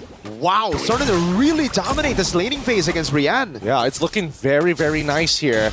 If they can just maintain this for another 5 more minutes, it will net them some pretty good profits. Not to mention on the opposite side, let's not forget that Ayanami is currently 3-0 and wants to snowball this lead. They want to kind of get her out so she can start dominating the jungle side as well. So well played by Rian, though. Right after getting bullied, knows that she has enough with the Festival of Blood in their kit to just sustain back up, and she builds up a freeze with a rotation earlier as well from Mirai. Gold Crab, though, still will be monopolized by the Bruno. It will be Vitality who will look to go for the second turtle. And now it's about that pin down, right? Can you pin Keishi out? The thing is, with the Throne of Ruin, you get that CC immunity to get past the heavy spin. Oh, wait, hold on. First, they got to deal with Ayanami, who's already been chucked down to 50%. Forced to use the ult early here. Now the contest is going to be hard. They have to go for the fight with the timer on Valkyrie Descent already. Vival in the back line. That's going to be pure red tree. Keishi wins it out again, despite the Wrath of the Dryad already used up the Throne of Ruin. Got her into safety. Fumi Echo able to escape. Slams him in the pass as she goes to the mount on Vival. And now Vivian is caught in the midst of it all with the Revitalize. Oh, they're trying to hold it down. They could look to wait for the final slash. They have it, and now they get it onto Keishi. Final slash with Vengeance. Now Ayanami going in straight under turret, picking up the mega kill. Not enough damage for Vitality as Mirai goes in for the dive. Under turret, taking a lot of those shots and still able to get away with the pass. Meanwhile, up top is Shell going for the dive on Rian, but she gets away in time as in the bottom lane. Keishi continues the chase, cuts the wave so that they can go for tier 1 in the bottom lane. They got to be tactical with this on all sides. In the middle of the war, what's happening in the side lane, Jael finding a slight advantage here and should be able to unlock herself and start double waving. At this point, Na'Vi had really good ideas. Even initiating a potential dive on that bottom side could have net them even more. But for now, let's call it quits. It's still a solid 2.3k. With the heavy spin, you guarantee the red trade. But when Keishi just pops in CC immunity, both Wrath of the Dryad and Heavy Spin, they really got to start staggering it, maybe poking Keishi before the fight, but it's just so difficult because there's so many people to zone. It's not just Keishi, it's also not Ayanami. Yep. I mean, let's not forget about Mirai, right? This glue is going to be frustrating, and they have no dedicated way to kind of melt down the frontline tanks. If they engage, it has to be an all-in type situation, if not a bait for some bigger spells from Navi's side. But as we see the game continue to progress, now that they've unlocked both sides at this stage, and unfortunately for Claude, they still need to get the tier 1 up top side before he's done here. Navi is putting a lot of emphasis towards this top side. 22 more seconds until the next turtle spawns. Man, Vitality are playing a scaling game already this early on with Bruno and Lilia. Thing is, Navi scale really well into the late game too, and if they give them that big of a lead, not Ayanami capping Fumieko as of yet. 6 minutes in and 48 seconds, Fumieko with a gold crab to even things out a bit, but it's still a big 1K, so how do they even deal with just the Freya? Look, they need to just change CC. Fumieko understands, hey, I'm not here to kill the Freya. All I'm here is to slow her down. I will need the rest of my team to kind of follow up to ensure this death. But with that Purify, it can be a little difficult, right? If played well and timed well, can get rid of the stacks and more importantly, the mark so that Fumi can't just dash around for free. Vivian is going to try to go for the Wrath of the Dryad now, pops it in, but again, it's Keishi with the CC immunity.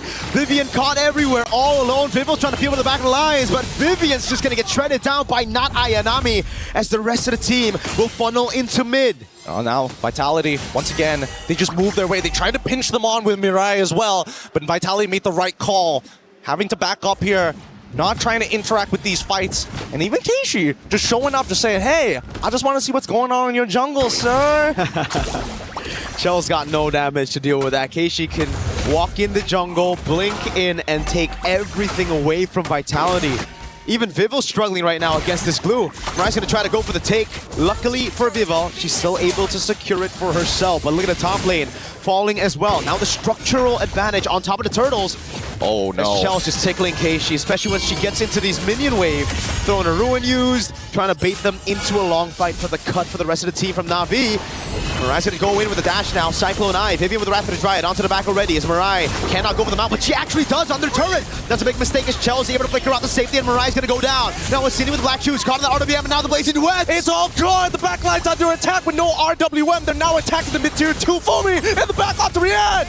That's Fumi with the flank. City able to survive, now very low. Gonna get caught in the Void Blast as Fumieko looks to go for the Vengeance. Is able to go for the resets right now as Keishi tanks up a storm on their turret. It's Fumieko targeted down by Ayanami and Fumi will fall. Ayanami's godlike in this game. Shell, don't get too close here. And especially with so many people in front, Belleric is also trying to get into this fight as well to try and clear up these waves. And finally, Na'Vi get to walk away from this fight. 20 more seconds until the first Lord spawn, but that is one hefty lead.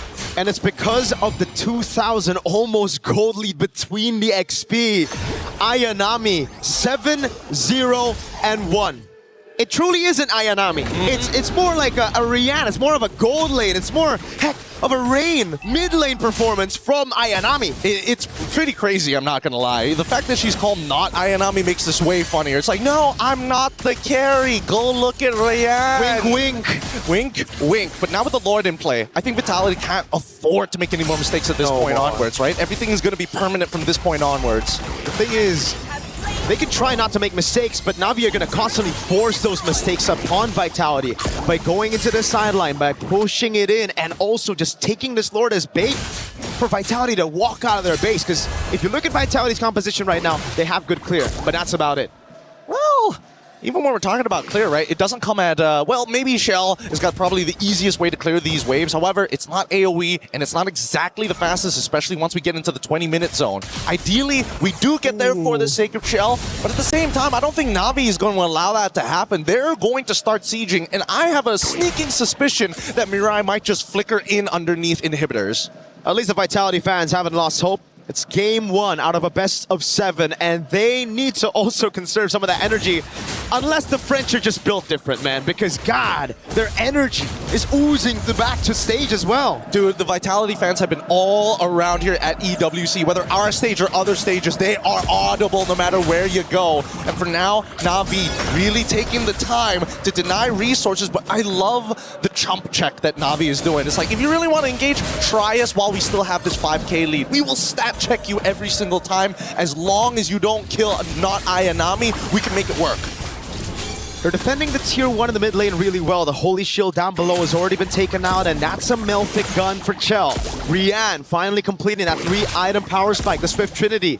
11 minutes in. It's all about the dive. Valkyrie descent coming down right now as Vivian's able to pop in Wrath of the Dragon, and the CC immunity is already used up with a throw in a ruin. Now Vival tries to cut them back. Mariah's going to be caught under turret. Cindy walks up as well, but Vival's going to get cut down by Nada Ayanami, and now it's Rain in the midst of it all, taking the damage from Cindy with the black shoes as Keiichi sticks onto her. It's too good, it's too good, and now, whoa, Keiichi underneath, but manages to still get out. Fumi just needed to wait half a second there, but honestly, this is exactly what we wanted. We saw Mirai go for that flicker, we saw Keiichi make the attempt, but they still have yet to break the mid-tier 1. They're too tanky. Mirai is just tanking these turrets like it's nothing. Vitality were able to keep their base turrets from getting taken out, but that was only just the first Lord, and they dealt that much damage. They didn't lose out on anything, no shutdowns given. This is just complete domination from Na'Vi in game 1. Right now, Na'Vi has Panzer tanks roaming around. You cannot cut through that armor just yet. The endless battle already complete on top of everything else. If not Ayanami, I don't know how they're going to deal with it. Even for Vival, who's trying to pin down not Ayanami, is dying midway through. And we can see why. Not Ayanami has picked up an endless battle as well. Rain already has a Divine Glaive. This is the reason why Viva on paper, crazy front lines that can take a beating and a half.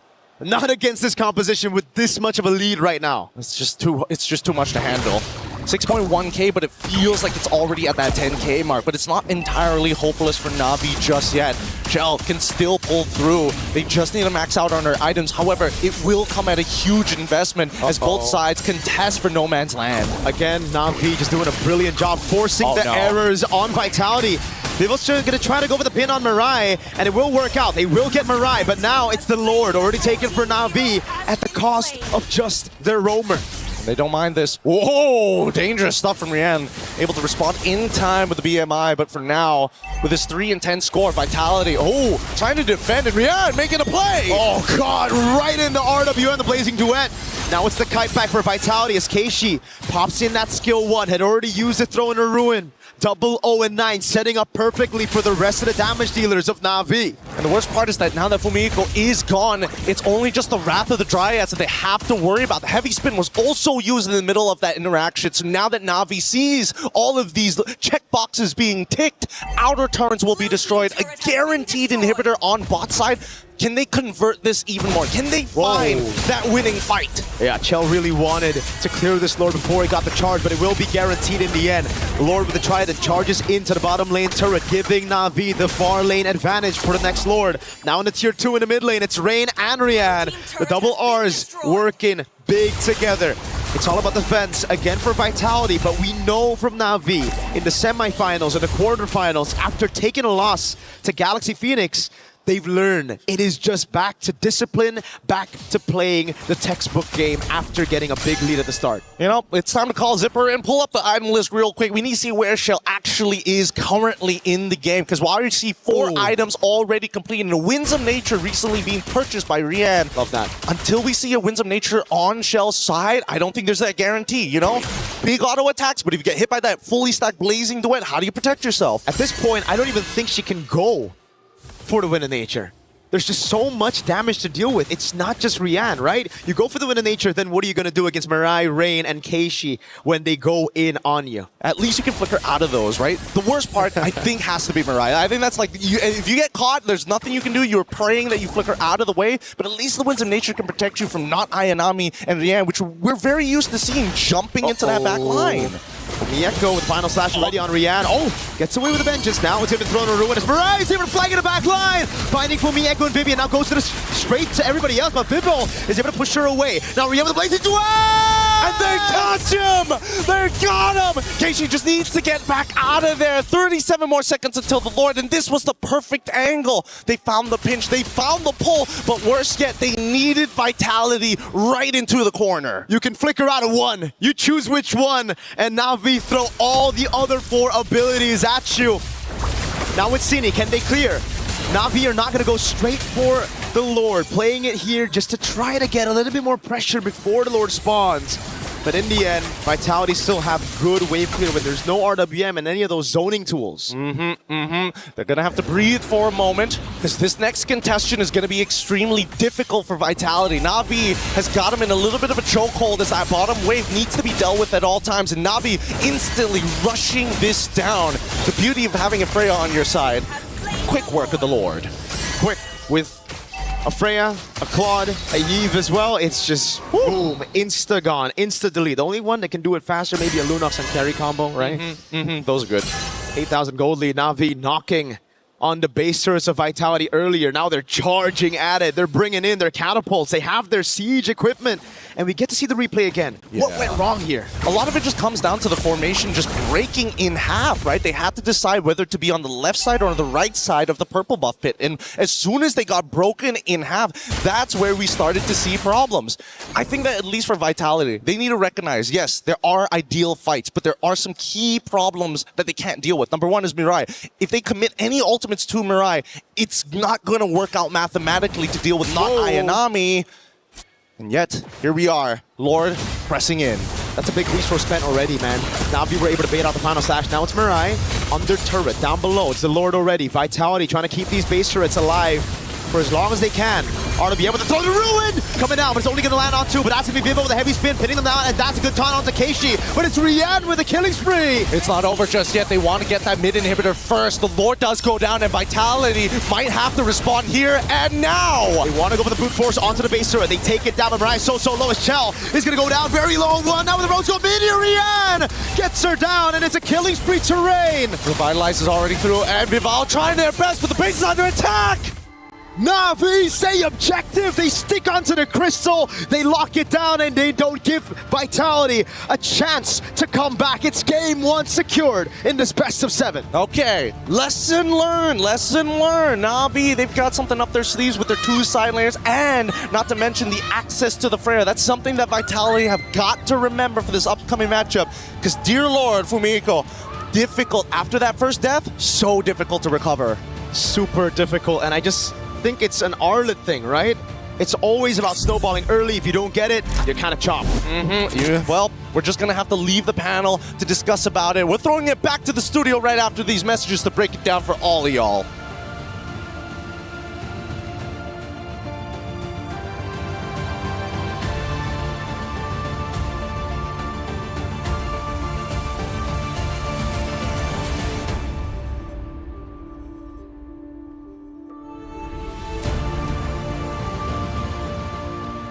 Was built to move. Not trapped at a desk in one singular posture for 12 hours a day. It's time your chair evolved. This is Secret Lab Titan Evo. Ergonomically engineered for you, gamers, hybrid workers, artists, backing your every move. Grand Finals is already off to an exciting start as Na'Vi get the job done, winning map 1 in our best of 7. Vitality forced to answer back. And this is reminiscent of, honestly, Vitality's run, not only in semifinals, but even before that, dropping map number 1 only to come back even stronger in the next. But can they? It's Grand Finals time and anything can happen. Hey, welcome back to our desk. Map number 1, Na'Vi. Was it you, Lavelle, that said, look, if it goes 1-0, it's over with, and Na'Vi's dominating 2-0? 2-0. Everyone calm down. Here's the thing. Calm down. I know. Let me just say, not Ayanami, you can't fool us anymore. You are Ayanami. You definitely are. Because let's talk about is winning the lane. All right, that's cool. But then winning the turtle fight, all right, that's cool too. But then you win everything 8-0-1. You didn't die the entire game. What's going on? Which is why in the drafts, when I saw the Freya last pick in for Na'Vi, I was like, this is a game changer. Yeah. This is going to change the course of the game, because if the Freya gets rolling early, you better bet that snowball is going to hurt. Well, for our commentators, the first blood was very exciting. We had a chance to see the reaction live. 50-50 against Keishi. Ayanami doing a good job zoning Fumi Echo away from this fight. That's going to be the RWM dropped down by Reynas. That's going to be Cine walking up with the glooms as well. Vivian and the rest of the team coming out as Keishi wins out the red tree battle, and now it's a big fight happening. It's looking good. The heavy spin's even better, and now they want to get to the back, but they've already fought first blood. Vivian! That's the first blood raid coming around. That's a slam 7 to pass out to Cine, who's going to get caught with no black shoes. Ayanami gets the double. Vivo's next in the chopping block, and it's a big triple for Ayanami. You can't say that they're not giving it their all, and rightly so. It's grand finals. They're going to be calling the action throughout this entire best of 7. We talk stamina for the players, stamina for the casters. I mean, like father-son combination, man. You just can't fight it. You can't. Just open. They got that bond, you know. It's a long story. We'll tell you one day. Okay, one day after this broadcast, hopefully. Yes. And, hey, check it out. We got some more moments, though, taking place in that map number 1. And we'll take a look at our first action of the game. And there's going to be a massive fight around one of these turrets. We're now 8 minutes in. At this point, after the initial reaction earlier on, this is what we were talking about, right? The insta snowball coming in from not Ayanami, and not to mention, because of that, she created so much space for the rest of her team, and unfortunately so, Team Vitality have been taking these team fights in the real world manipulation, and you can feel Rain just really pop off here, not Ayanami even going under turret as well, and we mentioned as well that Fumi Echo is a pivotal person in how these team fights usually go. So if Fumi Echo can't tank the damage, the initial brunt of that damage from the real world manipulation, from everyone else on the team, she doesn't have time to set up. And so the team fights just look so bad. If I can describe not Ayanami on that Freya with one word, well, 2 words, it's no mercy. Yeah. One word, it's relentless. Because here's the thing, it's one thing to be like, hey, I'm coming in, I'm going to kill you. But then she's like, all right, I'm backing up. I'm kidding, I'm going in again. She doesn't stop. It's the mind games. It is, and let's take a look at our second action of game number 1 and see how it ended up unfolding. I'm sure we're going to be towards the tail end, 17 minutes in, and the base, it's under attack. And again, this is what we're showing that Na'Vi, they're relentless. This is one of the safest places for Vitality. And then they just go in because they're like, you got 2 turrets, you still got your base, we don't care, we're going in. At this point, the damage coming in from Na'Vi is just a bit too much. See, they go back and you know what, never mind, going back in again. They don't stop. The moment you feel like you're gonna get some breathing room, they just say, nah, fam, we're kidding. We're going back in. And you can tell Rian is so comfortable as well on the Claude, because after all that opening coming in from not Ayanami, you would think that, okay, the initial brunt of the damage is done. She's the core, but then you completely forget about Rian on the Claude, and she just goes in ham. Wind of Nature, blazing duet into the back line, and Shell has nothing to offer in that situation. Tough break for sure. What is chat saying? Let's take a look at some of the comments after that map number 1. We got some spicy picks. That glue. Yeah, it's glue. No, I'm just kidding. No, honestly, there's nothing that you can do against that glue, bro. You don't have the right kind of damage to take that glue down. So how do you take a glue down? You kill him before he jumps on you. But that's so difficult without something like a carry, without a Vexana. With the Lilia, you can kind of do it, but you kind of want to kill the jungler Keishi, but then I don't know, man. That was a rough game 1, I gotta say. Well, what do we think about this? That Eve combo with Alice jungle is just too good. Wow. It's the boxes. It's the boxes. They're playing within the boxes. We saw it in multiple highlights that we saw earlier as well, right? Real world manipulation comes in, or the Thorn of Ruin comes in first, but then just the layering of both of those skills are enough for the front lines of Team Vitality to really suffer, because like we saw earlier on, they went Vival Akai. What is she supposed to do in that box? Emotional moments, obviously, from our players out there on the stage, and rightly so. I mean, there are so many emotions between these 2 rosters, Na'Vi and Vitality. They've got a long history, and as we take a look at some of them, obviously, the pride out there for Vitality is intense. However, Na'Vi ignores the noise.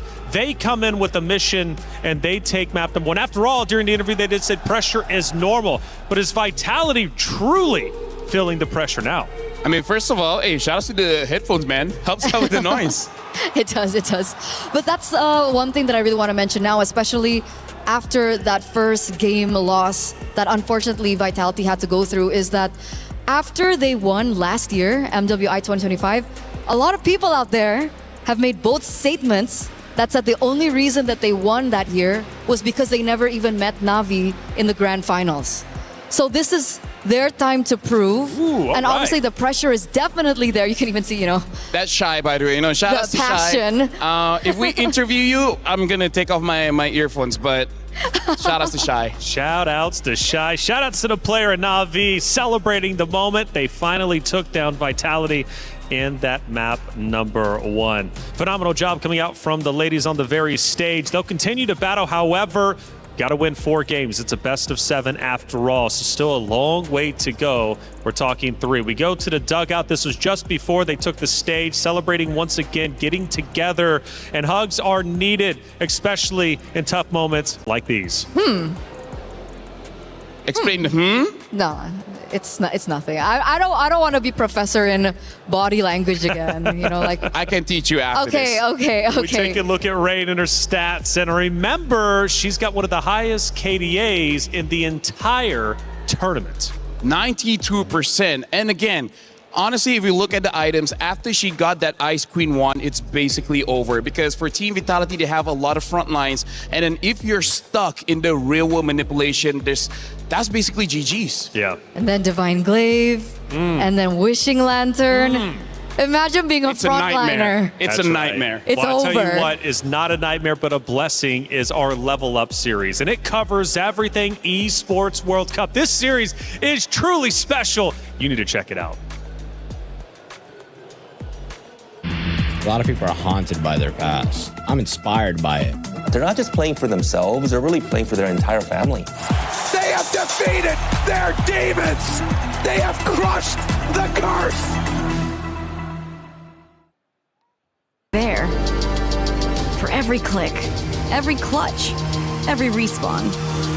We were there for the years of grind. And we're here. Now. The proud founding partner of EWC. Powering the biggest event in gaming. Shoulder to shoulder with the world's best. Making history. Greatness deserves a stage. Lenovo Legion. Reach your impossible.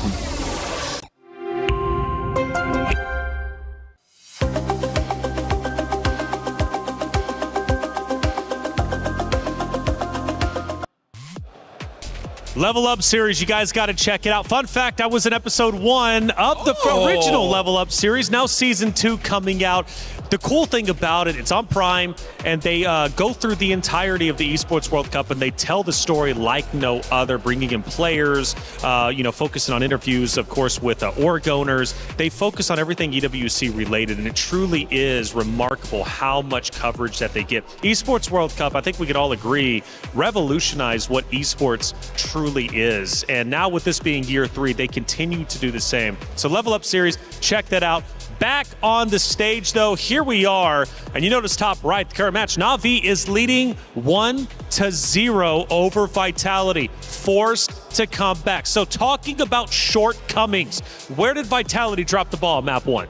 First of all, Taylor, you're cool too. I love you, man. You've been amazing all throughout MWI. I feel like I'm about to get roasted. Shouts out to you. No, honestly, let's talk about what Na'Vi did that Vitality is not comfortable with. Na'Vi brought fire against fire because Vitality is supposed to be the aggressors, right?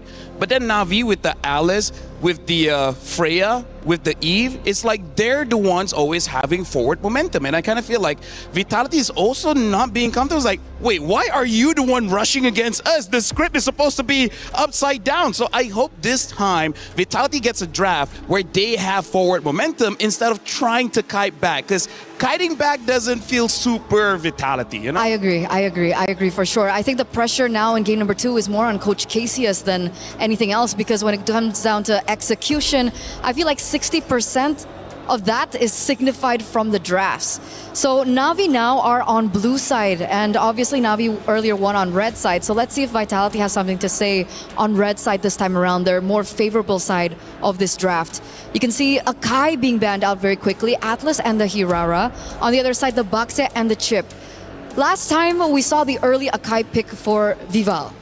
Can we expect an assassin this time around to help facilitate what you mentioned, which was the early aggressive tempo that we usually see from Team Vitality? Honestly, hopefully, because Akai as well as the Baxia is out right now. The tank junglers that are left is not really great. They are A tier at best. Something that I will keep track of is Vitality banning out this Chip.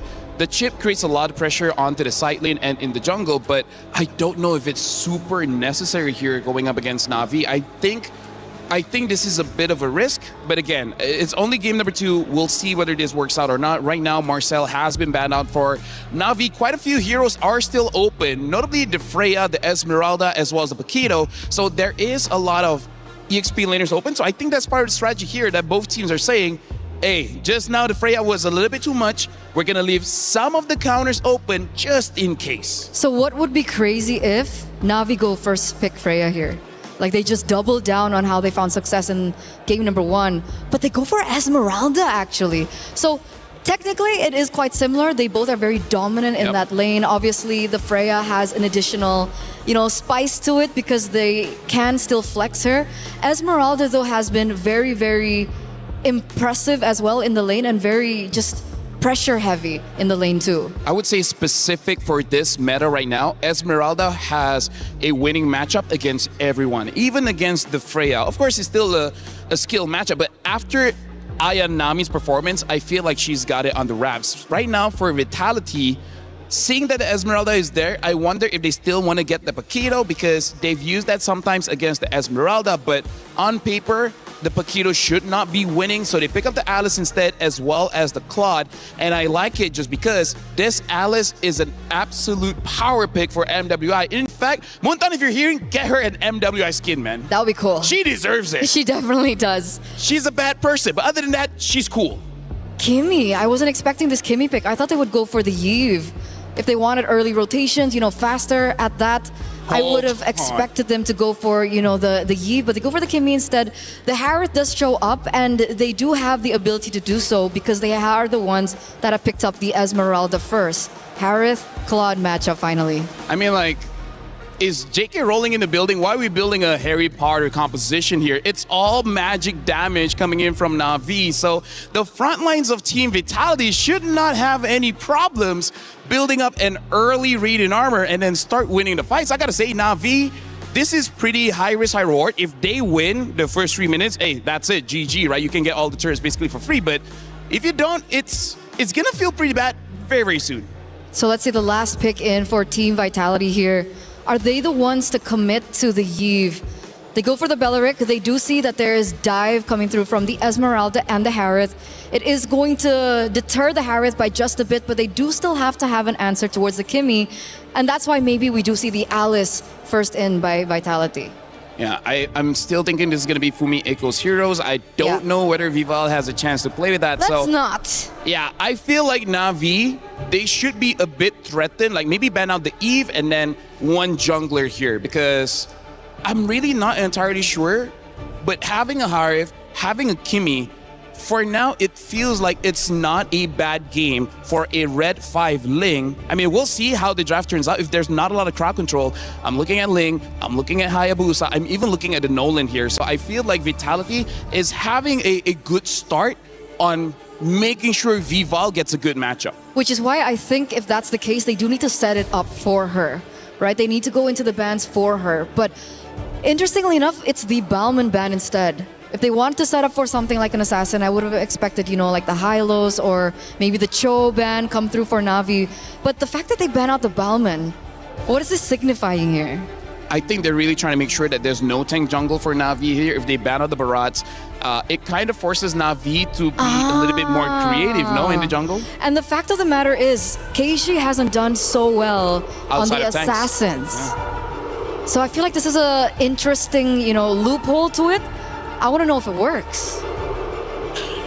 Yeah, honestly, with the Kimi as well as the Harib, it would be nice if you have a tank. They even banned the Fredrin, so they're kind of forcing, if you want something, it has to be a Barats. Matilda is still there, so they can go for Barats Matilda, but that's 5 magic damage. There's basically no physical outside of the Barat Stomp. So I don't know if they want to go that heavy onto the magic damage, because 2 defense items is kind of enough to shut your composition down. They're definitely putting them in the spot. Now, Na'Vi, if they want to nail them down by just a bit, I would expect maybe the Lilia being banned out alongside the Eve. If they want to have more control in the mid lane, that's definitely an angle that I would expect. Going back to the jungle pick for Keishi, is there room for a Kyoe signature pick? Is there a room for like an Aulus or even like an X-Borg? Or Do you want to see that, considering she hasn't tried it yet? hey, who knows? Maybe they've scrimmed with it. I mean, like, I Right? feel like a safe Suyo. No, Suyo's not safe. There's so much magic damage. Honestly, I have no idea. I think a Hayabusa might still be okay-ish. I really don't know what is going on, especially because Na'Vi has put so much egg in the magic basket here. So I feel like it's better just to pick up your mid. And then after the last 2 picks of Na'Vi, I would feel a bit more confident picking up whatever they're already planning in the jungle. Well, I mean, Ling's banned, so they're not allowed to pick that up here in this second They game. still pick up Nolan, no? They go early Nolan, so no surprise factor whatsoever for that jungle matchup. It's actually the mid lane that we're still waiting on. Do you think it could be like a Selena last pick in for Cine? I feel like they kind of have to, because even the Valentina won't be all that great unless whatever roamer or mid they pick up makes it super valuable. Yeah, I'm thinking it might be the Selena. It's very risky though. Going up against a Kimi, if they have a very good roamer like a Hylos, I gotta say it's gonna be very difficult for that Selena. So I don't know what about Vitality's draft for now. I'm very iffy about it. We're waiting, and it looks like the Actually, players iffy are by also both drafts. thinking about it. Wow. I did not expect a Hanzo pick here. I think the Hanzo's sitting at a 0% win rate. We saw it picked up once by Falcons ID. I don't know if you saw it on Stream B. Stream B has, so there's a total of 2 picks for the Hanzo for now. Both have not won. Okay. It will look okay in the first, I don't know, 6 minutes of the game, but then afterwards, you kill the Hanekage so fast that it loses its value. Right now for mid pick, I think this lineup is screaming, let's try to end latest by 14. And Vitality, they do go for that Selena. So right now the problem is, once Vitality loses that mid prio Eterna, looking like a 2-0 for Na'Vi. Let's see if it will be. Vitality, where you at? You gotta step it up. You're down 1-0 in the series. I know it's early, but you can fall behind in the blink of an eye before you know it. For Na'Vi, however, they're off to a stellar start, and they look poised and ready to potentially go up 2-0. However, it's up to them to decide. It's Na'Vi versus Vitality, the rematch of destiny here at the grand finals of MWI. Let's get map number 2 started with Mirko and Gideon. Everybody's been waiting for this match. Nobody would have expected the drafts to look like this, but if you're wanting to be the best, you gotta show that you can play at your best as we head on in to the land of Dawn. I want to see how this magic damage is going to be applied. Both sides have interesting ways of applying it, but Vitality, they need to accelerate. They need to close the game off with a snowball. I don't see any other way. And LaFell broke it down real nicely. Their scaling isn't as good, but at the same time, it's all magic from Na'Vi. I agree. I mean, they do have the Hanzo, right? So if they do make it to the late game, yes, scaling is on their side, but also they'll also have much more to play with, not just pure Harry Potter. Is that what he called it? Harry Potter draft. All right. Bargain Hunter on both mid and gold. Rain and Rian. Again, even though they're scaling, they want to try to make it a bit quicker, you know, trying to get those very pricey items quick. But you got to be very, very careful. Because you go for that, now you're losing a little bit of that combat stats, those combat stats that you would usually have. Yeah, especially in the laning phase as well, right? I feel like if any big mistakes do happen, naturally, I think that Na'Vi is going to either lean into it, and the same can be said about Vitality as well. They do have some early vision thanks to these Abyssal Traps, but at the same time, you never really know. Where is Cine going to come from? Where is she going to attack? And if Rain is going to specifically get hit by an Abyssal Arrow? Hey, Chell in the lane against Rian. Oh, she actually takes it. The BMI. Vivo's gonna walk up now, trying to go for the damage. Oh, the Purify out, the Fracture as well. Vivo's gonna get taken very low. No punish right now. It's just the Purify out. A bait on the battle spell. And now, secondary attack Cine looking for an angle on the opposite side. The Abyssal Arrow does not connect, but they're holding each other hostage here. And yet nobody wants to truly fully commit.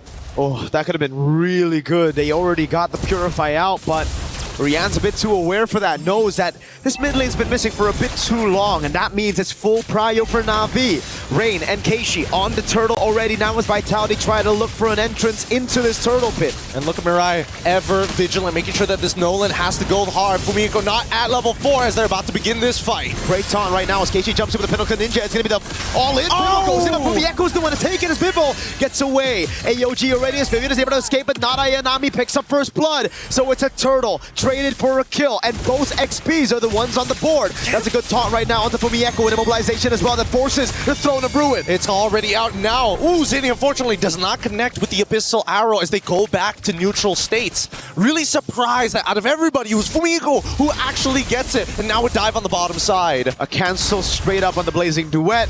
Not going to be a kill, Cine. Just a bit of poke onto Mirai, and we're back to level. But Na'Vi are in the lead for now. Look at Vivo. Spawns up, goes straight, booking it into enemy purple buff. That's Grand Theft Purple, Leo. Oh yeah, they've gotten it. They've gotten it successfully. They've got the stars for it. As not to mention, they go back to where they need to be. And I love this from the side of Vitality. They are making sure they are covering and not wasting too much time taking camps that they don't need to. They gotta be proactive because that's what their composition needs to do. So now it's back to the slow game. Keishi just trying to read out Cine. Has a good read on her. But remember, damage. Oh my god, Cine gets an Abyssal Arrow on Rain. Forces the flicker. And it's also an aggressive flicker from Cine. My god. Honestly, was pretty close. I think, you know, if that second half of the leap connected in a single auto attack, I think that should have been more than enough. But still, they still get it again. They've got the battle spells, and with that 100-second cooldown, they can look to maybe try and connect another arrow, ideally. But even for looking at the other people who actually needs that snowball, Vival in particular has yet to find that one kill to accelerate her in this game. Oh, good take by Rian there. Takes it away. And yeah, if it's not just the arrow, right? If you already have Flicker burnt out, now it's that dash skill of yours. Once you use that jetpack, it's Vivo's turn and Fumieko to hold you down for a Wrath of the Dryad combo. You got major AoE skills here with a Flicker. Yeah, let's keep an eye on this for now, as both sides are looking to go. Flicker is about to come back up for Vival as they proxy that bottom side and even force out the Salmon Force. Yeah, they just burst it straight out right now as Keishi jumps in onto Vival. That's going to be the AOG to follow it up, but Vival's going to be able to escape right now as Mirai is caught with no AOG and pops in her Revitalize Vivian. Same predicament. It's both the roamers just falling here. Vival picks up the kill, and on the other side, I believe it was Rian. This was an interesting sequence because both sides had two separate ideas. The arrow connects to Throne of Ruin. That's what we were talking about. The flicker as well. Not even like close to. Wait a second. Bottom lane. Chell's gonna go for the Blazing West straight up onto Rihanna. Vival's waiting in the bush right now. Rihanna actually reads it with the Synchro Fission. Crazy amounts of awareness now as Cine is able to bait out Keishi from that spot, but she has to get away now. The Falling Star move for the chase as Fumi got away earlier. Oh my goodness, when are we going to go back to neutral states? I don't think we're not even done. We'll never do that. We'll never go back to neutral. we're still in the scrimmage here. Keishi. They are still fighting each other. Whoa, Fumieko wants to stick on Keishi with no Pinnacle Ninja. Okay, very bold, but now proxying the wave knowing that Keishi is there. God. Hey, are they not doing anything about this? Okay, I mean, can't. Fumieko is just like, try me, fight me. Both of you at the same time if you have to, ideally. You know what? I think I agree with LaFell, man. I think the Alice needs not just the skin, but needs like one of those MSC Farsa skins. Or sorry, was it Atlas, the Atlas skin that you need to roll for? It has to be exclusive. It's got to be exclusive. Or maybe something even further. But that's only assuming that they win this entire tournament. Let's see, 30 seconds from now, Turtle is going to spawn, and I'm expecting Vitality, now that they've already, may even consider trying to go for a dive on towards bot side, but no. Purify is already up. Vivian still doesn't have her flicker up just yet. 22 more seconds. Rian just jumped in with a Chrono Dash. I believe Mirai spotted Vivo in the bush. Maybe not. It's an all-in with a Fracture as well, Rian. Good reactions, just chrono dashes out of it. No battle spell baited just yet, and it's a fracture down for, I believe, 20 seconds. Cool, calm, and collected. They understand, hey, maybe the first initial attack, I can't really dodge it, but that ult, I gotta make sure I'm not getting hit by all 3 of those points. Now, however, that mid lane, you can see immediately, quick punish on towards Cine, keep her out of here. But that's the thing, right? I would have expected Belleric to show up in the mid lane more, just to be able to say, you know what? Concussive Blast it, clear that wave, we get first move. And look at how slow both of them are playing. This is what happens when you have 2 assassins, right? It's all about that fade and switch, but Vitality, they have a Selena together with a Nolan, which means they can blitz this turtle. It's a Selena with a Seasoned Hunter, and that means 3 neutral objectives to Vitality, but only 2 to Vivo. Wait, it's actually only 1, because I believe Cine got the last one, and Fumi got the first. Yep, and now working towards that bottom side, Mirai, they see what's going on here. Rian, she's already defended herself, and I've got to give it to Na'Vi. Their defense has been impeccable. They've done their due diligence to keep Vitality in check. Yep, we're gonna all in onto Vivian. The traction pulse as well, but Vivian just walks out of it. All right, back to the neutral game. Now it's so much slower. Both XPs have already gone for a cut. Seems like setup for a big fight down below. And, I mean, all because of these scrimmages. Oh wait, the trap, the combo, it's good, but it's not going to kill just yet. I don't think she has enough items to go for the full one-shot, but it will force a recall, which is kind of good. This would mean that, as you can see, Vivian instantly already trying to man mark, looking for Keishi. Where are you? What's your status? And most importantly, where are you going to show up on the map? They got that map pressure. Vidval goes in. First passive strike, that's the second there. That doesn't land on Ayanami. Yeah, Ayanami is just going to be able to tank this up all day. No chance for them to burst her down. Maybe if she waited for that Melfic roar first, she would deal 10 more damage. Just a little bit more. I mean, let's pull up the item list to really see whether or not it would have been the difference maker. Because if there is a lot of armor, oh, actually, right? Honestly, that would have been it. That could have been it. But overall, it's still a dangerous game. Radiant armor already completed by Fumieko. Every single person who has Radiant armor, it's going to be way harder to deal with. That was crazy. Right there, an attempt. Vivian on it as well, trying to siege this tier 1 down as Fumieko tries to cut under tier 2. Rain, big pickup, Sky Piercer. We have to look at this fight. If it's an explosive fight where Rain can thrive and get a few of those kills in, that's going to be big coming into the 10th minute of the game. Well, talking about big, they're about to crack open mid-tier 1, which is so good. So good for Vitality. People not too worried about not Ayanami, they're waiting really just to be able to reposition. As the rest of the team looking bot side, they're trying to make this gang happen, and Cine in trouble. Zaman Force already, Cine with the flicker out to the Unbreakable of Mirai. Zaman Force already baited out, but it's for the flicker. Now it's Vitality waiting for Vival to get onto the purple buff first. Don't have a naturally pushing wave here, and I think Vitality recognizes this too. Purple buff just obtained by Vival. I don't know if this is the position they want to fight in yet, but at the same time, they can't afford Na'Vi to actually hold on to first position. Wave mid is shoved in though, and Vivian wants to take an aggressive route into this Lord Pit. They're going to try to get that advantage on the side lane as well. Yeah. Sending Fumieko to cut under tier 2 up top. This is beautiful. This is beautiful macro coming up from the side of Vitality. The only way you're going to get Na'Vi to forcefully move is if you start taking some prime positions. Yeah, sure, take the Lord, but if we're shoving out mid, what are you going to do? You can't afford to get flanked. And that's the Falling Star Moon, if I saw correctly. It was onto Cine. The rest of the team now coming at Ayanami. Wave up top is going to take the tier 1 down. So Vitality, take any structures, just the macro control as Na'Vi have to just group up. This is the nature of their composition. It's built to team fight, and it is not good at splitting up to deal with these split waves. Oh, it's looking really difficult. As soon as Keishi shows her face, I think that's when Vitality are going to start attempting the Lord. And then it's that consistent back and forth. And I think even for Rain, right, there's just no more camps to actually maintain those stacks overall to get the maximum range from her auto attacks. So at this point, Vitality have all the advantages and really maintains control and tempo over the game. And Fumi's just going to stay up top. No Zaman Force means that Fumieko can stay here a bit longer. Goes for the cut again, this time with a bit of backup though. So Rian, she decides to walk up. It's going to be very scary. Vidval, what a bush to hold right here. Trying to go for that cut. Not on the minions, though. On a Fumi. player, Rian. She's selling it. Might just fall into it. Throwing a room going to be used up, and now it's going to be the fracture as well. Zaman Force comes in, but Bimble pops her there. City going to fall as well. Keishi going to be very low. Echo with a flicker in onto Keishi. Now it's Chell the Blazing Duet. The Rather Dryad taunts Mirai, and now she's going to get double taunted, not able to get the AOG in time. They're dancing around now. Ayanami must peel and rain. Is telling them to stay back, demons. Go to the Lord where you belong, and Vitality is more than happy to oblige. Impeccable macro from Vitality. They play up top, they push it in, they bait out these resources slowly but surely, and they build upon those small wins. It's so good. And I love the fact that you don't even get to see this very often with some of the professional teams in the regular leagues. Vitality is so good at pushing and pulling, but also taking advantage of the space. You plant people when you take the space.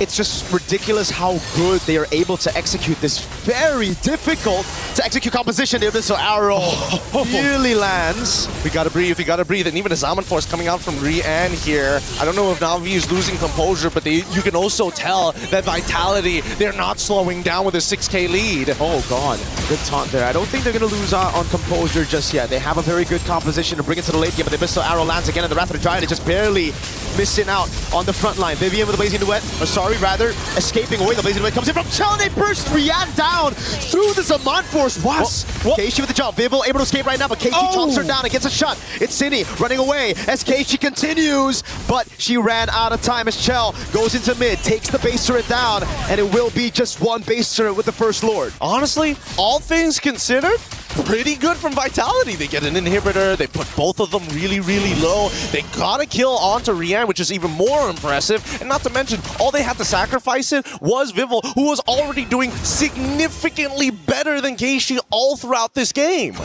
I know that Chell was ahead, but I didn't know it was by that much. I know Viva was ahead, but I didn't know it was by that much as well. It's a 2,000 gold lead for the jungle and gold, and that's why they were able to just pop Rian straight up on the Harith. Well, let's also not forget about the supports here. We got to show some love over to Vivian. She's been playing a really strong game. I mean, so far, the fact that she already has like a 1.5k lead against another support is good enough because the stats that are coming out of her, it's just, what do you do? Half the time, Vivian can just stand in your face and absorb that damage for free, and it feels like you're hurting yourself more than anything else. We still got a composition to play in the late game. Maybe going to be caught now. Off to the Wrath of the Dryad finds everybody, but there's no throw in a ruin. The Alice is in the bottom lane, and it is a punish from Na'Vi over on Vital Chell. Oh, damn. They got to be a little careful here. They can't just take the free shots coming in from Chell. That corrosive side will build up, and eventually you won't be able to escape from this Claude. At this point in time, at least 30 seconds left on the clock before the next Lord actually spawns. And I would say that from Navi's POV, they're a little bit off from getting those full items. Do they notice, though? Uh-oh, Cindy's gonna run. The arrow slows Keishi down enough, but look, yes, it's Vival. Maybe it's Vival gonna be caught. Now Mirai goes in with the conceal. Too many dashes for the Nolan with the purple buff. She gets away. It was a risky move. She was waiting for the real body of Keishi to come back there. Hey, let's not forget that even Na'Vi had a sneaking suspicion of, hey, we don't see where this Nolan is. Yeah. Now we need to make sure we cover our backs. Oh. Look at that burst. My goodness. It's all up to Keishi, though. Whoa. She hasn't entered the AOG as well. Vival's going to have to go for the steal right now. The 50-50 goes to Vival. Blazing Duet in the winner crown already as Mariah's already used the AOG, and now it's a throw in of Ruin, only locking down one. It's a blinking forward again as Vival tries to stop with the side. They're trying to chase them all the way through. Ayanami falling star move. Vival gets right past them, and we're finally done with the chase. One singular wall keeps them separated. Oh, the arrow lands on terrain. There's no one there right now, but Zaman Force has already been baited out as the Lord spawns in mid. And Keishi's back up. She's going to try to go for a little bit more poke.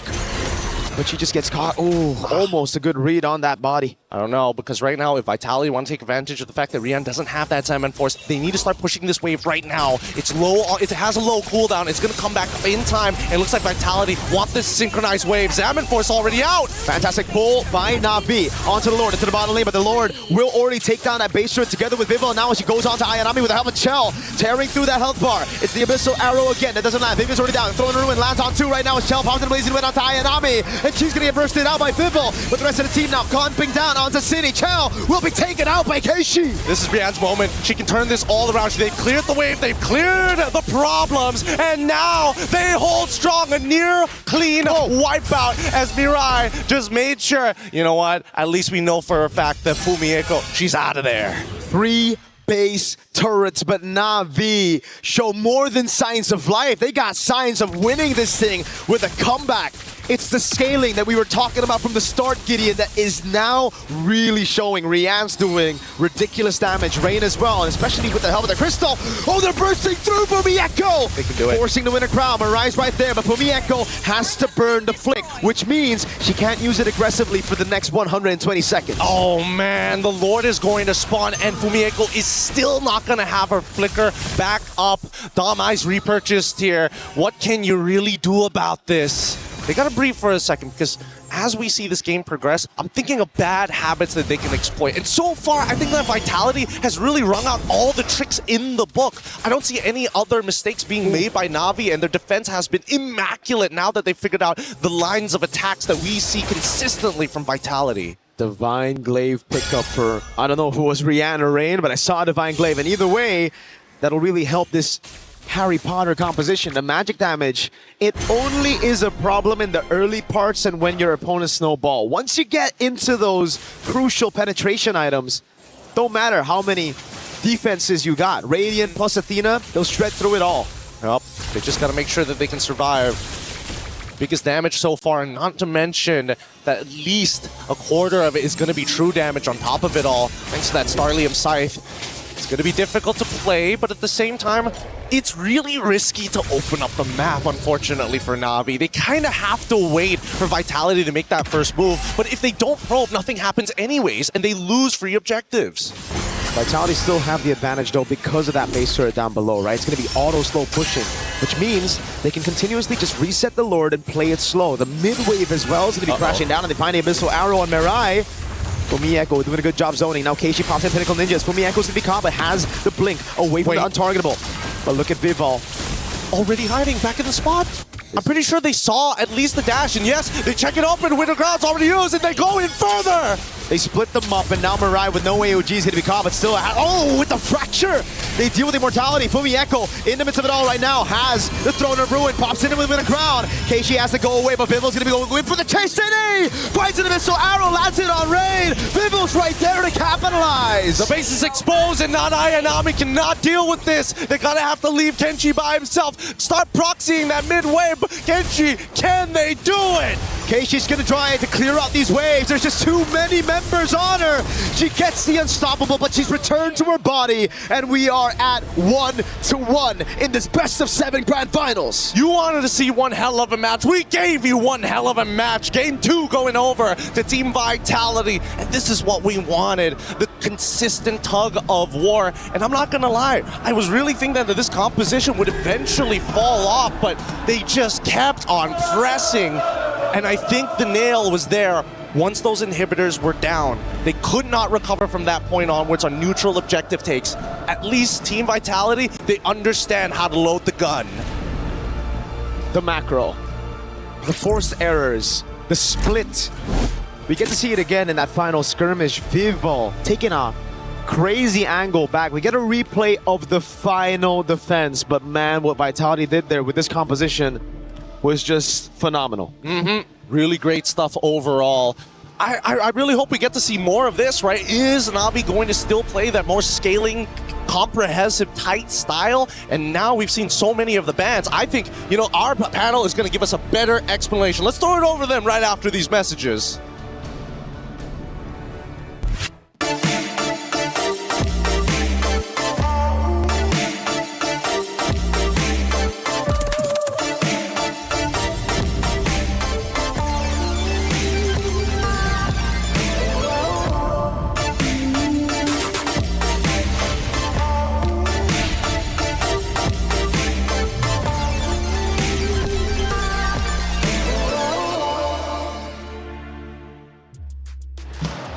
After a relatively long game, Vitality ties up the series 1-1. We've got a series in front of us, and it could, in fact, go the distance. It's a best-of-7. Do we get 7 maps? Let's find out together. Hey, welcome in. I'm Taylor Reflections Opal, joined by Eterna as well as LaFell. Good to see you guys once again.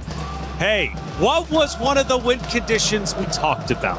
What put Vitality in home court for you, LaFell? It was Vival on Assassin. What does Vival do? Goes from tank to assassin. Hey, they get a win. Finally on the Nolan. You want to say something? No, all good. I want to hear you talk. You can talk right now if you want. I love your voice. Go ahead. Thank you.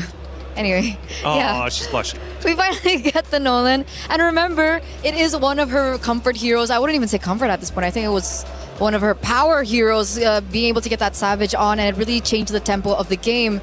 But of course, one of the main focuses was how they were able to facilitate the Nolan. And why LaFell was so adamant with the Harry Potter opening when he saw the first 3 picks from Na'Vi. Na'Vi. Hey, can they come back? That's the question. The casters have been pouring their heart into each and every moment. And there was one moment that took us all by surprise, including Na'Vi. It was Vival hiding in the bushes, and the casters give their reaction. And she's selling it. Might just fall into it. So in a room going to be used up, and now it's going to be the fracture as well. Zamon Force comes in, but Vival pops her there. City going to fall as well. Keishi going to be very low. Fumieko with a flicker in onto Keishi. Now it's Chum the Blazing Duet. The rather to Dryad taunts Mirai. And now she's going to get double taunted. Not able to get the AOG in time. They're dancing around now. Ayanami must peel and rain. Is telling them to stay back, demons. Go to the Lord where you belong. And Vitality is more than happy to oblige. Impeccable macro from Vitality. Vival must have been hiding in that bush, LaFell, for the longest time. I think it was at least probably 30, 45 seconds, but once the trap was sprung, she made the most of it. I mean, like, here's the thing. You got to wait for your opportunity, and Vival was able to do that. Part of the reason is because they were able to control the map so much that every bush is going to be very, very dangerous. By that time, she already had about 4 items, meaning that she can burst just about anyone, maybe except Mirai. So that also made it so that there's opportunity anywhere. She just had to wait. And then even if the initiation was kind of botched, the damage too much, she has so much dashes, there's nothing that Na'Vi could do to stop Vival. But around the 14-minute mark, there was a chance for Na'Vi to get back into the fight. We take a look at that moment, and Eterna, this was the moment I really thought, honestly, for a second, Na'Vi was going to be able to flip the script and maybe come back. There was a possibility, maybe, had they not allowed this to go so far into the later stages of the game, because you can see here they're trying their best to go for the defense, but it really was difficult. There was a really great opening, by the way, here by Fumieko, and I think, was this the moment where Vival kind of overstepped? Yeah, this is also one of those moments where, yes, they have a lot of magic resist, but Keishi is the one that's dealing physical damage. Yes. Made it so that her damage was not lowered at all. So part of the good and bad is that when you're over-investing in magic defense, your physical defense is going to be low, and Keishi took advantage of that. So what could have happened for Na'Vi in that situation? Let's say a perfect world, they protect their base. How could they have made that moment into a game-winning moment? Well, technically, it really depended on the item, right? Because we saw that there was no damage until we started seeing more Divine Glaives. And I think that was like one of the pivotal moments of how the damage really went through. Divine Glaive for Kimmy, I think, was a game changer in that respect. So I think as long as they were able to hold down their fort, wait for those Divine Glaives to come through, there was a possibility, because we start to see cracks in Team Vitality, especially when they went in for that particular engage. That was a big overstep by them. But the crack Na'Vi was waiting for was Vival, because I feel like they were waiting for Vival to come in, and then Mirai on that Gato Kacha taunt her so that they can catch her. But Vival has been so good on this Nolan, it made it impossible for Na'Vi to catch her, right? Basically, they did not have any answers for Vival on that Nolan, and that's part of the reason why we were so surprised. Game number 1, why did she go for that tank? You see how good she is with that assassin. Don't change the formula. It works. Keep doing that. I'm upset, Taylor. I'm sorry, man. I'm mad, and I want to I don't know why game 1 Vitality did something wrong, and then now game number 2, Na'Vi, why you... What? Ooh, now he perks. Interesting. You know, you got so many emotions, LaFell. I do. I'm still learning who you are, but it's fun because it's like a Pandora's box. Hey, I have 2 therapists. Rose is out there, and she's been covering everything, including the Wild fans out there who have been going nuts for this Grand Finals. Shira and Funi.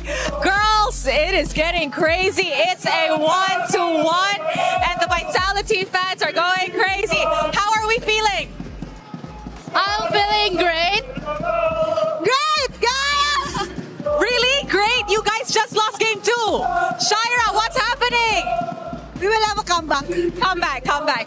Okay. For it. How do we feel about the atmosphere in the grand finals? The supporters here are crazy, guys. Finally.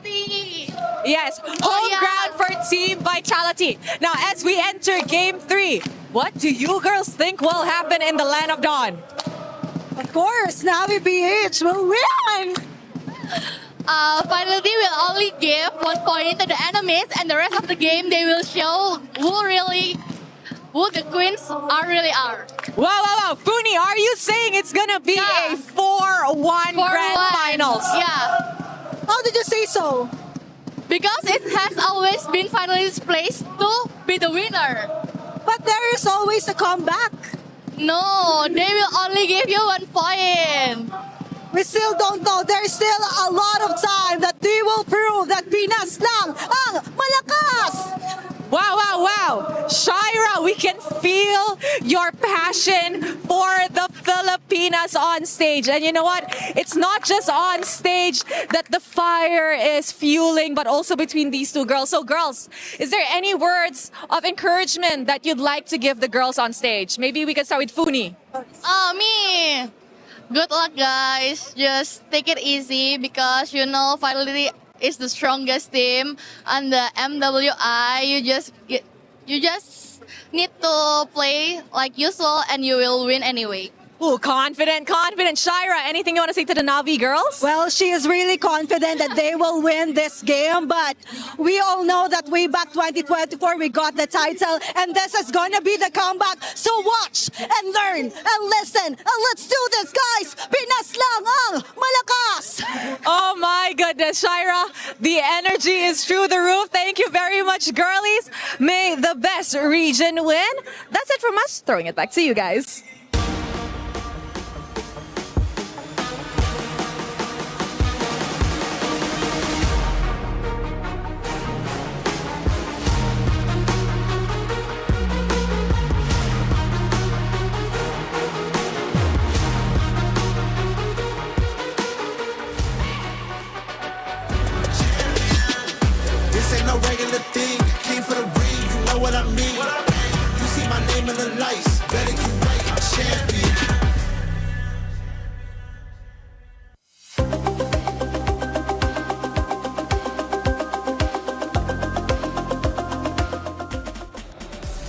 I'm loving the energy. I really am. We need more of those interviews, especially with those two, because you got both orgs representing Navi, Vitality. Rose, you got to get back with them, okay? We need an update a little bit later on. Hey, we also need a club championship update. Trav, what do we got? We're into the grand finals of MWI, and it's looking likely that Navi are going to go back-to-back at the Allianz Vault, but I've slipped away. I've made my way over to the Lenovo Legion Gauntlet, and Chris is here to update us on everything Dota. Yeah, club championship-wise, there's really not a great deal to touch on from what happened yesterday with Falcons, obviously, in that surprise loss going out in the quarterfinals. That was a real shock to a lot of people's systems, especially considering they could have picked up some valuable points to catch up to some of those squads. There was no other real contender for the club championship sitting in and around Dota. You've got BB team right now who are on stage. They could go, if they can go on to win, they can compete in it, but they're only within like 2 or 3 games, so they're not necessarily going to be over towards the top side. BB, though, are currently, slamming Vici Gaming, who did beat Falcons and upset them yesterday. So kind of showing Falcons may well have struggled even if they got through today, but those extra club championship points would have probably went a really long way. Yeah, well, it sounds like we're going to have a few shake-ups here and there when it comes to the club championship leaderboard at the end of this week, but we'll see how things progress. Back to you guys. Thank you, Trav and Taunt, for the update. Taunt sounds pretty good. Hey, he's been my good friend for about a decade, and I gotta say, man, he's a great talent. Thank you for the club championship update. We'll be keeping you up to date as much as we possibly can, including here with Navi and Vitality. Series score 1-1. Navi won game number 1, but Vitality answered back, and now the series becomes that much more serious. Now, as far as the series go, Vitality, they have been known, at least in our tournament over the past couple of days, to drop map number 1, but be flawless after. LaFell, is this one of those moments? Here's the thing. I gotta say, Taylor, they gotta stop building PCs with just graphic cards, man. They need everything else. The thing that I didn't like in game number 2 coming in from Na'Vi is that they're just drafting the same thing over and over again, meaning like magic damage and then magic damage and then magic damage and then just one physical damage. There's no balance, right? Thanos himself said balance is needed all across the globe, and Na'Vi didn't listen, and that's why they lost. So this time, you know, balance.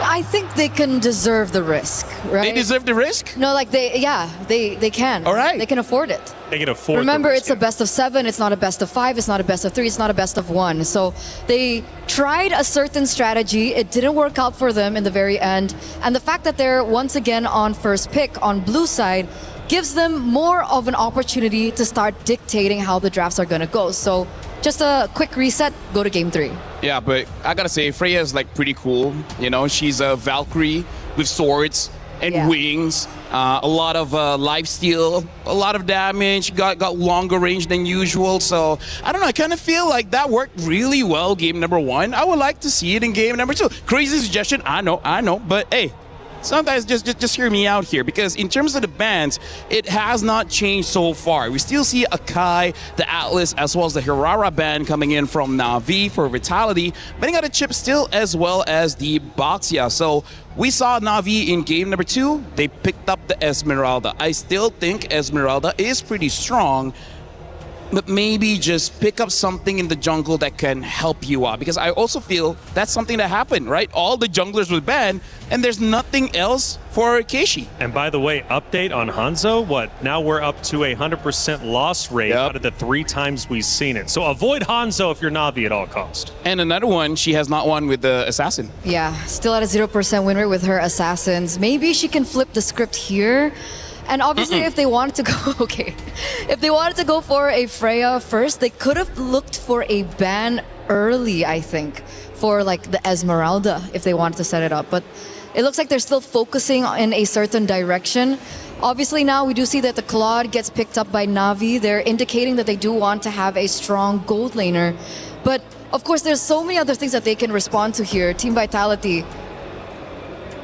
I like his reaction when he saw the Claude. He's like, first picking the Claude. I did not see that one coming. So now, for Vitality, after seeing the Claude, there's still quite a lot of marksmen still open, notably the carry. And knowing that Na'Vi might eventually pick up a tank in the jungle. Let's see here. Akai as well as Boxia is not there anymore. I'm not so sure what they're going to go for. In fact, maybe the Guinevere might also be a pickup that they could consider if they want to go pick off anyone from Team Vitality. Right now, the Freya is open. I don't know whether they want to pick it or not. They pick up the carry first just to make sure that they have a lot of space to flex the other roles, but they pick up the Eve. I'm liking the opening of Vitality, even though the Claude can counter the Eve. You cross that bridge when you get there, you know? I was just about to say, it's, I think, an act or a statement of confidence. By the way, this POV is pretty cool. Yeah, Coach Cam, right? Super unique. And he's going back and forth. What are we doing? What's the game plan? Coach's perspective, you get a little bit of it. And like I said, I've really never seen this in an esports production. Yeah, it's brand new. I wish we could see their notes. Well, I guess they're not the type of people to bring notes. But if there were notes, that would be kind of interesting. I'd love to see what they have on their notes. But back to this, carry Valentina very early here, as well as the Bellaric. So they already have a strong laner there with the Claude, and obviously they do want to have some more to play with, especially if they want to go strong side Claude. Obviously it's really difficult because you are up against the carry, but the Valentina will be able to utilize her creativity. I think the clear is still lacking as compared to the Eve. And the Bellaric, what do you think about the clear from Bellaric? Honestly, right now, I feel like at least there's balance. You got crowd control coming in from the Bellaric. You have utility bursts as well as some crowd control coming in from the Valentina, and the Claude is just a strong pick and probably a deny just to make sure that Shell doesn't get it. I agree with you. I think that's going to be a big problem right now. They don't have a lot of clear. And if they're going to go for a tank jungler, I think the clear there is not going to be good. So we really got to see what does Na'Vi get for not Ayanami. I'm thinking sometimes in this kind of situation, they will default to something like a Benedetta, which I think might be able to work, but only when we see the roamer. Benedetta for? Not Ayanami. Okay. Yeah, so for now, looks like the Paquito has been locked by Vitality. So mid, gold, as well as EXP has been showed by Vitality. So not a lot of flex anymore for their lineup. Pretty honest, but I think it's still very, very strong. For Na'Vi, their options are still open, which is good and bad, because the bad, they don't really have an identity just yet. I'd love to say, going back to your point about the Benedetta, that it shows for Na'Vi. But against the Paquito, I don't think it's the best of ideas. I think now, with the Paquito shown so early, they go for a Freya ban, which is exactly what they do. And perhaps they want to eliminate the Esmeralda here. Because if they want the Paquito to be strong side for Fumi Echo, which we have seen them set up for, this hero really needs a little bit of help with the drafts. Well, if they want to default to something like an Alice, they still can, but that does mean there's a high likelihood that Keishi will be using some damage dealer inside of the jungle. The good thing is, looking at both draft here, I feel like a Ling is definitely possible for either side of the drafts here, so, you know, it could be something that they want to consider. Okay. Ling, an option on the table for both teams. Guinevere eliminated, so you mentioned the Guinevere earlier on. The Guinevere does get sniped out here for Na'Vi. BTR though, I really do think, there you go, Esmeralda being banned out. Na'Vi, so Alice? Is Alice what we're thinking about for the EXP laner? Do they go Arlott here? Part of the reason why I'm thinking of the Alice because we're playing Expanding Rivers. Expanding Rivers, just make it say that there's going to be a lot of fight around the turtle. So whoever has more AoE, CC, as well as damage, they're going to be looking pretty good in this lineup, which, by the way, Vitality with that Eve, Percy for me, automatically wins the first two turtles. Having the Paquito really helps out because you're able to deal a lot of damage onto the jungler, making it non-contest. So that's part of the reason why I'm liking Vitality's draft. In Expanding Rivers, when you have a draft like this, gives you good control over the first two turtles, and that's going to help you quite a lot to set your tempo all throughout the game. And that's why it's already nerve-wracking for Na'Vi at this stage. Because we don't even know what the Mother of Tanks is going to utilize. And Na'Vi, they smell this. They understand this. I think Gwyn, other than, of course, being a ban against Vival, which technically we haven't seen Vival on the Gwyn. Oh, wait, we have once, but only once on the Gwyn. I think it's more so as well respecting that potential. If they already have a strong Yve in the mid lane, if they have another roamer that is also very strong, what is the winning condition for Na'Vi? I kind of feel like that Gwyn ban also signifies that they really don't want to use Purify. They prefer to go for a Flicker here.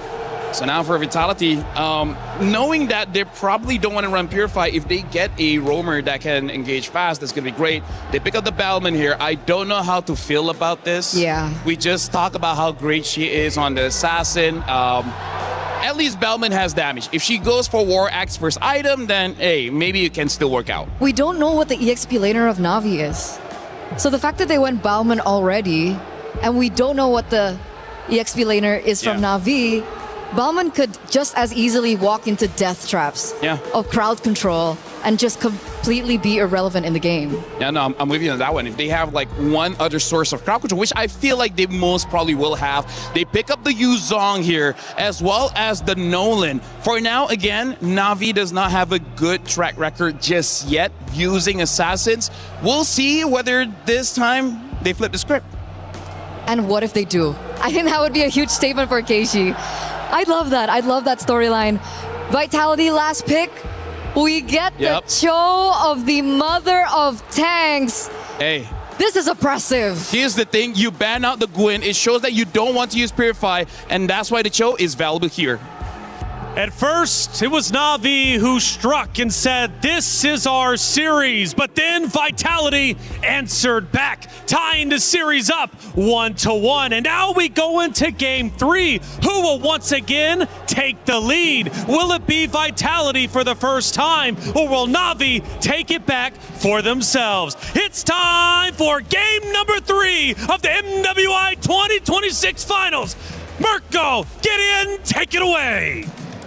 Thanks, Reflections. We're already here to cover game number 3, and we're already excited to see how this is going to start playing out, because when you look at compositions of this caliber, the question is who can perform better in lane? Mid trios, so important this time around, but with a Balmond, there's just so much more you can do. How long you could stay on the map, so much sustain. We gotta figure it out, man. It's not just the sustain, it's also the classic Leo. Shove it! The ultimate lethal counter. You go for that insta-retry on the neutral objective. So Na'Vi, the advantage that they were coming in to game number 1 with, the fact that they have CC immunity and a 50-50 clean, they won't have it here. Plus, obviously, that mid-prio. And then we also have to talk about the physical defense shred that has been moved from first skill to second skill. So Chell and Vivian, with technically Vivian also has a physical shred. So this is just going to be Fumi Echo wreaking havoc, especially because she went lethal ignition. Yep, it's just a lot of damage. However, they have to coordinate it well. They got to mark their targets as soon as they can. And not to mention the fact that they already have lethal ignition just goes to show, hey, I don't mind just touching you for a little bit, but you will get bursted down. And speaking of bursting down, Shell already doing a very good job getting a lead in the lane. Yeah, not the best of lanes there in terms of matchups with the Claude against the carry. That's why they were so comfortable picking up the carry with the Yve, knowing full well that if you want to try to counter the Yve, you're going to have to go Claude, but that means the lane will be given over to Vitality as Fumi Echo tries to bait not Ayanami in. Vivian with a walk-up as well. Concussive Blast onto Ayanami, putting a lot of damage on her, but Fumi Echo's going to get caught. Mirai, great backup, Vivian. Escaping with the Shunpu, and it's Na'Vi who strike first. Beautifully played, and this is right after Ayanami actively took a trade against Fumi Echo. So again, just trying to drag out and wait for those cooldowns to come back. Rian, unfortunately, taking so much damage. All of this just to try and get somewhere close to the wave. And that's a big one for not Ayanami. Now Na'Vi have proper setup to actually stun Vival down for the first neutral objective as Keishi starts it, and the Dragon is up. Black Dragon Front gonna be used up straight up into trying to zone Vival out of this turtle pit. Vival's trying to escape right now, but he's gonna be caught by the damage again. Lethal counter in the rectory. Vival still gets it despite it all, and the jungle falls as well. Now it's Mirai caught under the RWM as Vivian walks up, but now she's caught in the RWM. Immobilized in that zone. Fumi Echo with Cine, dropping down bombs. Again. Oh, up top. Whoa, Rian ends up dying for it. A solo kill for Chell. Sokolil. Vitality strike, and in one fell swoop, despite the small wins from Na'Vi in the laning phase, they couldn't convert onto the big objective. But do you hear that? Do you hear the Vitality fans? They're really taking this momentum from that game number 2 and bringing that same energy here in game number 3. And it's only more proactive that we are seeing Vitality move across this map. Because once again, Vivian double checking whether or not the purple buff is open to give information to Fumi Echo. Hey, if Keishi doesn't see you, you can go for that big one-shot we were talking about. You have so much damage in the early game. And that's why you have to respect the Balmond. They were doing all they can to respect it, to be fair. But once she got into the vicinity of the turtle, lethal counter retry is guaranteed. There is no way for a Nolan to out retry that unless it's just miscalculated by Vival. Yep, it's unlosable in a lot of scenarios, like the old Suyo, but still relevant as Ayanami taking this full fire. Fumi Echo tries, Black Dragon form getting called here. Vival has the lethal counter. If she drops down just a bit, oh my god, she might be taken out from the skies. Gets away just in time, but she stays. No. Ayanami with a Petrified Furious Dive. They're gonna go in on top of Echo. The way the Dragon comes around with a lethal counter. Shove it. Vival picks up the kill up top. It's Cine. Caught in the 1v3. Can she escape? She flickers out to safety past the RWM. Oh man, that was a game of Dance Dance Revolution for sure.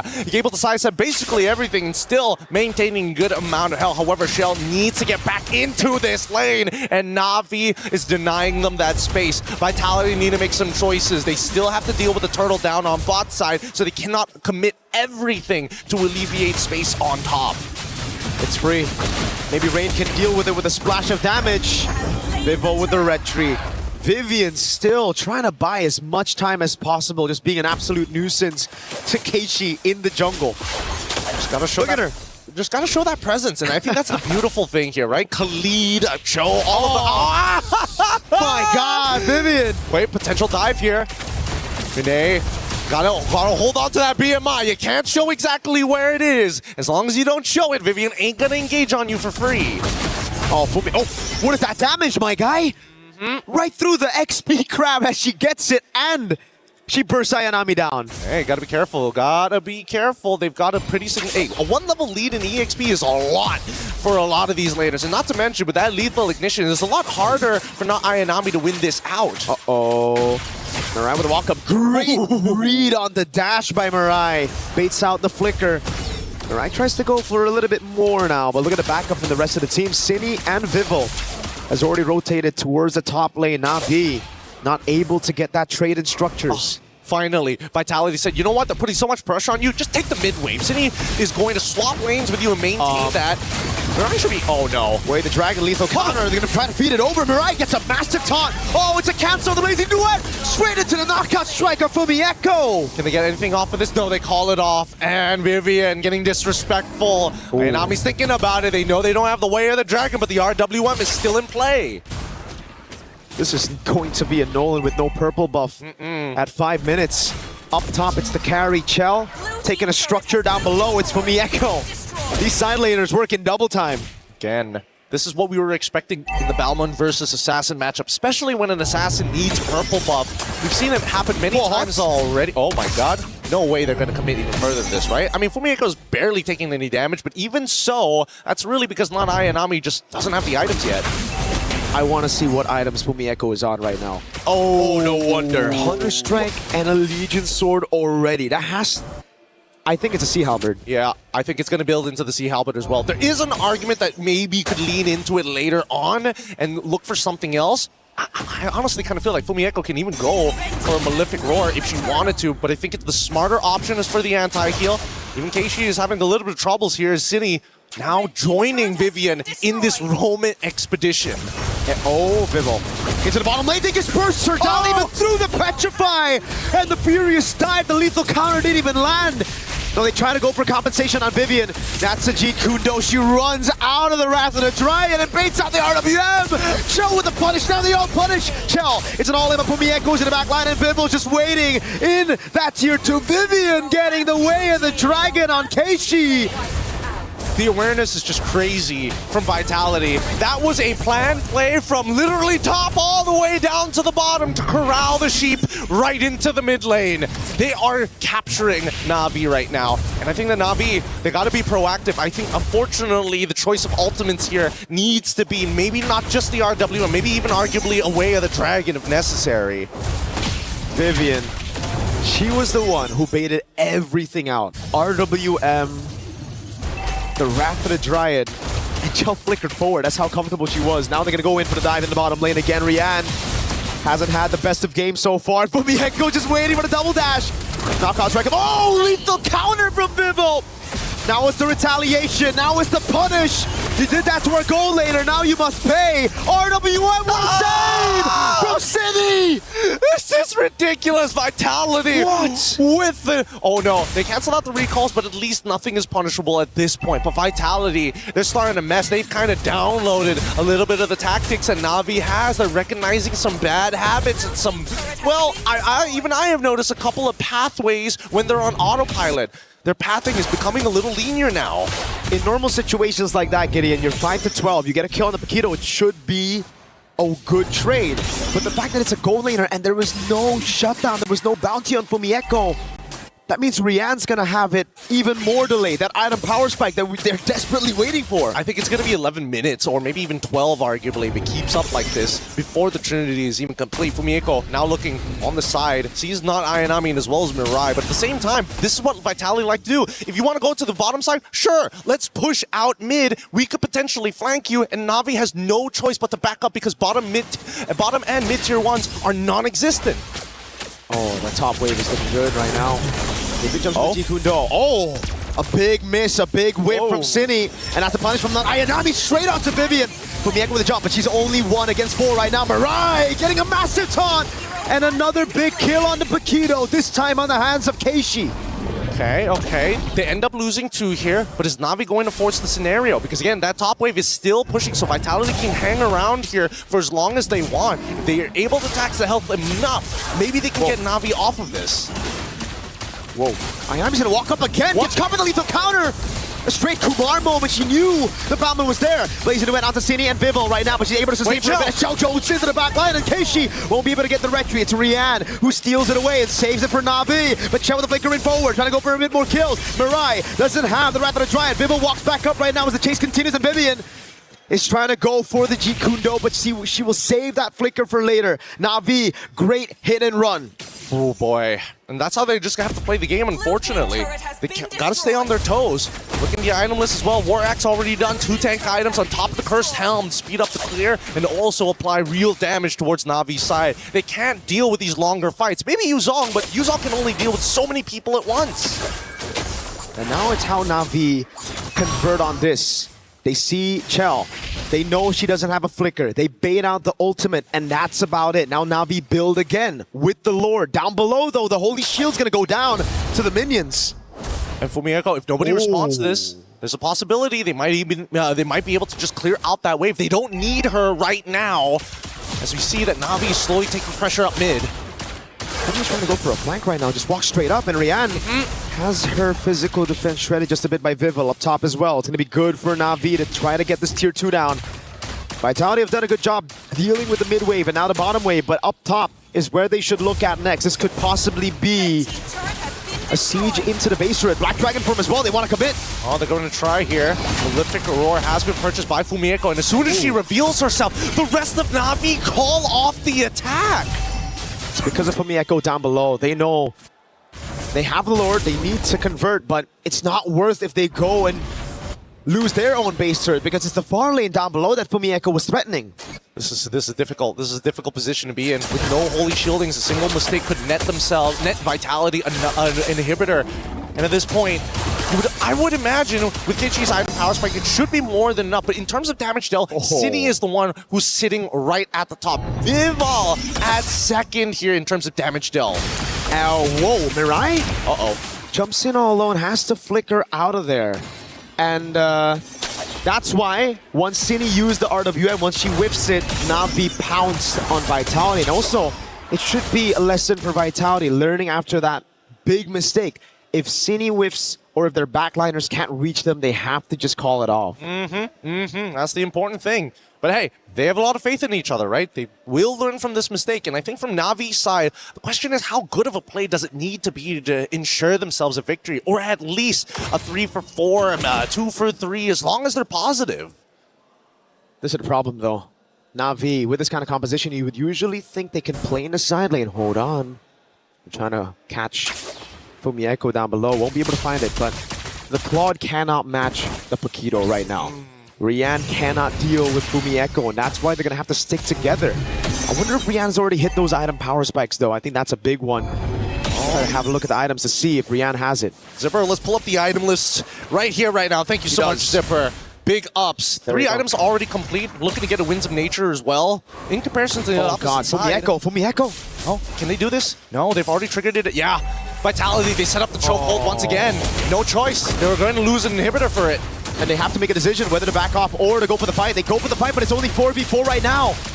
Bounty in at the bottom lane. They're going to go for the commitment right now as Vivian jumps in. The Wrath of the Dryad is able to connect the back line, but Vivian's going to go for the chase on Keishi. Finds the way of the dragon. They got the kick. Lethal counter takes it. They got the Lord of Chell. Deals Ayanami.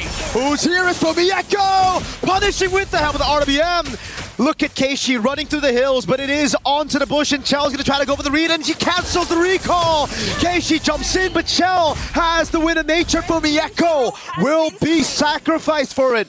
At least they got the RWM out of Rain, and at this point with the Lord coming in, as long as Cini maintains her distance, Rain will not be able to steal back a real war manipulation from her. Chell, finally, full item build. The Malefic Gun, we've been waiting for so long for it. With the Malefic Gun, she'll be able to maintain her distance against the majority of the heroes, as Vitality could be looking for the end, but Mirai's coming back up. I think the safe place to go for the guaranteed base turrets right now. Wave bot will guarantee the base turret bot. There's no wave up top. Na'Vi have done a good job. Now it's up to Vitality to try to play with this Lord. Keishi's up in 1. No chance. They're going to back away. They're going to breathe. They're going to say, you know what? There's just too much risk. Not enough reward. We want to close out this game, but we want to guarantee. And we've seen Vitality do this. They like ending their games closer to the 17th minute if necessary, because mistakes are costly at this stage of the tournament. And that's why Rain is crucial in these skirmishes. For the Lord, if they wanted to go for the gamble on the Lord, they need some more CC, some peel. Not for their backliner, for Keishi on the red tree. Because the team did such a good job. Mirai already got the Wrath of the Dryad, not Ayanami as well, sticking onto Vival, but Vivian was doing the same on Keishi. But that's the thing, I really think it should be not Ayanami going to deal with these waves rather than Rain in these scenarios, because at least you have the Black Dragon form to kind of just run through. But Na'Vi understand, hey, the Black Dragon form is going to force Vitality to back away, or maybe that's what it's supposed to do, but with the guarantees on this Balmon, like the collateral is so little, there's so little risk. It's a difficult scenario to be in. Very difficult. I'm literally trying to figure out a way for them to catch like something off. Like, unless Mirai can flicker in with a Rapid or Dryades to catch Chell alongside Fumi. But the problem is Vitality purposefully make sure that they are split apart. And with no War Axe, there's no reason for Fumieko to ever peel for Shell. Just play to kill. There's too much they have in their arsenal right now, especially with the 5,000 gold lead. And the Lord is spawning up top again, so that wave in the bottom lane, it will already be a threat just having a Paquito on the other side. Now that it's a base turret taken out, that's free push onto bot. Fumieko could just wait in bush, and it will already be a mind game for Na'Vi. They're constantly going to be thinking, is the Paquito gonna punish us bot if we move towards Lord? Or is the Paquito sticking and using that? I mean, they got to start doing their protocols right now. It takes about roughly 12 to 13 seconds to get right from your spawn point all the way down to the end of the lane. So they need to start clearing out these bushes down bot side around that timer just to make sure that Fumieko moves away. And once she's done, then slowly start clearing up to the Lord side. Because of the expanding rivers as well, it just gives Fumieko so much to play with.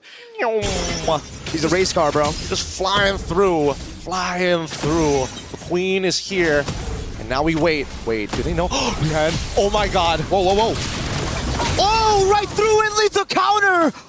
No way, she tried to be at my forward to go for the poke on City as she overextended, but it was just a bait. Now it's a free Lord. And with Rian down, I believe Vitality are just gonna go for the straight push. Lord's gonna be up in 4 seconds. That has got to hurt. That's got to hurt. It's not just hurt, it's a tilter, Gideon. I mean, yes, it is a tilter, but at the same time, what can you really do? Oh! Vivian. Another attempt here. Rapid Dryad, though, locks him down. The RWM is melting Mirai. Thank God for that flicker, because the lethal counter would have found another victim. It's not over just yet here. No big ultimate from Cine at least. Can Rain steal it? And yes, they got the RWM back. But she's getting poked down now. It's giving the RWM to lock Cine down. Has the flicker out. Not Ayanami with the Petrify Fierce side, but it's her that gets deleted by Chell. Last baser up top gonna be taken down as Mirai tries to move up forward for Rian to clear. They're not willing to die for this. They're not willing to die for this base just yet. There's enough minions, and honestly, they could have forced it down, but Keishi finally in a position where actually she does some real damage. Rian as well. She's scaled up to the max items, and if the Art of Thievery is maxed out with the Golden Staff, I don't think Vitality can hold it out, especially without some Winds of Natures around, which they use very early on in that fight. I'm just scratching my head right now, trying to think of a way for Na'Vi to come back against Vitality, who've scaled up. Because even if we talk about scaling, this is a carry and a Yve. Exactly. And I think the worst part about it is that the fact that they have guarantees on this Lord, I think they need to kill Vival at some point. The question is what timer is good. I would say around 30 seconds is pretty good, arguably even 20, but Vival just refuses to die and is always so close to her team. The only time she died was when she brute forced Turtle 1, and even then she died with the Turtle after securing a big objective for the team. Rian has the Wind Talker, right? No more boots. She's bootless. She is full damage with a Wind of Nature, but she still gotta respect that lethal counter, man. That big bonk. Na'Vi, at this point, is just waiting for Vitality to make the mistake.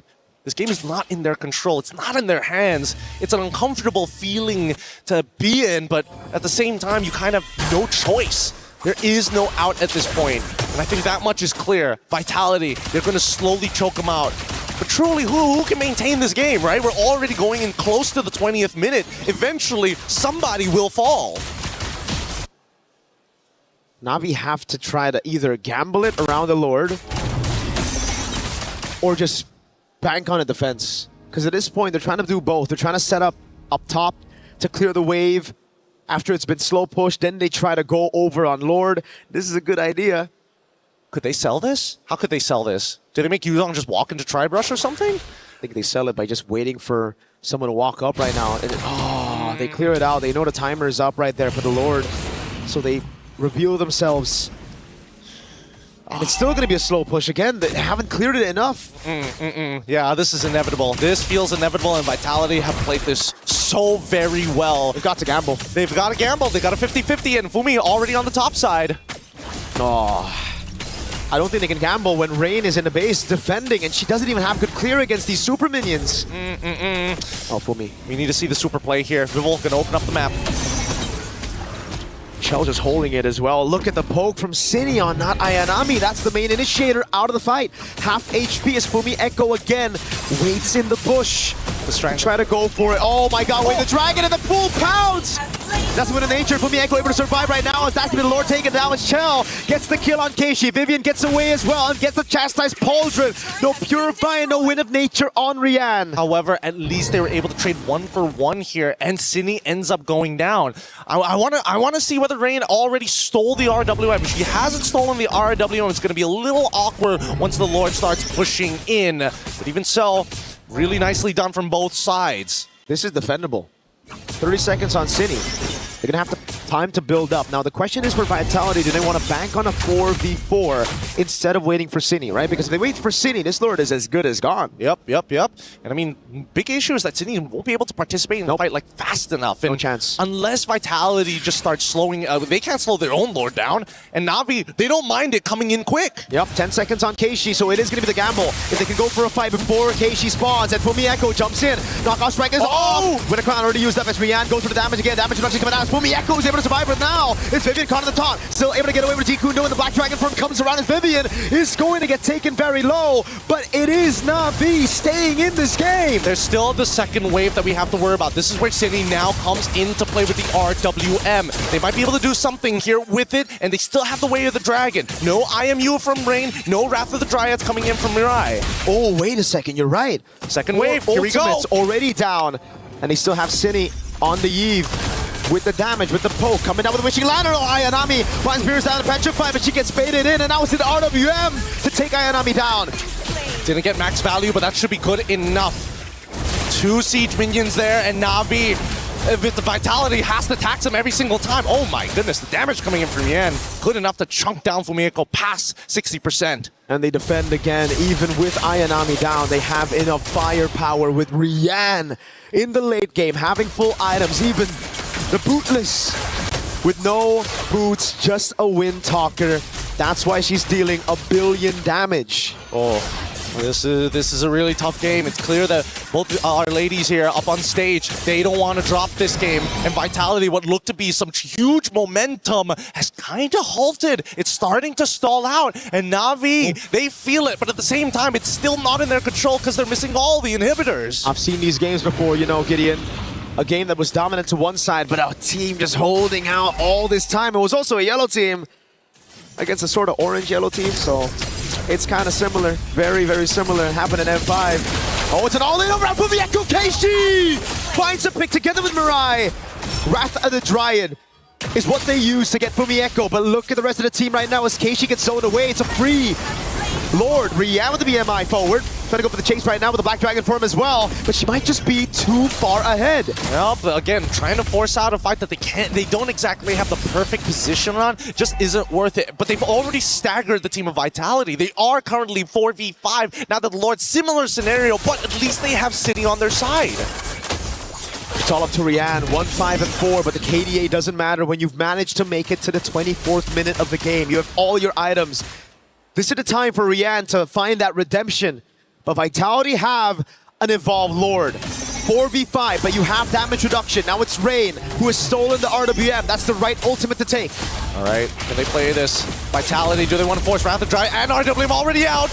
City just took it like a champ right there with the help of the damage reduction from the Evolved Lord. Now as the RBM comes down as well. It's good! It's Vivian who loses immortality. Mirai's right there. Rian gets bursted down. Chell pops it. Oh, Rain! With a shutdown and the flicker. It's 1-4-1. Both gold laners gonna fall. City trying to run away right now. Has the flicker. Gets away in time as Ayanami goes for the dive and Keishi lands the fracture. But City gets the slow on Keishi. Now it's Vivian with the walk up again. It's Vivo with the lethal counter and it doesn't land too much. Onto the members. It's Vivo trying to clear. Fumi is already here, and now they have an opportunity, but they don't have a wave to actually work with just yet. They could try and collaborate with the rest of the wave to clear and try it one more time, but it's just too late. And Vitality, despite everything they've thrown at Na'Vi, this impeccable wall holds with no inhibitor as they chase them down the map. What a defense. Oh my god.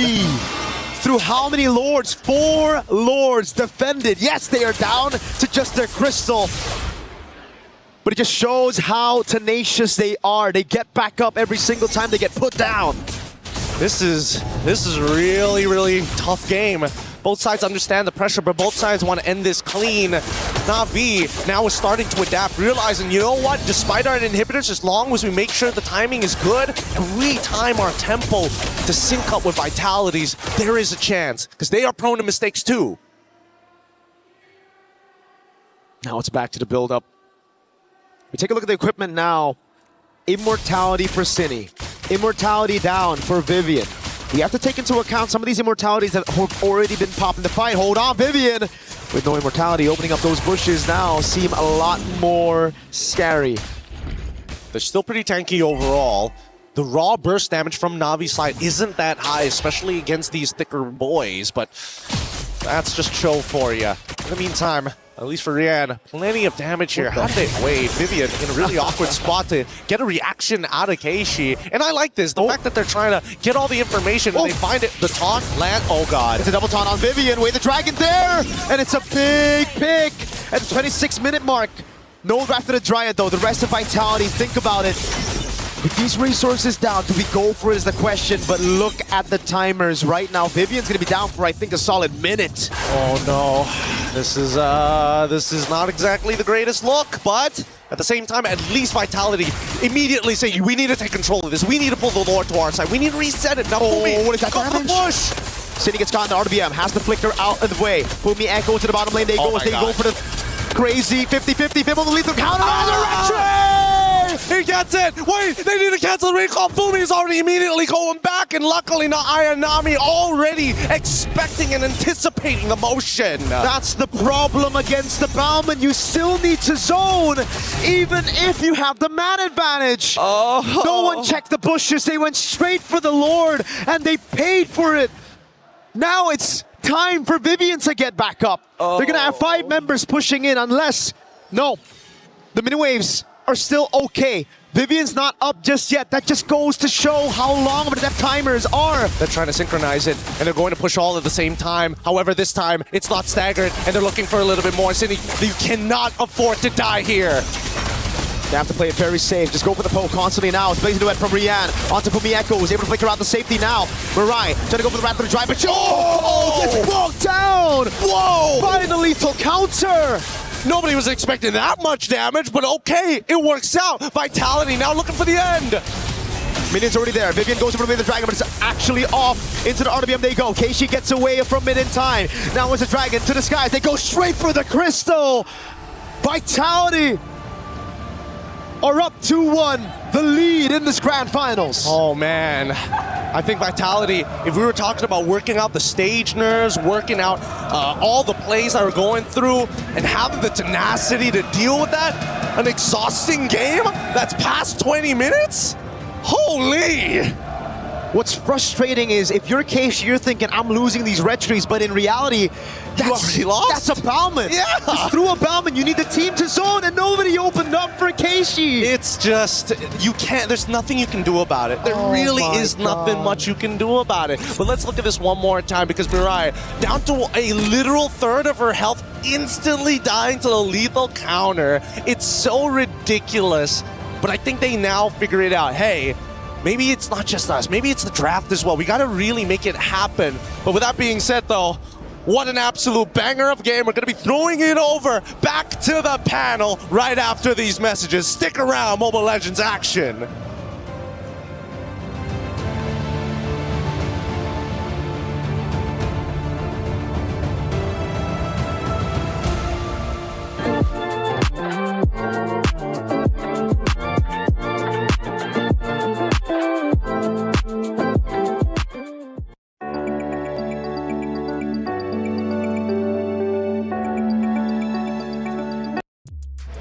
If you weren't entertained before then, you should be at least entertained now. An unbelievable round, the longest round we have had yet for the MWI in 2026, going nearly 30 minutes.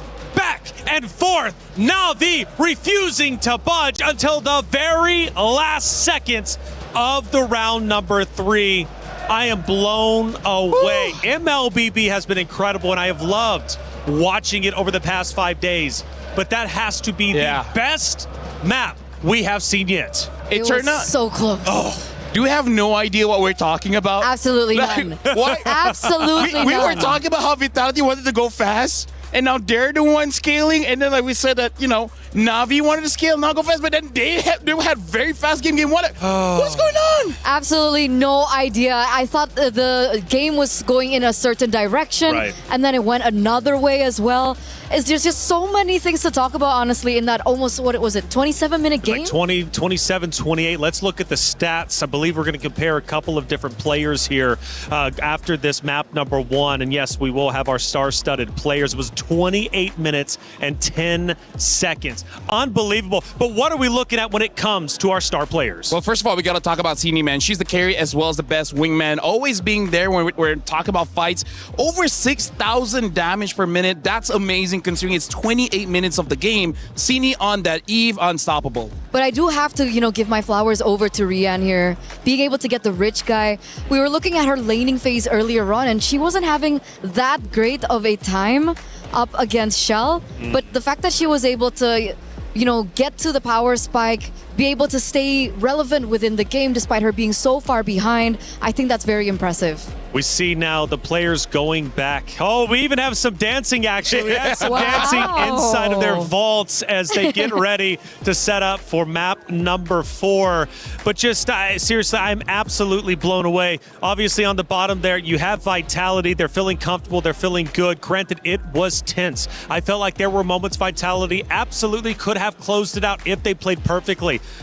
But Na'Vi also on their base defenses were out of this world. And I believe we're going to take a look at a couple of them anyways, especially the first base defense. And really was a shock to see Na'Vi defend as well as they did. I mean, it had to have been 3 or 4 if I'm not mistaken. Yeah, and honestly, we talk about this backstage as well, where this is such a long game. This is going to be the turning point for this best of 7 because let's put this into perspective. This is 28 minutes, and this is only the 3rd game in this best of 7. Before we start, Taylor, even you talk about stamina. Their stamina has been depleted quite a lot in just this one game. Dude, it's incredible. This is like literally 2 games, 3 games rolled into one from quarterfinals. Obviously going back to group play, rounds were 11 minutes. So it's just absolute insanity. We take a look at our second base defense. Na'Vi holding on tight. An unbelievable set of circumstances they had to go through. We're talking the Lord coming in, Vitality with a full frontal assault, but Eterna, they held on tight. They did. They held on real tight. And this was one of these exceptional moments, I believe, that was made by Rain. The fact that she was able to get 2 people down here, really just making the team fight unorthodox, I would say. Not the way that obviously Team Vitality were planning. And they went like this over and over and over again. Yep. The splash damage and the taunt as well that goes through from the Valentina was very surprising for me. And in the later stage of the game, it turns out it came out really clutch. And I want to say that was just 2 of them, right? But we had 3 or 4 of those moments throughout the 28 minutes. And one of the critical moments of the game was the final Lord fight. And Vitality ended up stealing it for themselves. And the commentators were going absolutely insane. Crazy 50-50. Fimble the lethal counter resurrection! He gets it! Wait, they need to cancel the recall. Fumi is already immediately going back, and luckily not Ayanami already expecting and anticipating the motion. That's the problem against the Bauman. You still need to zone, even if you have the man advantage. No one checked the bushes. They went straight for the Lord, and they paid for it. Seeing Gideon just sitting there and then going absolutely ballistic. I love when we get the chance to see the commentators who are providing the voice to this grand finals. Hey, this tournament has been insane, and the competitors are playing for a lot of money. However, you out there at home, guess what? My champions pick is now live. 2 champions, 1 game. From July 27th, submit your predictions for the MSC and MWI champions for a chance to win 50,000 in-game diamonds and MSC 2021 through 2025 tournament skins. Don't forget to leave your picks under at MLBB Esports post for even more chances to win. Lock in your champions now and cheer for your favorite teams. Hey, you can win at home even if you're not up there on the main stage. It's now, 2-1 in favor of Vitality. And for the first time, they take the lead. We go to the stage to look at the emotions from that last round, and I'm sure there's going to be plenty moments, 28 minutes of it, right, of heartbreak and elation. And for the side of Na'Vi to go that long. Now, do they take away hope from this map? Yes, they lose. But LaFell, they were losing for a large majority of that map, but they held on tight. I think there's a lot of positives to take away. Yeah, here's the thing. I feel like looking at how the pick and bans have been going through, I feel like they need to risk it by not banning the Akai. Because so far, we've seen Vitality banning out the Baxia and then Na'Vi banning out the Akai. Those are basically the only real relevant tank junglers now. So I kind of feel like they're setting themselves up for failure, that they don't have a lot of different opportunities, because Keishi in that game using the Nolan, you saw how Rian had the most gold. And that kind of just shows me as well that unfortunately Keishi was not able to farm that much. So I feel for game number 3, you don't want to give match point, try to get a tank. I agree. I think the tanks have been working so much better for Na'Vi, and surprisingly so. If they do still want to go for Assassin jungle, if they still want to play with that flare, at least help the Nolan out. Because if you give a pick over to this person that you're looking at right now, again, that's right, the mother of tanks, something like the Cho, despite her kind of, falling behind in that 2v2 in the mid lane in the early game, she did still have the opportunity to dive into the enemy jungle, pressure the Nolan so much in the early game that Keishi really didn't have a chance to look for her star openings, to farm the way that she would want to farm and eventually get, the power spike that she wanted. So yeah, do they just resort back to jungle?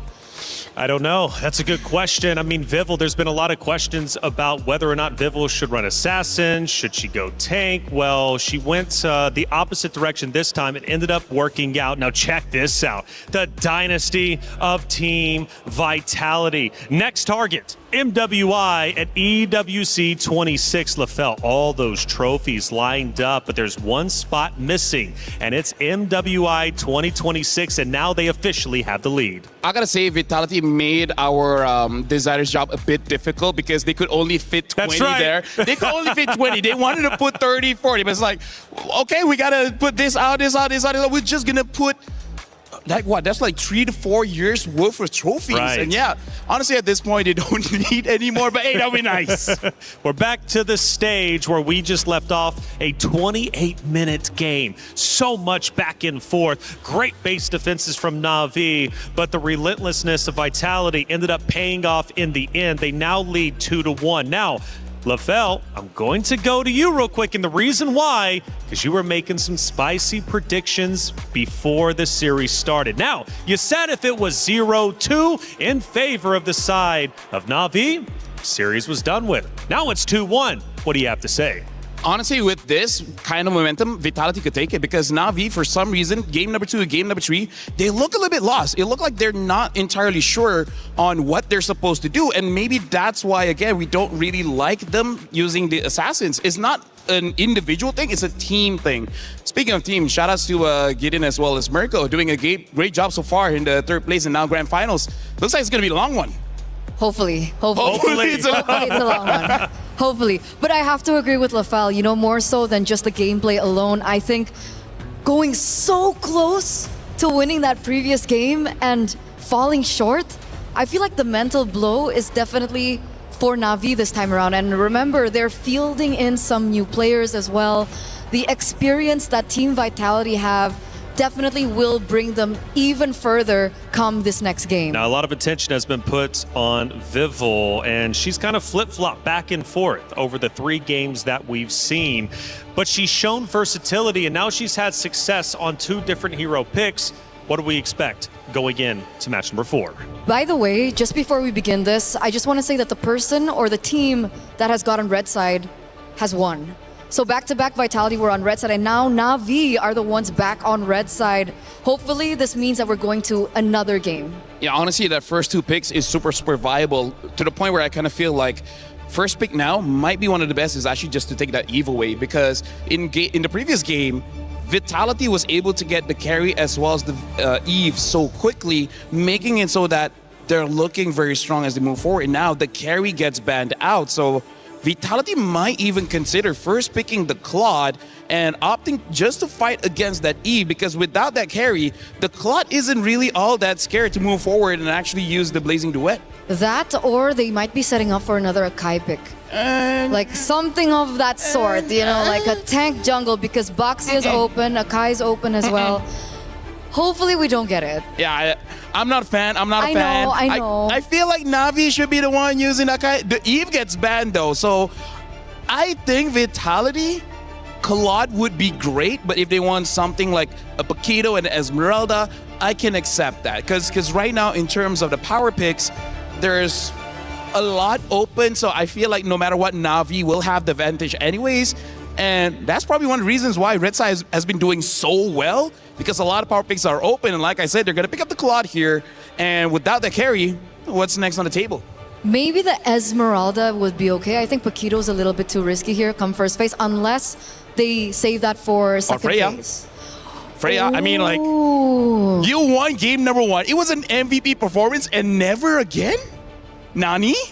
I like the Freya. I like the Freya. You know, going so far into the series in this best of 7, I think going back to what works is definitely a possibility. Freya Akai? Kind of sounds good. You want to go Akai here? Okay. Oh, Alice. So this might be an Alice jungle, and they pick up the Lilia. Well, So since the Eve is banned out, second best, I think, in terms of wave clear would be the Lilia. I think the Lilia still does trump the Valentina if they are relying on mid-rotation, which they did rely on mid-rotation, but in reflection to the earlier game that we saw, I really do want to think about the side lanes. Oh. Like side lane match priority. Yeah, so for now, we've seen in game number 1, in terms of the side lanes, was 100% won by not Ayanami. I would say the previous one, the Paquito coming in from Fumeko, did die early on, but then redeemed herself, come to the Turtle. So I agree with you, the side lane is going to be pretty important, but I do have to say, for all 3 games, the gold laners, they haven't been super pivotal in the match. For now, Esmeralda as well as Atlas has been picked up. So now both side laners for Vitality has been shown alongside with the Atlas. Na'Vi might be able to ban out a few mid laners just to make sure that his Lilia has an amazing time. Now I kind of feel like picking up a roam early would be good, because the Belleric is still open, and I think it's not bad going up against what Vitality has already shown. Yeah, Esmeralda, it's great against the Claude as well. There's an argument to be made there. But they go for a Moskov here. So we don't get the Harith matchup here against the Claude. We get the Moskov instead. And just in case, let's say, Team Vitality want to pivot into a assassin jungler for Vival, they do have some answers towards it, considering they also still have yet to pick up the roamer. So there's more layers of defense for Na'Vi here in this game against that. Yeah, right now we got to consider that this Alice is most probably going inside the jungle here. So I think for Team Vitality, maybe ban out some of those strong EXP laners. Again, like the Freya, maybe even respect a Paquito. And then honestly, I feel like Vitality already has won the draft. Like, as long as this Esmeralda is not disrupted, this is looking good for Vitality. Could be. I think it depends again on Cini's pick. And Na'Vi understand this. The Kimitas get banned away. When I had a look at the Atlas pick, third in for Team Vitality, I expected that they would go for something of Burst. See, I don't know what Cini would like to play. Does she want to go for something real heavy into Burst? Like the Kagura? Pharsa does work, but the Kagura was the hero that we did see her really play on in this MWI. Another hero, if she's feeling frisky, she could actually pick up the Gord. The Gord might be able to do quite well against this lineup coming in from Na'Vi. The burst coming in from the Pharsa could honestly win you so hard for the first 2 turtles because you can deal with Lilia to the point where she might not even have time to use her black shoes and then she's out of the way. Kimmy as well as Valentina has been banned out here. The Bellaric has been banned, so it looks like Vitality, they're trying to make sure that Mirai doesn't have any heroes. But in this situation, I can see a world where she might pick up the glue. Glue is an option. If Vitality seem to be leaning more towards Assassin, we might see a Kaja pick. That is something that she has picked up as well for MWI. Another is Gatot Kacha if they want to play a little bit more what do you call it? Counter engage against the Atlas. The Revitalize is good as well, making sure you stay in the fight for a very, very long time. Yeah. So yeah, 20 seconds in, I kind of feel like between Gatot as well as Glue would be a pretty good ban here, just to make sure that they don't have that in the bag. And in terms of the EXP, okay, it looks like they're banning out the Gatot. Yeah. Na'Vi, I think if they want to set up for Glue, just pick up a very strong EXP and then see if it's glueable, and then it should be good. So we're still sure that this Alice is going jungle. Well, given the run, they did win with that. Okay, they show up the Glue now. It still could be a roamer. What, the Glue? The Glue. I think it's 100% a roamer. I think this is Mirai's hero. Alice jungle. Yes, I think Alice jungle and Glue is going into the roam. So Pattern-wise, I agree. But there is still a possibility. Okay.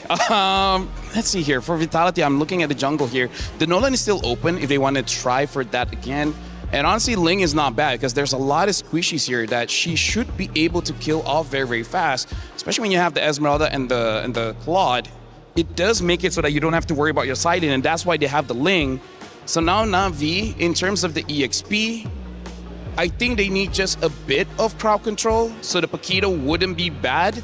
Just try to avoid the Esmeralda and you're good. The other option would be an Arlit, but the problem is Arlit loses so hard against Esmeralda. I like the Paquito. Like, just in case this goes to, the later stage of the game like we saw in the previous game, the Paquito is still the king of the far lane, especially the Paquito is not falling too far behind of the Ling. The Paquito should be able to control the far lane. Yeah, I'm looking at Paquito or Freya. Both should be serviceable here because Na'Vi looks like they're going back to something that's comfortable for them. And now Vitality, they're just drafting for any kind of weaknesses that Na'Vi has showed. So I'm liking Vitality's draft. It looks sound and it looks like they should be able to do it quite well. Instead, they go for the Balman, which I think is good because going back to the tanks might be the way to get the win. That's the flex. That's the flex. The teams have gone back and forth. It's Na'Vi and Vitality both going for a championship. But the reality is Na'Vi needs to shut Vitality down now. Get rid of their momentum. If they don't do so, Vitality will be one round away after this to a championship. It is essential Na'Vi ties this series up 2-2, but if they can't, they will be in trouble. This map means so much to both rosters, but who's finally going to get it? It's Na'Vi, it's Vitality in Grand Finals. Mirko, Gideon, let's get Map 4 started. Thank you, Reflections. Dear Lord, we've been waiting for this. Already our defending champions are one step away from putting their key into the totem pole unless Na'Vi can do something about it. Just so close yet so far, and at the same time, at least now they don't have to worry about neutral objectives. They got the Bauman for themselves. Unless she gets CC chain, right? That's the thing. The Bauman will win out in 50-50s, and I think Na'Vi, they just always went for 50-50s instead of trying to zone the Bauman to make it a little bit more equal. I think right now Vitality have enough damage, they have enough burst as well to blitz it, plus they got the CC from the Atlas. Again, last game Atlas was banned by Na'Vi, so they couldn't take it to counter the Bauman. This time around, it's on the hands of Vivian, who already had a fantastic game on Cho. And they want to do even better this time around. Not to mention that at least looking from Rain, looks like they have to pull yourself together and make sure that the Purify comes up a little more often. Little Wander will fall into Keishi's hands. And at this point, you're thinking, hey, with the upcoming turtle, what would be the worst possible outcome? I think it's really if Vivian ends up dying early, or maybe they catch out Cine. it shouldn't be ideal, but at the same time, I would imagine that, like, hey, if they are able to contest or break apart that mid trio, they've got some work cut out for them. You have to look at the pattern, though, Mr. Gideon. So far in the knockout stage, Vitality have always dropped a map, a game. Against Falcons ID, they dropped the game. They were able to take the entire series 2-1. Then we continued on to just yesterday in the semifinals where they dropped the game again against Geltec Cyber Team. But overall, we're able to take the series and every game got more dominant than the previous ones. Well, I mean, yes, that is true. But what happens? What if we're looking at this narrative wrong? What if they take this game away and Na'Vi turns it 2-2? Does that still apply, or does this only apply to best of 5s? What about best of 7s here? Ooh. Does Vitality have what it takes, especially when it comes down to these marathon runs? That's a good one. That's a good one. It's been best of 3s. That was the first one. By the way, shout out to B right there. Smug Little B. I love that guy. Smug Little B. Smug Little B. Best of 5s, it also was 3-1. So we'll see. Again, after getting this game, though, if they get this game, just as Reflection says, it's momentum. It's ridiculous momentum. Home turf as well. We just saw, in other titles, how home turf really plays a big role. Yeah, it definitely helps when you got your fans literally shaking the stage with their chants. Through the other stages as well, by the way. We hear the echoes and the shockwaves of these other titles. It's vicious. It's really, really vicious. But at the same time, does that mean that if Vitality end up, completing history, getting that title run, that next year we're going to get best of 10s at that point? It's at some point, they can't just keep on winning. They can't keep getting away with this. They can try, but at the same time, I'm looking at Na'Vi and I'm thinking, like, what is the mental game coming into this, right? Because it's not a matter of, did we get out macroed here? It's like, no, it's just bad starts at the game, and unfortunately, certain holes in our draft, and somehow they keep on getting underneath the skin. Yeah. It's just these little things, I think the experience as well. Obviously, Na'Vi coming into this, 2 new members from the previous lineup that we saw from last year and even from 2024 when they won with Smart Omega Empresses. So it's entirely different. You have these members who are less experienced, who are finally now understanding how it feels to go up against seasoned veterans in Vitality who've been through it all, won the very first MWI, and then after EWC lost it, but then reclaimed their throne just last year. At least from what I see from game to game, we're seeing more efficiency with their abilities. They need certain guarantees, and it's good that they have target priority. It's like, okay, we got to make sure that at least Vivian is going to go down when we commit, and they use 4 ultimates. All right, following game, 3 ultimates. Hopefully we get somewhere close to 1 or 2, ideally to make sure that it gets a little bit more evened out. But by then, Team Vitality are already at high heat. So at this stage, now that we're already thinking about it, maybe they could look to punish a different angle. Maybe, even better, they start flipping the draft on them to make sure that their adaptations is always 1 step behind. Honestly, if we're just looking at the drafts, Game 2, I really thought it was going to be Na'Vi's win. I'm not going to lie, I thought the exact same thing. And looking at this composition, I honestly see how Na'Vi can win. I would give the advantage a little bit over to Na'Vi in this game, just because there's no one to assassinate. This Ling, I expected to come out Game 2. Game 4, they pull it up here against a Lilia who has black shoes, against a Moskov who should be able to just jump out of the Tempest of Blades and also pinning her down. A Glue, Bauman, Alice, those are self-explanatory. Yeah, I mean, both of them, and they even went with Purify. Not even Flicker, Purify, just in case they get hit by the Tempest of Blades for whatever reason, or even better, get hit by, Atlas as well. I mean, the Fatal Link Switch is going to be really deadly and something that they have to keep in mind. But I'm curious, who's Mirai's target at this point? Obviously, you want to go for Ling if you can, but at the same time, it doesn't sound like a bad idea actually getting on to someone like Esmeralda and completely pulling her away from the fight. And I think in this game particularly, this Glue is going to have to itemize a little bit more defensive, because if you go for the classic Cursed Helmet into Glowing Wand, or heck, Glowing Wand first, there's a ton of damage that will obliterate you before you can even go for the mount. They got to keep a lot of things in mind here. Thank God for the Vitality fans maintaining the energy in here, making sure that nobody is going to get a little sleepy or getting bored in that audience, especially with a chant like that. These French fans, man, these Vitality fans, they are something, certainly. Their energy throughout the day, they've been like this all the way from the morning. It's consistent, and I love that so much. We're from Southeast Asia, and even then, some people, they got to start cycling out the super fans. Look at that trophy. I'm just You're taking it all in. Taking in the atmosphere, that trophy with the crowd all chanting. I want to learn some of those chants, man. By the end of today, we gotta at least get one chant down. I don't even know what exactly the chant is. I'm trying to figure it out. It's in French. It's in French? It's in French. Oh, no wonder. No wonder.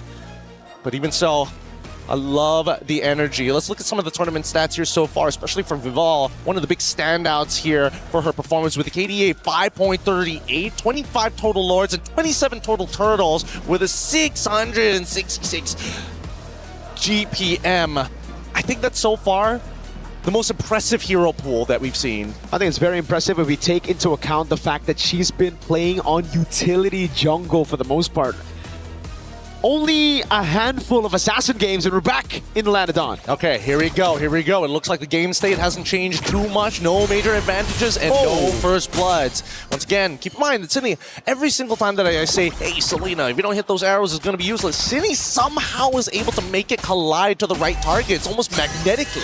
Yeah, just hold on to my mid lane. Got that Abyssal Arrow landing constantly, man. It almost feels like a target skill when she's on it. So weird.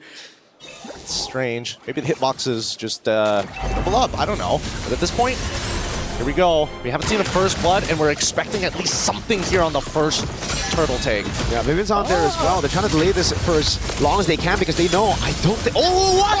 Fumieko with the steal, no retry! Oh, a disaster to the start of the game. They're able to pick up some kills at the end of the day right now, but the turtle didn't go to Na'Vi. Fumieko gets another on top of the turtle, and now it's Rain. Who's next for Fumieko? How? What happened? Oh my god. I think if we pull up the replay, I'm fairly certain Keishi got hit by the falling star move. Vival got in, quickly retreat, and it was just the auto attack. We need a replay of that if we can, you know. Oh, thank you, Zipper. Thank you. Here we go. Keep your eyes open, okay? Hits. Oh, it's the Abyssal Arrow! No way! Every single time you count out this Selena, somehow squeezes out the perfect amount of value. Oh my god, it's a target lock ability when it's on her, man. How does she find that? Literally threading the needle! In the middle of... Oh my god. People literally weaved it through. I don't know. I got no explanation for it, but great play. No matter what, they still nail... Oh boy. That's the thing, right? On the glue, when you're up against a Ling, just Tempest of Blades and oh my god, Fumieko, you stole a turtle already. Calm down. Calm down now. We don't want an orange buff take. Oh, they're going to be trying to try and get as much as they possibly can at this stage, but I'm more worried about Rian here, because again, going to be thinking about the cross-map plays. That's the beauty of this Moskov. Obviously, you're able to kind of pin that lane down, but at the same time, if you're not causing that cross-map play, how are you going to do it? Or they can even set it up as a bait to maybe cause Vival to go down and commit to something. And that's what we were talking about for the Bauman earlier in game number 3. We're like, if you can CC her at the right time, then the lethal counter shouldn't be an insta-win on the red tree. And that's exactly what Vitality do. Though I really thought it was going to be more on Turtle 2 when Atlas gets the Fatal Links. Turns out, nope. With the Abyssal Arrow, it's pretty good. Mirai goes in on Vivian. Don't think it's going to be a mount. It's just a bit of poke onto Vivian with the rest of the team as they go and contest for Turtle 2. Yep, they just got to slap him up here. And look at this. I just love the fact that Navi's already prepared on that purple buff. Yeah, Falling Star Moon in the back line now onto Keishi, forcing Rihanna away. Again, it's going to be the retreat from Vival. They zone her perfectly now. The top of the blaze lands. 3-man knock with immobilization lands with the slam on the pass, and Vival won't be able to get on Rain. It's a 1-for-1 with the turtle on the hands of Vitality. Now Asini goes up to try to help Vival. Dangerous game here for both sides. Keishi, unfortunately, that lethal counter was just a little short. Couldn't get it past it as Vivian pulled her away in the middle of that fight. Vitality's already looking in pretty good shape here, but now this 1.3k lead, we should know what to expect at this point. We've already seen it happen 2 games in a row now. And you can't even blame Keishi. You got a Falling Star Moon that you got to dodge. You got Vivian who's constantly on you, and the rest of the team, they were trying to peel too. It's just they don't have the resources to peel. This is kind of a composition made to dive, made to look for damage, especially Ayanami. It's just tough because Vival can just pop in Tempest of Blades, orange buff, there you go. It's a take with a lethal counter. That's what you want to see. But unfortunately for Bauman into the Ling matchup, it starts to become a lot harder once Vival is in a position where she's 2 levels ahead of Keishi. Every single time you want to take a buff, as long as I can force you to use your ult on your buff, you ain't touching mine. And look at the shove from Chell. Double lane for Rian, trying to get closer. Finding a way to close the gap on goal. Chell, though.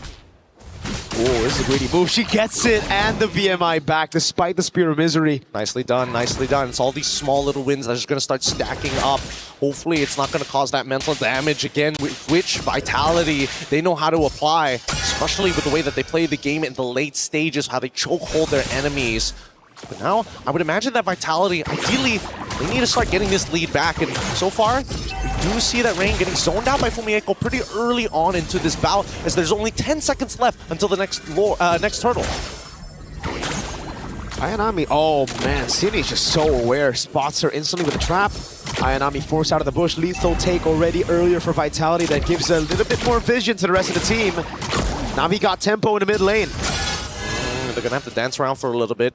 They didn't set enough of the traps. Cindy is going to hold on to it for now. They don't want to have the perfect position around this lord because there's no reason to be around this turtle at this point of time. And wait, hold on, bottom side. Ooh. Looks like Rian, you're taking a good chunk of that Blazing Duet. Cindy, it's going to be dirty if you land it. The SOD lands, but oh, whoa, Rian goes for a Vival. Sees the angle. Oh no, Rian in the bottom lane. 3 members coming around, and it's Cindy who picks up the kill. Na'Vi weren't even on the turtle, so it gives Vitality a way to still respond to this. They have hope. They got to clear this out really, really quick. No Finch points as well. Fatal Lane knocks her up again. This time it's Keishi who still secures it. Gets a double on the whack as well. All right. At least Na'Vi was able to get something off this. Yes, it did come at the cost of a little bit of scaling time, but it's not the end of the world. And Cindy just trying her best to get away from the scenario that Rain is trying to force upon her. No flicker. Uh-oh. The trap lands. Cindy gets an arrow as well. Now it's Vival with a walk up too. He's going to go on to Rian. Tempest Blaze ready. Rian just spawns. She just got back in lane. And she is dead. Cindy gets traded over, but I think for now, Vitality will think that was already a lost cause on the Selena, so we get one on top of it. Outplayed, and I can't believe it. I can't believe it. Cindy, just great awareness overall. Set it up perfectly for Vival, and that's exactly what you want to see, especially when you know, hey, I'm playing Selena. My usage isn't to be consistent damage. I'm a little bit of burst, and I don't scale very well in the late game, but you'll love these stuns. Rian doesn't like it. I don't think Na'Vi likes those stuns, man. I mean, Rian could have purified out of it, so... She's got to hold it, man. She's got to hold it still. If it's Abyssal Arrow, don't use it. If it's Fatal Links, that's when you use it. Yes. Because if it's Falling Star Moon, there's just too many layers. There's too much. Ideally, it all comes down at once, and hopefully you don't die, but like you're praying at that point. Oh, God. I mean, at this point, even attempts to blaze, you can have to purify out of, right? Like, the knockup itself might kill you if the arrow doesn't land, but it's zone Ayanami away, just enough for Chell to pick up a turret up top. And you have to take a look at this. Rian, the 2 deaths has set her behind so much. 2-level lead earlier. Rian finally gets to level 10, but that means, oh my God, these arrows are point click. Yeah, they are point and click. Let's pull up the eye. Whoa, hold up. What is going on here? Vivian's just having a bit of fun on the Atlas, you know? You're trying to open up the map through the mid too? I mean, like, you're trying for a lot here. Na'Vi has seen that 3 games in a row. I don't think they're going to let it happen 4 times. Well, at least, you know, in the perfect match, you get a damage reduction as well. On the Cho earlier, she got bursted down in the late game. Yeah, I'd love to see the items as well. I agree. I want to see Rian and Chell. Specifically, it's a 1,000 gold lead between the 2. Thank you, Zipper. Really appreciate it. 2 items to 2 here. At least the Haskell is already done. Starlium Scythe finished already for Cine, but generally speaking, pretty even overall. Oh, about to be a 1-item advantage for Vival. Already on the way to the Endless Battle, so these boys up front. I have breath there. Won't be too beefy anymore with the Endless Battle. That's true damage that Vival is going to be able to do. Once again, the dancing begins. And this is where it's going to get really, really difficult because Chell, once the Trinity is already complete, will be able to kind of just soul. They can just hold it hostage for as long as they want. While as you can see, on the opposite end. They have to respond to this. Last time Na'Vi lost all their inhibitors, they dragged it out about 30 minutes, and even then still couldn't get back into this game. So it's better to save the early mid before we get to that point. And it's just going to be the constant dash over from Vitality, dancing away with the Lord, utilizing Cine to clear down below with the Season Hunter, I guess, bro.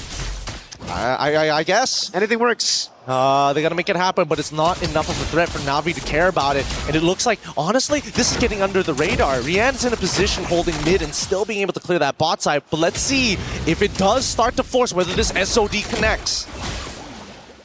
What did Vitality do? Did he pull the trigger on a fight, on a skirmish? Vivil's losing a ton of HP already. Vivian, perfect match onto it. And also the back line. Oh, wait, Vivian just goes for the knockout. That's gonna be the Lord secured already. The SOD lands, but you shouldn't take it. Vivo already got it. Great zoning by Vivian as she survived.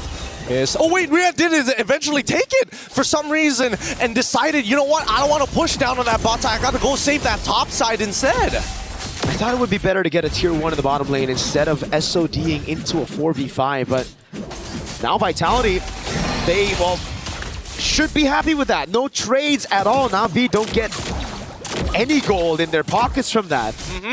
And they also got the battle spells out of the most important targets, the main engagers for the side of Na'Vi, and I think that's why Vitality is a little like, oh boy, we gotta be a little careful, right? If their engage is too strong or hits too many of us, it's already over, so if it only hits one of us, we can counter-engage. So now with the Lord bottom lane, Vivian's gonna walk up on Ayanami. Just opening up the map, the Ling's up top. Vivil's doing such a fantastic job. They're gonna siege in mid. Mirai can't defend it. There you go. I thought she was gonna walk up there. I thought she was gonna walk up there too. But at this point, at least now that the Lord has already been taken care of, they now need to worry about that second wave that's about to collapse here. Okay, forcing the fight. Throwing a ruin, and the SOD lands as well. Vivian goes in for the big fatal links. The Abyssal Arrow doesn't land, but now it's gonna be the re-engage from Fumieko. Oh! Good Spear of Misery onto Vivil. She's gonna be zoned away by Rian right now, as that's the chase onto Fumieko, who's still able to escape. The Abyssal Arrow landed earlier. Vivil now caught in the bad spot. Tempest of Blades, dodging away from the lethal counter. Nicely done by Na'Vi. A successful defense, and we know they've been put in these positions many times before, but the gold lead is honestly negligible at this point. 3.5k as we're about to get into the later stages of the game. Once you're past 42,000, that means all of your core should have the correct amount of core items to start brawling out with everybody else. The major leads that we've seen, Fumieko, crazy amount of damage dealt already. More than Chell, more than Rain. 3.5k gold lead for Vitality, but it feels like a 10k gold lead. They're holding every single position on the map. Na'Vi are just stuck under this tier 2. Mirai's doing a good job, at least, you know, but it's kind of like the roamer's job now for Vitality. It's just freezing up the waves. Okay. Immortality down, and Vivian's dead. Do we just say classic Vivian or what? I mean, this has happened twice. I think it has to be classic Vivian. Don't worry. But honestly, it comes at almost little to no loss. It's not like it was a fat shutdown anyways. She did flicker. Yeah, and which is pretty big. Well, that is true. I can't... Ooh. Is that unforgivable? I'll forgive it in like 96 seconds. Lord's going to be up in 15, though. Vivil's doing a good job again, just shoving in bottom lane, stopping Na'Vi from getting any capitalization, any conversion on the objective. And Vivo, whoa, this is greedy from Vivo. Wait a second. It's okay. Tempest of Blades will get her she out. Still got it with a retry. Yeah, and I mean, that's the funniest part, because now that the lethal counter is out, all there's left is Keishi's Retribution, so they just have to wait it out. 20 seconds, Keishi's trying to burst it down. The Abyssal Arrow lands. Cine can go for a bit more poke now as Na'Vi go for the gamble straight up on the Lord, but Fumieko's going to do a good job. Falling Star Moon to the back line right now, zoning them in the back, forcing the slap down to pass, and now Cine walks up with the Abyssal Arrow. 8 seconds for the Retribution on Vivil. Ayanami with walk up again. Vivian doing a good job zoning. Perfect match. Keishi walking up again. That's a concealed Chell. Pops in a Purify. Oh, that's a lethal counter already used. Big resources now as Vivil goes over the Tempest of Blades. Cine making it awkward again. Going up against him and throwing a ruin and Chell. Pops the Blaze into wet. That's Fumieko shut down. Chell goes down as well. Vivil. Triple kill for Keishi. Oh, the SOD does not connect. Luckily, gets canceled out at the right time. Finally, Na'Vi get a fight in their favor. Oh, man.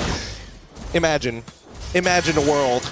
Abyssal Arrow takes it away compared to a lethal counter Retribution. That would sting. That would sting for sure, but Na'Vi play it well in that skirmish. Rian just in the back, utilizing the Spear of Misery for when Vitality jump, when they pounce on Na'Vi, and I think that's the right way. I think all this time Na'Vi have been trying to just jump in where they should be kiting back with this composition. Well, I mean, jumping in and kiting back, it really depends on the angles, right? Because they're trying to push them into Ayanami, but at the same time still maintain presence with Mirai. So really, what do they want to get achieved? They need to make decisive choices as they crack open the mid-tier 2. Oh man, they're still walking up right now. Tier 2 in the mid lane gonna fall. Na'Vi able to crack open this tier 2 in the mid. Tier 2 up top as well. They're gonna shove it in with the Lord. Chell, ooh, risky move without Purify. Conceal coming out from Na'Vi. Slash them in a fast pass in the back. Fatal Links only landing on one. Now Throne of Ruin. Catching them immobilization. But the Echo bursted down by Rian. Chell's dealing with the wave right now. Cine walks up as well. That's Chell with the Blazing Duet onto the wave. Lord gonna be taken down right now. Vivian taken low. Yep, they're still going for it. Now the Tempest of Blades now hits onto 4, and they still can't seem to push them out. But the waves, there's just nothing left to give. And Na'Vi say, you know what? Even if the second waves comes in, it's just too much pressure. We're gonna have to back up here. 800 gold lead now for Na'Vi. That lead that Vitality have been building up, that 3,000, completely gone. And I gotta say, 90 seconds have passed. I still don't forgive Vivian. Would have been nice to have. Would have really been nice to have that flicker. No matter what, it just goes to show that every little resource makes the difference. No flicker on Vivian, but not Ayanami able to flicker to close and get right on top of Shell after Purify. There's just so many different layers that we have to keep account for. And I think even for Na'Vi and as well as Vitality, it's basically an info dump on all sides. I think one of the biggest wins though for Na'Vi wasn't just cracking open a base turret up top, but it was the purple buff mainly, taking it away from Vivo. Now takes her out of the equation, at least with dealing with the waves and the sides. Now it's Rian free on the sides, piercing through that turret onto Cine. Throne of Ruin onto Vivian. CC me with perfect match now. Fatal Links. Oh my god! Without the Blazing Duet and the Wind of Nature as well. That's the all-in right now. So Mieko walks up. Rian with the dash and forward, but gets caught by Shell a bit, but Mieko still there, and now she gets hurt. Okay. Vivo. Oh, they want more player. The Tempest coming down. Oh my god, Vivo. So Ray with the shutdown, and a good flicker up from Mirai. Wind of Nature saves the day. Vivo is down, and it's 17 seconds for the Lord to spawn for Na'Vi. Dude, I get it. It's like a slightly awkward fight. Like everybody is flickering just a little bit earlier than they probably should, and abilities are coming out just a little bit later than they need to be. It's a battle of margins at this point, and they're all trying to think, hey, I gotta predict when you are gonna use that dash more than reacting to it. Vitality is still trying to go for it. Vivian walks up. They dealt with the wave in the bottom lane. Vivian's gonna go for the lockdown on Keishi. It's the Frozen, but no Fatal Links. Now they go on Ayanami. Lethal counter with entry, SOD lands, Throne of Ruin. Locks Vivian down, and now it's a flicker out again. A conceal now. Ayanami doesn't want to give up on the chase. The Abyssal Arrow doesn't land. Oh my god, Vivian gets away with a sliver of health. Literally 1 HP, and Vitality in a position that's not exactly in their favor anymore. Na'Vi, in a while we've seen in these past couple of games, after taking so much punishment, this is the closest they're going to go to try and get a second game to equalize it against Vitality, and that should stop the momentum. And they got the Evolved Lord. Vitality already struggled clearing out the Lord earlier, and it was with this kind of composition. Again, the Selena not great at clear, the Ling as well. Throne of Ruin, only landing into the front, but now, oh my god, the lethal counter spear victory! It connects, and now they're gonna go for the end game! Big CC! Abyssal Arrow landing in the back line, now Chell popping Blazing Duet and Wind of Nature. Wind of Nature responded over by Rihanna as well. The Black Shoes gets chosen up by Ray, but Cine is able to crack open Immortality. Now the Abyssal Arrow again. Chell jumps back to the BMI as the Lord is gonna still be on the base. It is Na'Vi that equalized the lead. Wow, the patience, the amount of damage that these ladies can take, the continuous momentum on top of that crowd from Vitality. Despite all of that, Na'Vi take this next game. We got a real series here. Maybe, I don't know about you, maybe we need round robins and continuous best of sevens. It's the only way to bring out the peak of their mechanics. Add in a double elimination for that one, brother. Oh! A lower bracket and we are set. So good, so very, very good. There's a lot to talk about in these games, but again, I feel like both teams are falling back into uncomfortable zones, and I think starting to get comfortable with how much pressure each other are applying. Like some threats, just once you recognize it's not a habit, it's not a problem. But we're going to be throwing it over the panel to double confirm these suspicions with the help of Reflections, Eterna, and as well as LaFell right after these messages.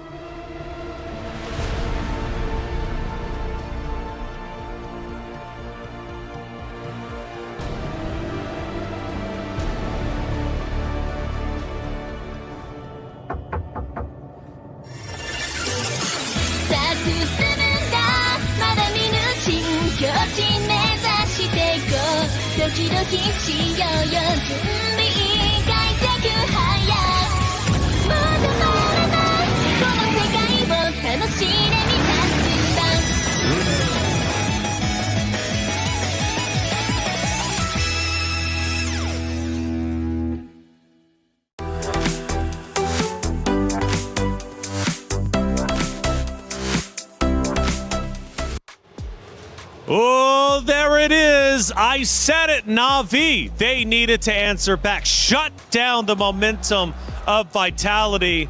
And well, they just did it. It's now tied up 2-2. Mistakes on mistakes, but you know what? For Na'Vi, they'll take it. Live look at the vaults here for the competitors. We do see a couple of members from Na'Vi, but for the Vitality roster, they're now there, and they've got a lot to talk about. I gotta tell you, Taylor, this grand finals is definitely something special because this is a different level of MLBB that I'm not used to. I'm not so sure how reliable our analysis is gonna be. But trust me, me and Eterna, we will try our very best to make sense of what happens, because here's the thing. Some of their plays just defy logic. They just figure out ways to make sure it's not supposed to be possible, but they made it happen. Well, I know for Mirko and Gideon, they've been losing their minds, and rightly so. We have an incredible series. Let's see how they were reacting to some critical moments. Double up, I don't know. But at this point, here we go. We haven't seen a first blood, and we're expecting at least something here on the first turtle take. Yeah, Vivian's on there as well. They're trying to delay this for as long as they can because they know, I don't think... Oh, what? Fumieko with the steal, the retry! Oh, a disaster to the start of the game. They're able to pick up some kills at the end of the day right now, but the turtle didn't go to Na'Vi. Fumieko gets another on top of the turtle, and now it's Rain. First blood fight, the commentators going nuts and breaking it down as they should. That's where it started. First blood, Na'Vi already looking good. That was great, but they didn't get the turtle. Right? That was kind of shocking because they are playing with Keishi on the Balman. So I would have expected that, Turtle 1, Turtle 2, Turtle 3 even would have been more in favor of Keishi with the lethal counter. Now, the unique thing about Turtle 1 was the fact that Cine was there, and luckily we had that replay, and even the casters were like really shocked because it was actually the trap, the Abyssal Arrow that hit onto Keishi that disallowed that first turtle take, and at the very end of it, it was actually Fumi who got that first turtle. So initially it looked really good for Vitality. It looked like Na'Vi were making more mistakes, but as the game went on, it felt like it was swapped. It felt like Na'Vi understood the mistakes that they were making, they adapted, and then it was Team Vitality that were faltering. So that was very interesting to see. You mentioned later on big adjustments. Turner, let's go a little bit deeper with our next action clip of game number 4. We're now at the 14-minute mark. This is going to be the fight for the Lord, LaFell. And honestly, for this one, there's a lot of things that Vitality did that were like, what is going on here? I don't know why Vivian is using the Atlas in this kind of fashion where she just overextends with no backup from Cine or Shell or anyone that exposes herself to free damage from Na'Vi. Taylor, to explain it very simply, please do for me. Vitality went in 1v5 5 times. It makes no sense. Well, hold up. Let's take a step back to the beginning of our show, beginning of this series.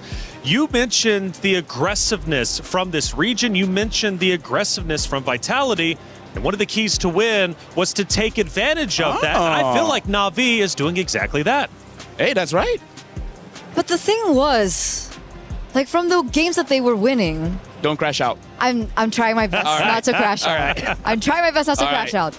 But it's usually calculated aggression. It's usually still aggression with a certain motive in mind. Either they want to, trade for objective or trade for just something else on the map, structure, anything. But here, was so weird. Like Vivian got caught out so many times. I even heard Gideon mentioning Vivian just doing Vivian things, and that's not a good thing. Very interesting stuff happening here on the main stage.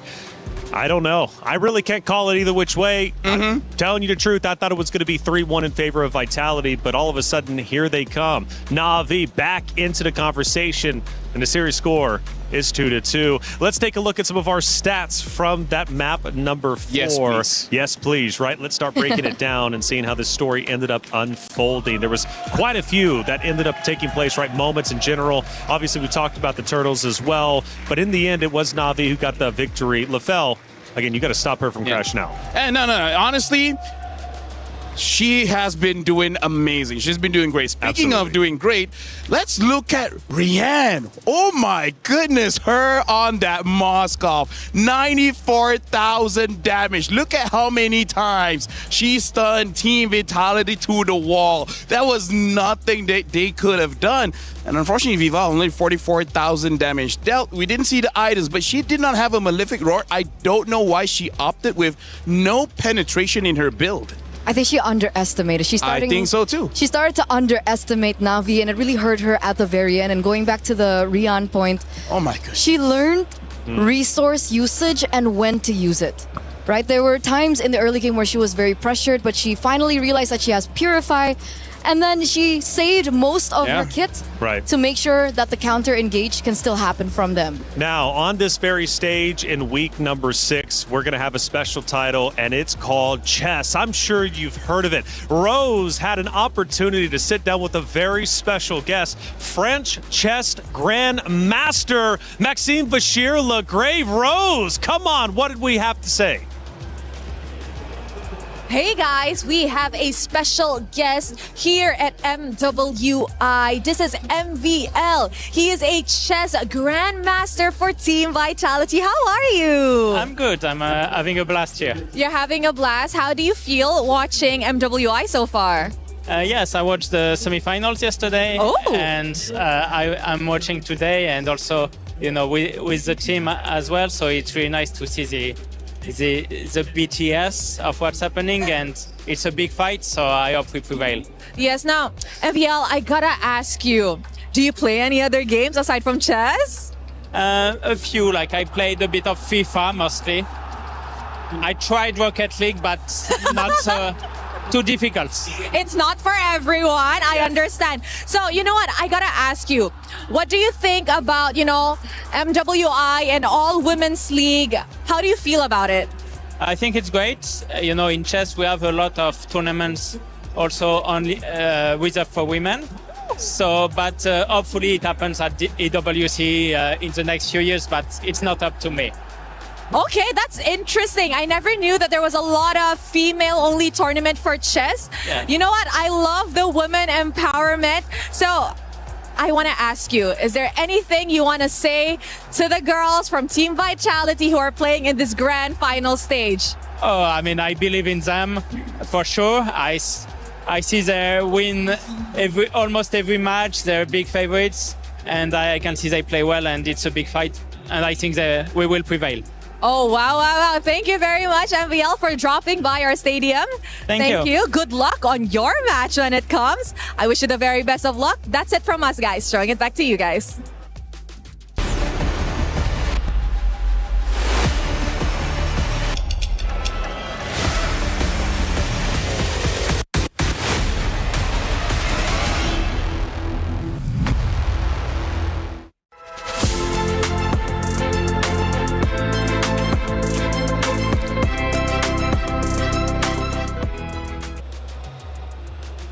The beautiful thing about the Esports World Cup, you never know who you're going to run into. That was Maxime Bachir-Lagrave, Vitality player and French chess grandmaster, who will be taking that stage in week number 6. Thank you so much, Rose. Na'Vi, we just had a look at them in their vault, getting ready, getting prepared. Seems like they're still in good spirits, as they should be. I mean, they just tied up the series 2-2. Actually, the most impressive thing I think about Na'Vi, it almost feels like that's just a recording, because the way that they do it every single time is even at the same spot. Like, talk about consistency. Because they're locked in. They're so locked in. They get everything perfect every single time. All right, let me ask this. Chad, I'm talking directly to you now. It's 2-2. Now, I saw earlier in our comments popping up on our screen that you were thinking it was going to be a blowout one way or the other. Now it's 2-2. I'm going to dare you. Post your prediction in chat. Who's taking this? Is it going to be Vitality or Na'Vi? Because at this point, Eterna, I have no idea. Neither do I. Same here, man. 50-50 all the way. We're here for the ride. You know, we're just going to enjoy ourselves as fans. That's right. Because here's the thing, I really feel like we got to expect the unexpected. We cannot count the chickens before they hatch. Exactly. And what I do want to say here right now is I think this has got to be the closest grand finals that we've had in a while, especially for MWI. So 100%. everyone else is getting to the same level, and I love it. Because last year was a 3-0. The year before that was also a 3-0. Yeah. So yeah, we haven't had a 2-2 or even a map 1 from one of the other rosters. It's always been a complete blowout. So this is the most competitive year, which again goes back to the communities getting involved, this scene getting better. The ladies are improving each and every year, and I'm here for it. As we go into the pick and bans, this is a serious map. And the reason why, we're tied up 2-2. This is a best of 7. You need to win 4 out of the 7 to be a champion. Whoever wins this next map is going to be on match point, series point, championship point, LaFell. I mean, like, it's insane, Taylor. I got to say, you got to get me a longer chair because I'm already at the edge of my seat. I feel like I need more room here. We'll get you two. Eve as the first pick here, which I really respect because, again, the first pick, Eve, definitely the best mage right now with range, with damage, with control. She does everything plus more. And now, I think they're trying to force Vitality just to pick up that Claw because Rian with that Moskov, she showed up. She know when and when not to use that Purify. She's always in control all the time. I was about to say that maybe they picked up the Eve to deny that Claude pick, right? Put them in a position where they're like, hey, this is a situation where I pick one for another setup to the Claude. So Na'Vi now have the potential to pick up the Claude, and if we had to compare the performance coming in from Rian compared to the Moskov, I think she's way more comfortable on the Claude. So really good setup there by Na'Vi. Balman, though, very quick pick in. And Cici. So Esmeralda, I think earlier on was a menace. Wildcards, she was also a huge menace. And it got us thinking, you know, what are the counters towards this Esmeralda? And it turns out, finally, we get to see the Cici show up. And we see that the Esmeralda can struggle against the Cici. Eterna, I think what Na'Vi is seeing is some cracks from Vitality. Right now, the way that they're drafting looks like they want to force fights. I think they're starting to see Vitality's mental stamina starting to go down a little bit, so they're trying to force that. Look at how easy the heroes of Na'Vi is right now. Right, Babel, you press the second skill, you move around. Cici, you press the first skill, you move around. And then Eve, you just, you know, poke with your first skill. So right now, Vitality's showing up with the lane, the Esmeralda, as well as the carry. I gotta say, it's not the hardest hero or hardest draft to use, but I feel like Na'Vi, they're self-aware that they might have some fatigue, and they're trying to force that onto Vitality. This is, I would say, a very good read by King Salman. So what you're saying, force the fatigue, aka speed things up, keep getting in their face, keep getting aggressive? Perfectly, that's perfectly described, yeah. Which is why the Balman comes in clutch here. It's very simple. Neutral objective takes should be easy as well. And seeing how difficult it was for Vitality to close out the game despite them winning early, Na'Vi, I think, has definite chance here in this particular game. Harith gets eliminated there, though. So Claude is still available. Do they want to also take away the Claude? I do have one concern.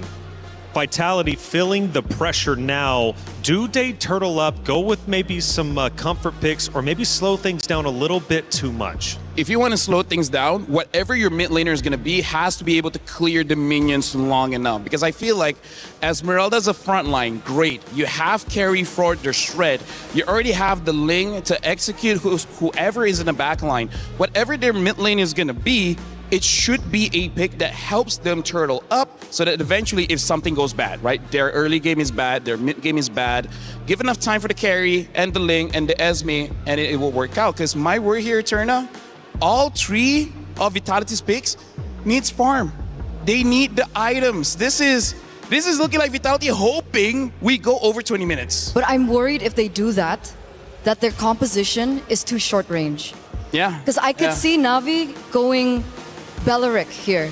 Imagine the dive, right? Ling needs to dive. Carry needs to be in vicinity. Esme dives as well. If they go for something like the Valentina, which obviously can hold her own, I'm just worried that they're way too short range and their composition can be countered. So going back to yesterday, I remember there was a pick and ban process between two different teams, and you mentioned this is either going to be a 9-minute round or a 30-minute round. Is this one of those cases? 100%. I feel like as long as Vitality doesn't pick up something like the Selena, we should be okay. Because Selena has horrible wave clear here. And yeah, if they wrong pick a mid laner here, this is 100% gonna end latest at 12 minutes. So what are the options? Honestly, Lilia is not bad. Because again, yeah, it's short range. It's not like the best option you would want. If you're courageous, you can go for something like a Pharsa. Because no matter what, you need early burst. You need someone that don't need no items and clears waves. Right now, they only have a few seconds left. Yeah. If they want, just pick up a tank now. Pick up a tank, and they pick up the Minotaur. This, okay, so not the best pick at slowing down the game. Let me just say that. Like once Minotaur has Flash of the Oasis +1, they can team fight. That will look great. But right now, it doesn't look that great.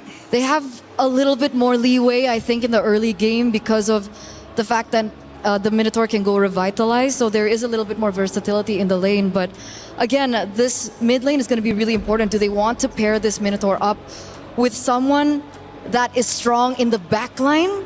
Like, do they want to go burst, like something like Gord and so on and so forth? Because if they go Pharsa here, I feel like the Pharsa is super vulnerable to both the range up against the Yve and as well as the CC that can go into the back line. And now they have to think about the Kalea on top of that as well. So right now it's like, oh, you guys got an advantage with heals. Now we also have a heal in the form of Kalea, and this time it's going to be easier for them to catch the Ling, the carry, as well as the Esmeralda. So this is one of those cases, maybe if you pick up a Valentina, it would still be okay, because one of the advantages for the Minotaur is that jump, it does quite a bit of damage, and then a Valentina should be able to burst them out. And the important thing is the counter engage setup. Yeah. I do understand that the Gatot is banned here, and Vitality have already forced in the Minotaur. Luckily, there is no Gatot for the Kalea, but I do still see a layer of counter engage setup that can happen if Vivian is patient enough with her Minotaur. And now the Lilia does get picked up. I think because of that Lilia, the draft is still okay for Vitality, but there's a clear sign you gotta wait for like 14 minutes to get your items. There's been many firsts throughout this MWI. Regions excelling more so than they ever have. Players joining the stage and making history. And in this case for Grand Finals, we are all tied up 2-2. But the reality is that this map means the world. This map puts either Na'Vi or Vitality on match point, championship point, playing for the trophy, playing for $150,000. It's Na'Vi and Vitality heading in to map number 5. Mirko, Gideon, continue to tell the story. Big money is on the line for whichever one of these teams is able to close it out. Initially, I thought maybe we're getting one step closer to that door, but Vitality, unfortunately, they missed and failed, allowing Na'Vi to now sit eye to eye. We get into this game, and Mirko, I mean, the draft, that second half, a little funky here. Yeah, we were talking about it. The Gatot Kachaban really looked like it was a setup for the Kalea pick. It would have been great as well, right? I mean, the CC, Bauman, those two, really. Very vulnerable to a single target lockdown, especially when you have a carry already. So they picked the Minotaur instead. I am guessing just more on pure neutral objective control. I mean, a lot can be said about it because, like, they could have pivoted a couple of times. They could have gotten rid of this Moskov because they already had shown the Ling. So this is why I think that second half, that first half was okay, but that second half was a little strange. But now that we're already in this, Notice that Ling already taking marksman emblems, fighter emblems traditionally for that Balmond, but on that bottom side, both fighter emblems, they do not want to give up this space often. And even Rian, this is still a tough matchup despite having making sure that she has the Master Assassin. Even the Esmeralda pick, you know, they already saw the CC picking it into the CC. Now you really see why she had to go Vitality and Festival of Blood for the emblem choices. Really just needs to survive in the lane. Chell, though, doing as Chell does so far in the series, bullying Rian. But this time around, Rian's got the Flying Clouds, so she can get back up to lane very quickly. Currently, -1 in the minions as of yet. Hopefully, she's able to pick up the rest of it because Shell's going to zone her out as much as they can. Down by bot side, though, nothing much is going to happen. Fumieko definitely 100% understands that this is not a winning matchup, but also just not giving the stacks on over. Don't let Ayanami hold on to it for as long as they can. Keishi's already on it here. Vivian doesn't have ultimate just yet. No Minions Fury. Mid lane already going to be cleared out by both the teams. Vitality want to go for the fight now. City gets spoke just a bit. They want to go all in on Keishi. Even with the knock-up as well. Keishi very low. Possibly the counter about. City is going to get the black shoes away. Tempest ablaze now with the Rectory. Vival snatches it. Oh, they're still going to go for a little bit more here. Vival has plenty of energy. Gets the Finch Voice out of there.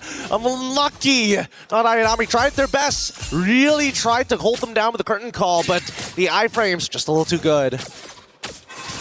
And it's Vitality who... Oh, I thought it was going to be a take by Rian there. No, it's still Chell. I thought so too, but at this point, I'm waiting for the time Na'Vi is actually going to be able to kind of break out of this and start attacking that purple buff. For now, Cine taking a little too much here. One more Void Blast should put her out of her misery, but Rain can't get the distance just yet. A forced recall early on. There you go. Lethal pickup for Keishi. It's all about going in on Keishi, man.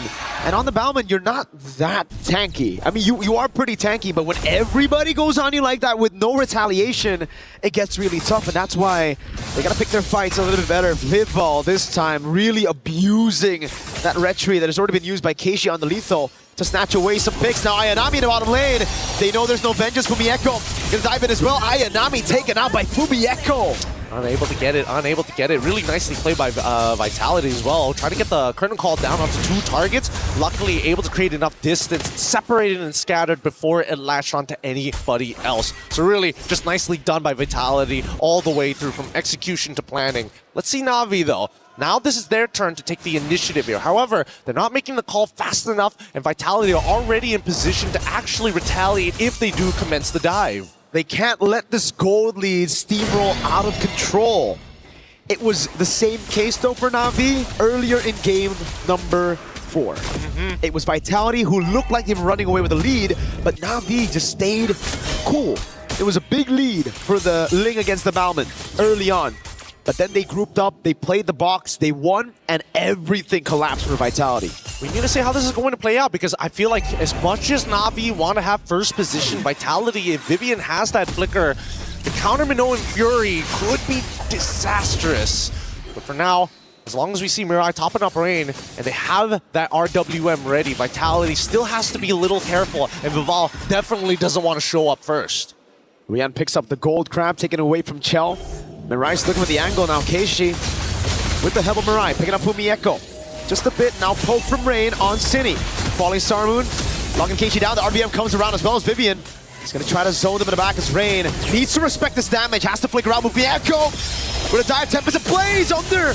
Spear of Misery locks her down for a bit. Good lethal counter and even a Tsunami Slam to get rid of Vival. Okay. Now the War Axe is already done onto Keishi's side, and all they lost for it was just Vival, which is rather surprising. Rain ended up dying anyways. Mirai should be... Oh, it's getting close! Minuan's Fury knocking up 2. Now another knockup on Rian with the reset, and Fumieko is dancing around. No flicker. Rian gets away. Now the whole team collapsing onto Fumieko. Keishi's right there. No lethal counter, but she's gonna spin. Fumi condiments of it all. Get the healing! Oh, the photo! It was bought right in time. No way! That was nuts. That was a nuts outplay. That is crazy. Keeping not only Fumieko alive, but still maintaining and now commencing a dive underneath the turret. Not Ayanami. You gotta get out of there. That was dirty. What was that timing, my guy? She sat there Oh waiting my for it as well. God. I bet her finger was hovering over the item the entire time. Bro, that was just so unlucky. Hey, you don't get to see that very often. Only here in MWI do these moments actually occur. And it's crazy how much trust Fumi Echo put on the fact that Vivian could heal. Or maybe just she was just ready to die for it. She was Maybe. like, okay, Maybe. yeah, EXP things, you know? Oh my God. That was nasty. I still can't get the image out of my mind. Is so much faith, or was it just blind faith? Either ways, it worked out perfectly for Vitality because now they've checked all the boxes. 3.7k lead at 6 minutes against Na'Vi, and they have full neutral objective controls. And Mirai needs to just respect this damage. Look at that poke from Fumi Echo. Densini right after. Turret down below, gonna fall for sure. Ayanami caught in the bad spot, doesn't have the dash for now. Ninja's Fury and the flicker in. Whole team comes clashing. Vivian taking a big shot. Vival already made a Spear of Misery, now goes down with a Tempest Ablaze, assassinates Rian. The falling Star Moon as Vival takes a few more shots. Fumi Echo now caught in the Tsunami Slam with a Purify. And the double on their turret.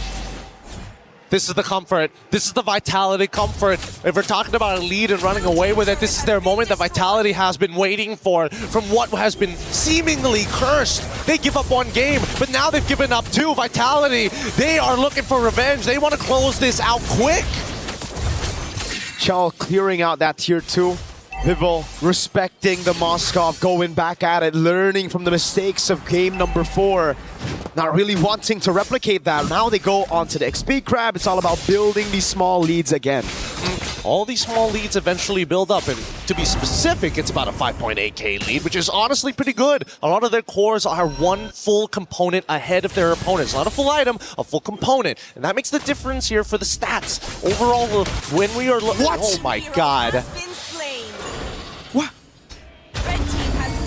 That... What? Zipper, you know what to do. Whip up the replay on that one. Oh God, but first, baby. the fight. Was that a flicker? It was a flicker, burnt out already. Vivian on the Minotaur. Now we know why they went for the Minotaur instead of the Kalea. I'm rather surprised that they got away with it. Wait, hold Same. on. There's still an opportunity here. We'll get the replay in just a little bit, but that's really unfortunate. I wouldn't have imagined the Kalea would have gone down as quickly as they did. Exactly, that's why I'm like wondering, that was just Chell alone, right? There was no one else. Yeah. So I guess just didn't notice it until it was too late, maybe, or maybe Chell's already at 3 items at this point. I mean, it's a 7.3k at 27, and no, not even 3. Not even 3 items. It's just Radiant Armor just isn't enough. Equipment already.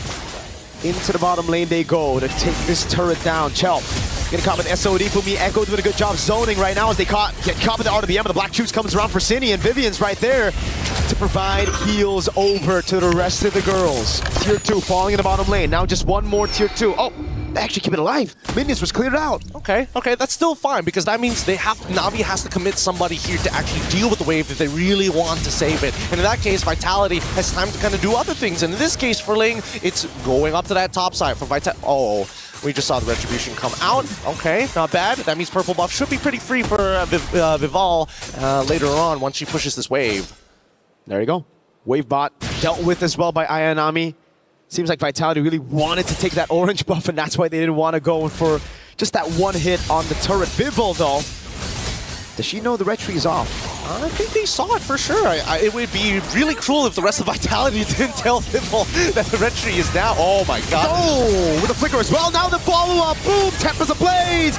And all the blaze for Vival. Holy Shield gets around, and it's a Finch Poise. You can't tell me that wasn't beautifully done.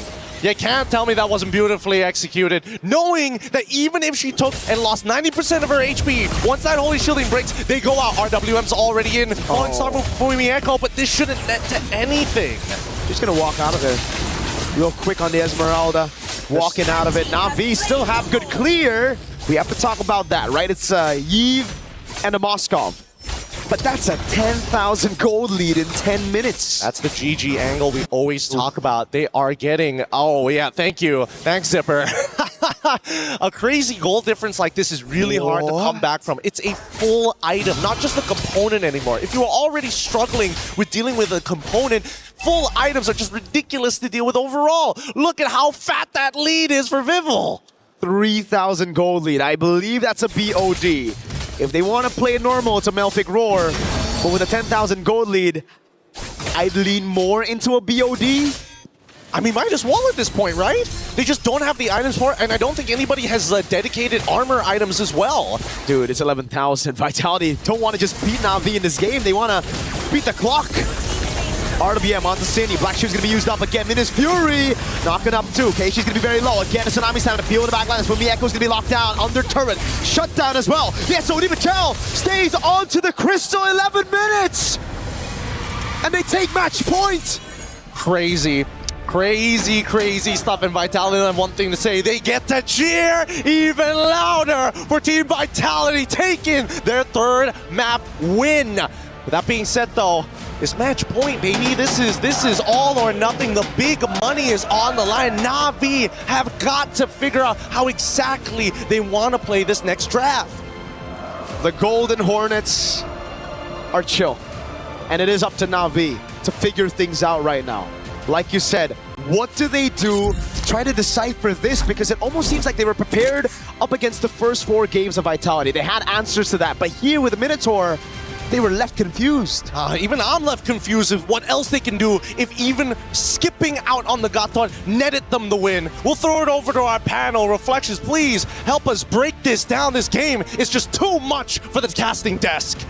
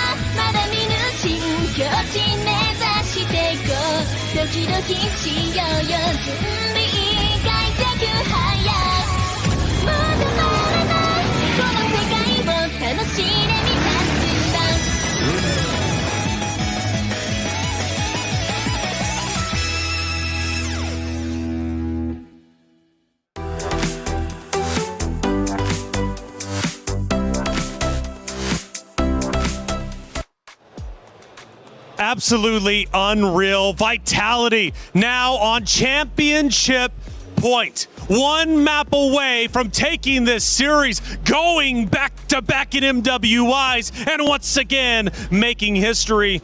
We take a look at the dugout of Na'Vi for the first time sitting in their vault, and they do not look happy. I mean, like, here's the thing, man. Vivian really redeemed herself. Like, in the previous game with the Atlas, there's many times she dove, but then nothing happened. This time, Vitality played like a team. Whenever Vivian using the Minotaur goes in, everyone follows. It's like, you know what? Even if we die, we just fight properly, and they did. And with that being said, I think it was very wishful thinking of Team Na'Vi to not bring Purify.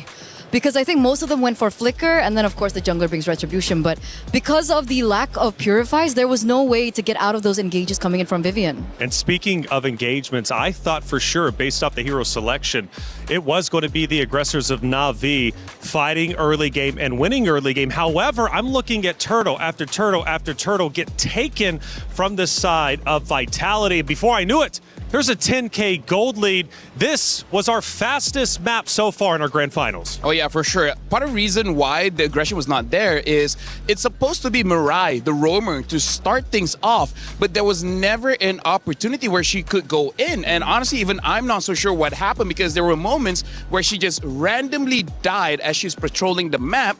And then we're like, wait, hold on, what's going on? You're supposed to be one starting the fight. Why are you dying randomly? Randomly indeed, and you can't have that, especially this late. When you win the hero pick, it should be your round. Unfortunately, it wasn't. I'm hoping for a Game 7, but you cannot deny that Vitality just got that much better. and the momentum is definitely in their favor. Eterna, let's take a look at our last action here from that game, which ended blazingly fast. We're now towards the end. The base is being pushed, and the vice grip is being closed. It was all in favor. Wait a second. Yeah, I know. Yeah, we're just like reminiscing We're about reminiscing. what happened before. Sanjika I on love that Galaxy, by the way. Yeah, that's okay. Hey, I love look, Galaxy. I love Galaxy. Back to grand finals we come. All right, it's going to be Na'Vi and Vitality, of course. Again, the reality is, though, that it ended incredibly quickly, and I think we do, in fact, have it ready to go. That final action, of course, from that final map that we just witnessed. I need to take a deep breath, man. I really do. I believe in curses now.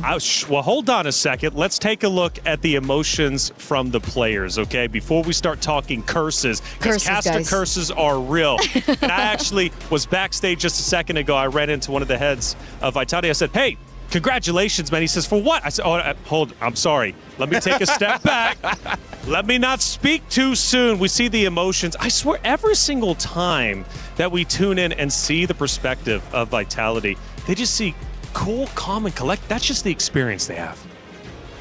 You want to comment on that? No, I want to talk about curses. All right, well then I'll comment on it. The thing that we have to look out for is actually when Vival is having fun. Okay. That's when you know everyone is doing their job well. Because Vival wants to go in for those kills. She's hoping for her teammates to set it up, and they set it up beautifully in that game. Well, let's take a look at that final action from that last map. And man, that was map number 5. And it is, in fact, going to be, once again, Vitality pushing into the base. This will be the final fight. The Lord is also mid lane, starting to come through. Na'Vi, in one of the previous maps, was able to base defend at least 2 or 3 times. But Eterna, not this time. The knockups from Vivian on the Minotaur was really game-changing. You know, we've been highlighting so much about the rivalry between Ashley and Vivian, and if there's anything in this particular game, we do see that she learned something from Ashley, picking up one of her signature heroes, the Minotaur. Well, Vival has been on fire, of course. We take a look at her statistics. And she's looking great. She really is. I mean, we're talking a total kill of 18 kills in the 5 maps that we have seen so far. But honestly, sometimes the kills are one thing, but the assists, 20 assists, she's putting in work for her team. The one thing that I really want to highlight about Vival is even in a losing condition, especially when she's on an assassin like the Ling, so back-to-back Ling games we saw, she's always, 2-3 levels ahead of the enemy jungler. And I find that so impressive, even in a losing condition. So she's so effective, she's so great when it comes down to farming, that she can be the sole winning condition of how things can turn around in favor for her own team. Honestly, that's amazing because here's the thing. You're going up against a tank in the jungle. The tank is going to take some time to clear. So yes, I like Vival just pathing vertically. I'm just going to go into your jungle and take some for myself. Moonton has done a phenomenal job with MWI, but that's not the only event happening here at the Esports World Cup.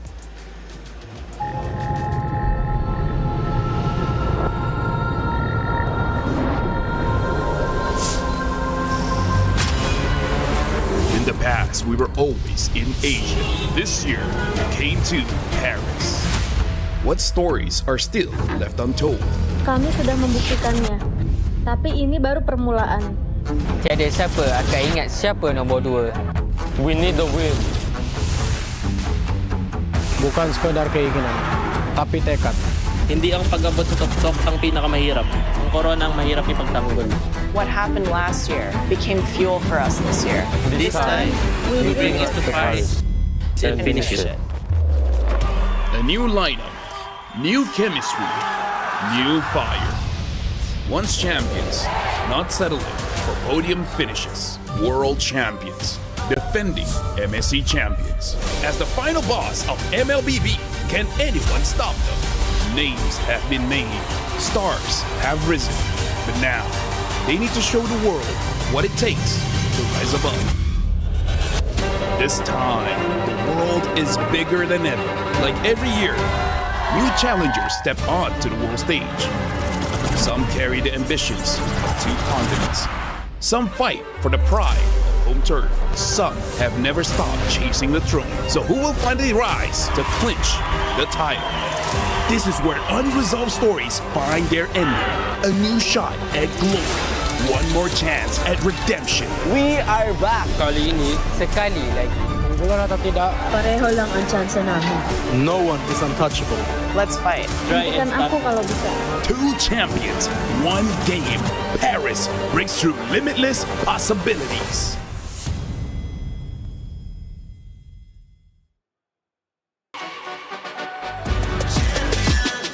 This ain't no regular thing. I came for the ring, you know what I mean. You see my name in the lights, better get right, I'm champion.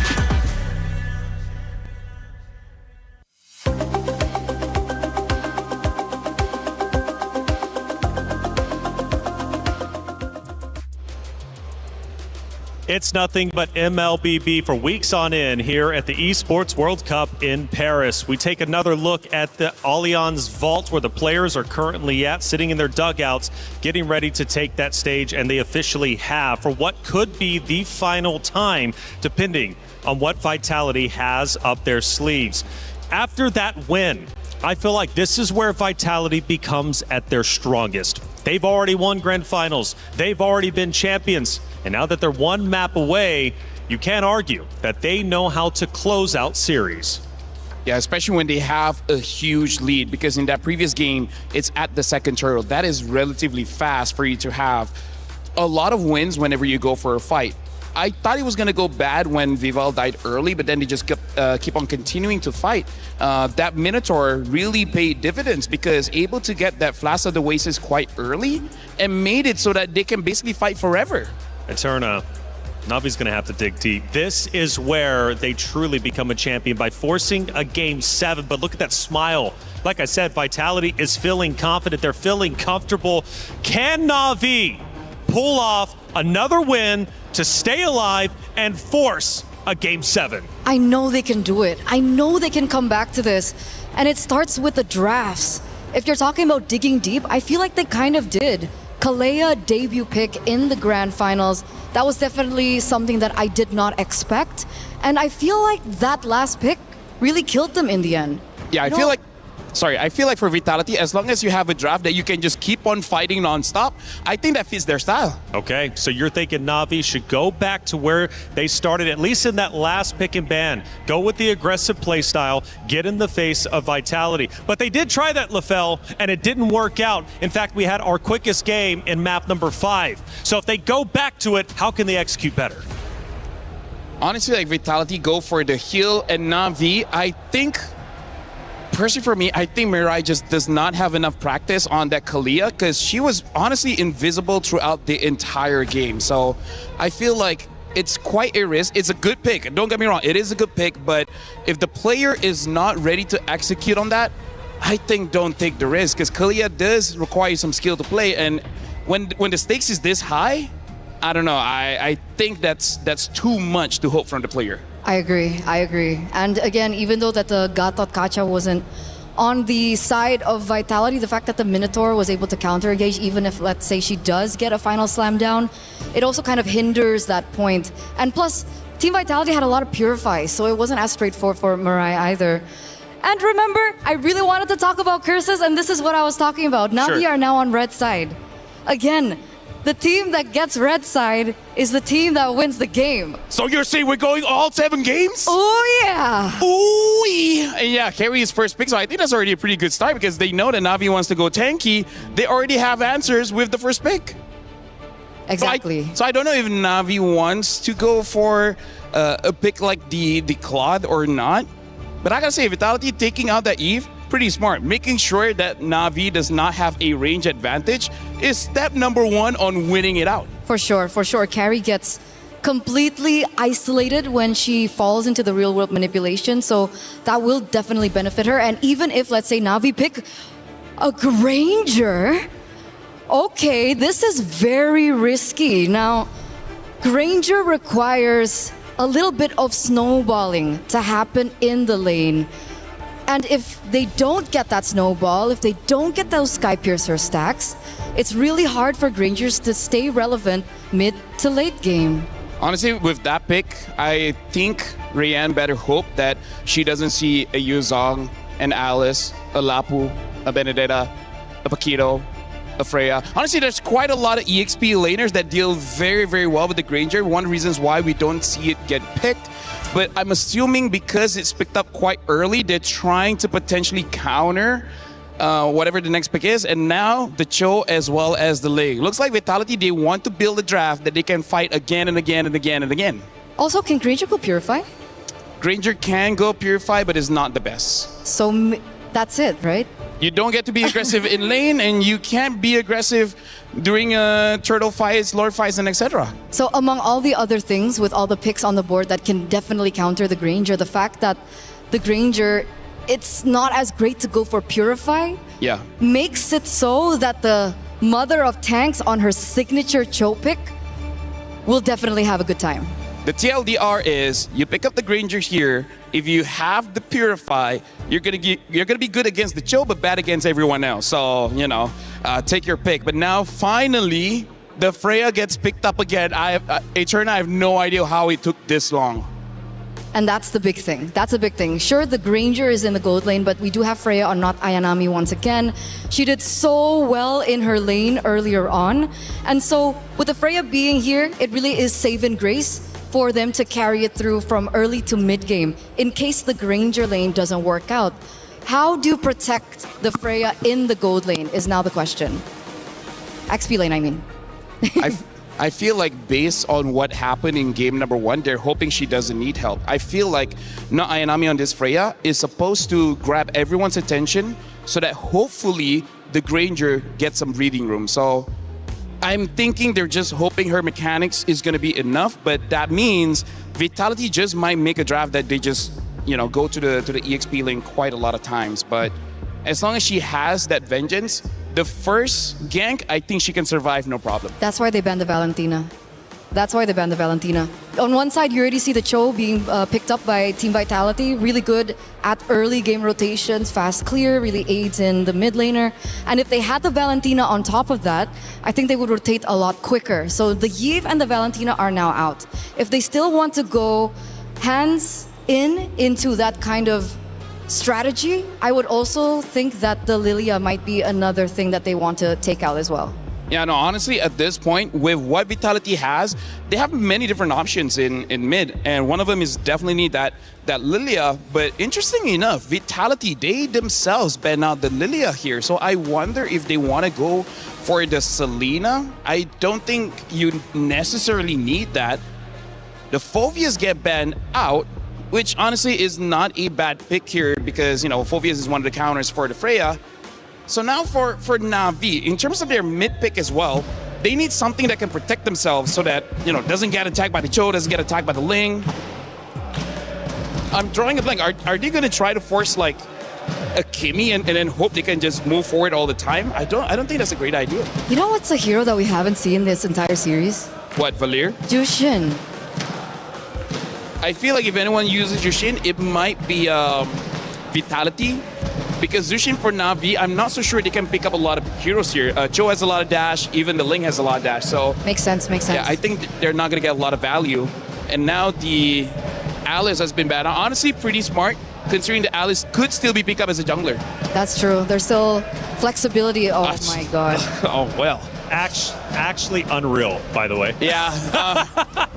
So actually unbelievable. The Jushin gets picked up for Na'Vi. It's kind of like we called it, but also we're like warned against it. Yeah. Well, because it's the only hero that she's picked up that hasn't been used, and I think the Kimmy is a little bit too risky here. But the thing is now Vitality can pick up the Kimmy because Kimmy does quite well against the Zushin. They can pick up the Gord as well. They pick up the Terizla. We haven't seen Terizla for a while here. Going up against the Frey, you're not going to be winning the lane. You're just going to survive. Yeah. So what does Cine pick? Selena is still open. You mentioned the Kimmy already. Kagura is another hero that she's utilized in MWI. And it's going to be a Valir. I mean, you did say one hero we haven't seen is Valir, and Well, it works. It makes sense, It right? makes sense. Atlas, anti-CC as well for the ult, so it doesn't necessarily have to bring Purify. Up against the Freya, it also makes sense. And you know that this is going to be a tank, right? You know that Na'Vi is going to be bringing a tank, so that Valir is going to be helping out a lot. Especially have the carry as well as the Ling. You don't need more damage. You just need some kind of disruption. And now that Kai gets picked up, I feel like this is going to be the final game. Oh, that's a heavy statement because the reality is for Na'Vi, they are knocking on the door of a second place finish. For Vitality, however, one map away, one win away from securing the 2026 MWI Championship. Can they do it? Can they get the job done? Or will we get one more map? Mirko, get in, let's find out. The world holds their breath as they see this next game. Already at the door, our defending title champions are so close to getting that trophy and getting real revenge from what happened in 2024. Na'Vi, they've got what it takes to bring it all the way to the end. But the truth is, if they don't muster up the courage now, if they don't be brave to make the play, I don't know how they will overcome this mountain of a hive mind. And the Golden Hornets look strong. The Golden Hornets look very convincing. They're coming off of an 11-minute end just earlier for match point. Na'Vi has gone back to their roots, playing utility jungle and having a carry on Ayanami. Freya, specifically the Freya, that got them that convincing win in game number 1. I'm surprised it took them this long to finally get that Freya back, but at the same time, we've seen the back and forth and the many different strategies that have been utilized. This one feels comfortable to Na'Vi, and I want to see how much this comfort is going to make the difference, because Vitality, even in the early stages of the game, they're still pretty dangerous. And all comes down to, I think, Vival on the Ling. It's something that we've been talking about a couple of times, right? Vival, on utility or on Assassins. Which one do you like better? Me personally, I'm always Assassin for Vival. And so far on the Ling, she's been fantastic. The Nolan as well. And so far in this game, against an Akai, it's looking okay. But it comes down to that first turtle. If you're able to take it away from the Akai, if you're able to snatch away some more of these jungle creeps, I think we're in for a very similar lead that we saw from last game. Well, let's take it one step back here, because this is not the only different Ling setup that we've seen. Sometimes they skip first turtle and decide to go instantly for the invade on the opposite side of the map. But really, who can really say what a strong side, weak side anymore? Most of these matchups pretty difficult and skill-based. I would say the EXP makes the most amount of sense for Fumieko to actually be on the losing end, but overall, that's only because of the emblem setup. So let's see it. Na'Vi, obviously the ones first onto the turtle. This composition is built around neutral objectives. Fumieko's not even for. Ayanami is capturing this XP. Vitality, no entrance to this turtle. Vivian taking a whole lot of damage already. Cine trying to go and provide some focus. Vival's waiting in the bush right now. Oh, she steals it away from Keishi. Headbutt at the Tempest of Blades now. Keishi's caught in the flames of Cine. Now the stun as well. Ayanami with first blood under. Navi's been baited out as Chell has already rotated from the gold lane. Well, this is chaos. Let's go down to the bottom side. Hey, not Ayanami, casually 2v1ing 2 people at once in the middle of that fight and even finding that first blood. But now, with no means out, honestly, it might have cost her the entire laning phase now. And it's just as we said, just as we assumed. If Vival can somehow get a lead at the start of the game, this is going to be very dangerous, because it seems like Na'Vi, yes, they have Ayanami, but the main guy who they're looking to snowball in this game is Rihanna the Granger, and she's brought Purify. So that means the Ling's going to have a plenty of good space to dash around and outmaneuver the Granger. We'll see how long they can be able to do that here.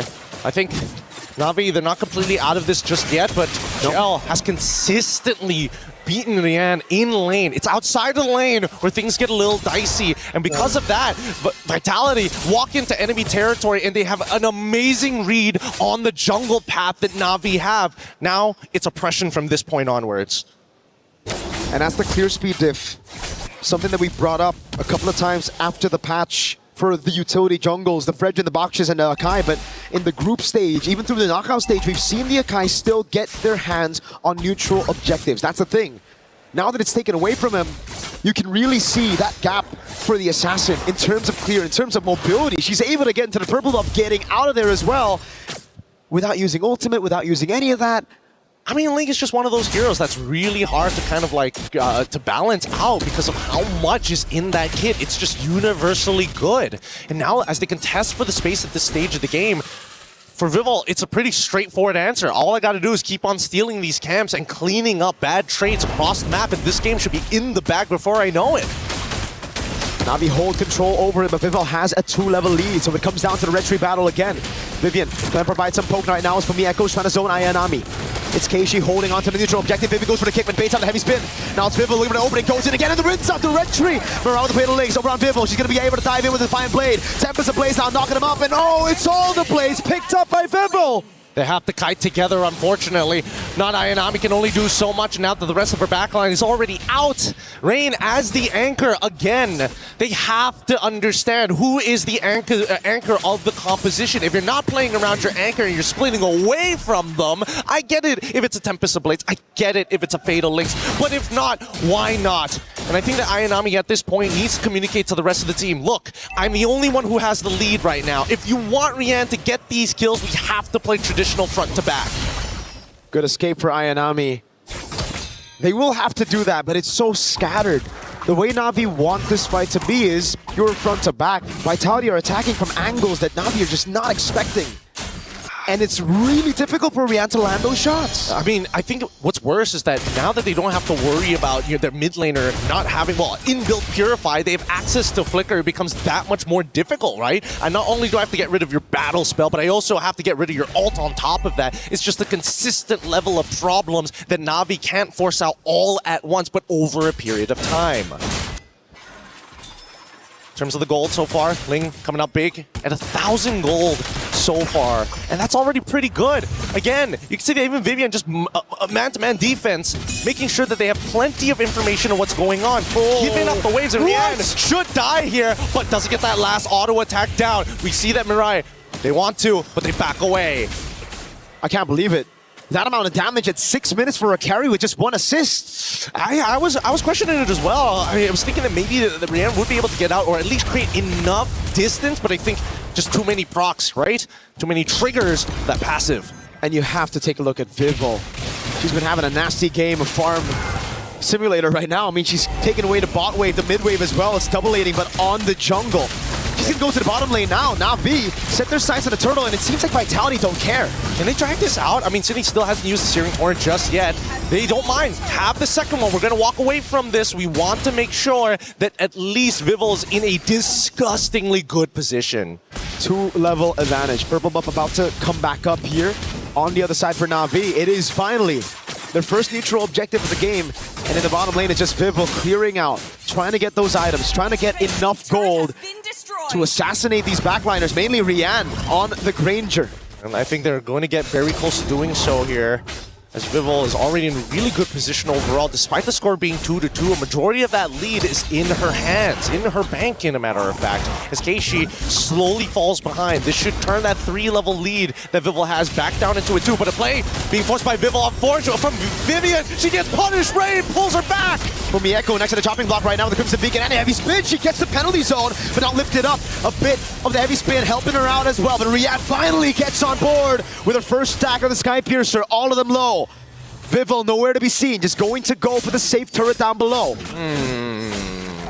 Definitely think she could have picked up the kills there, but again, don't want to risk the shutdown overall. Let's look at the gold distribution overall, and it looks like, yeah, a lot of it not only half of them coming from the minions, a large chunk coming in from the jungle creeps itself. The passive goal is going to be dedicated to be the same, but I mean, with 2 kills already, 400 gold in the bank, it's going to be pretty difficult for Keishi to actually catch back up because he does not want, she does not want the kills. Oh wait, play, Flicker coming out of rain, no way of the dragon now. Oh my god, that damage, Vivel knows. There's no way for Rian to escape even with the Purify. That's the killing spree for Vivel. Rian unable to escape. I mean, there's nothing that she can do about it, right? If you have Flicker, you die anyways. You have that Purify despite the way of the dragon. You can reposition, I suppose, but not when 2 people are attacking you. At least not Ayanami was able to get the tier 1 down bottom side before this Lord spawn actually occurs. If you notice, you see that Shell is actually hovering around that top side. She doesn't see anybody. She's going to steal away the orange buff and maybe even farm another wave up top side. Oh my god, it just built up frustration. First it was the purple buff taken by Vivel, now it's the orange buff taken by Chelsea. Deals with the wave up top, trying to build that slow push. And at the end of the day right now, Na'Vi are still going to have to play that front to back. They're going to have to play for Mrs. President, who's Rian right now, like Vivian. Opening up, wave up top, already shoved in by Vitality. I think you mean Madam President at that point, but Madame. I think at this stage, yeah, they don't really need this Lord. They can start taking away turrets kind of for free. Freya shows topside, and I think it's pretty free for Vitality. Whatever you want, you can take. That's the Lord secured by Vitality. Penalty zone by Fumieko.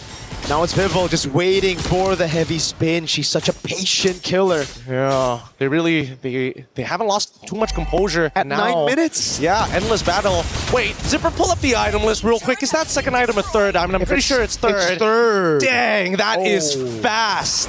That is so fast. And now, usually you would expect at least towards, like, you know, the 10 minute of the game, a couple of components, a Haskell on top of the Berserker's Fury, but now that he's got both, and triple items for Chell as well, like, this game is starting to look pretty good for Vitality if they want to hold up that trophy.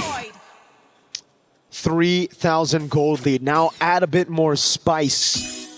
It's an Ice Queen 1 against Navi's composition. It was already... I mean, this Valier is already a big problem for them. Now you add that slow. It's going to be difficult for Mirai or not Ayanami. I think the only way is if not Ayanami and Mirai come in from two separate angles. Worst comes to worst, you got to at least sacrifice the heavy spin. Now, they're just dealing with the waves. One by one, they're going to cut it down. Even Rain getting Ice Queen 1 for herself at this stage, but they can't walk out of their base comfortably. And the oppression from Vitality is going to make sure that, hey, this lead, this simple 3K lead is slowly going to develop into roughly, I would give 7 to 8K, depending on whether or not they find another fight. Shoutouts to chat, pointed it out. I just read it out, but Vivo got level 15 at 950 on the dot. Massive gold advantage, an even bigger XP advantage. Keishi's 3 whole levels down. This is a dangerous game to be around here. And Navi, they haven't been too proactive on the map. They've been waiting for the protocols, and worse yet, they have no real answer to Vival because they can't force anything out of her. They have to attack other members and force Vival to come to them, and even then, might not be enough resources. That big snowball we were hoping for Rian on that Sky Piercer has not come into fruition. And yet, we are still hoping that not Ayanami can somehow clutch a fight somewhere, somehow get him low, and let Rian finish them off. I'm just worried whether or not Keishi will be able to withstand the raw damage, not only from just Cine, but Chell, because she is clutching these fights. And the fact that Rian, the only Sky Piercer stack she got, it was instantly cut down by Vival. I mean, Vival's having a fantastic series. Another fantastic game here on Ling. Really seems like she wants that finals MVP as well. She's able to close it out. Last time she got it was MWI 2022, the very first one. There's one hell of an argument to be made here, honestly. But considering the team lineups, it makes so much sense. And even then, when we look at the item list so far, it's only going to get worse. Nearly done with the BOD as well. If this game could not be more brutal to show how undisputedly good Vitality is, Na'Vi, we need to hear that answer sooner or later because this Lord could be a make it or break it already. And look at this. In the previous games, they've had a Moskov to deal with the wave up top, but now they have a composition that is built for pure team fights. A composition that needed the neutral objectives. Fatal Links lands, but it's only onto Fumieko, not a penalty zone. Gets a Purify out, and that should be everybody going in. Fumieko taking it low, able to break around in safety. Fabian gets away the dragon. Now it's Vival with a tempest of play. Simon straight. It's a double. It's a triple. And it's a maniac for Vival. Come on. Come on. Just keep on fighting. Keep on fighting and give us what we are looking for as they are looking for the inhibitor first. They've got the wave. Rain, it's all up to you. 11-minute game for match point. Now in 13 minutes with no Crimson Beacon, Rain's gonna be shredded to pieces. We're better to defend a kingdom than upon its own sacred ground. Paris belongs to the Golden Hornets tonight. The nightmare of 2024 has finally been laid to rest. Empires rise, rivals return, but Team Vitality are your undisputed back-to-back champions! What an amazing game! What an amazing experience! MWI, the storylines that we were all hoping for has built up to this very moment. Once again, congratulations to Team Vitality, but the heartbreak the heartbreak for Na'Vi, a grueling series. There's so much to be earned. We're throwing it over to our stage host to wrap it up. Thank you so much. It's me and Miracle on the desk signing out.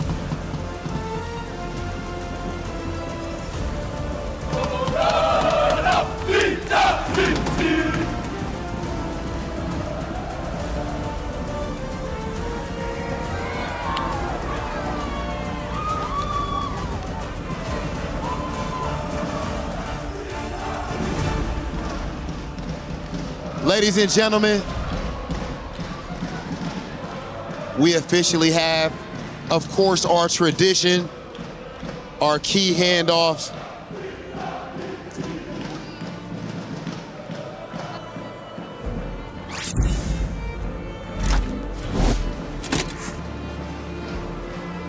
Here comes our champions, Team Vitality. Of course, showing amazing sportsmanship. As Na'Vi waits here next to the trophy, an incredible showing from Na'Vi. And the Vitality fans are absolutely electric.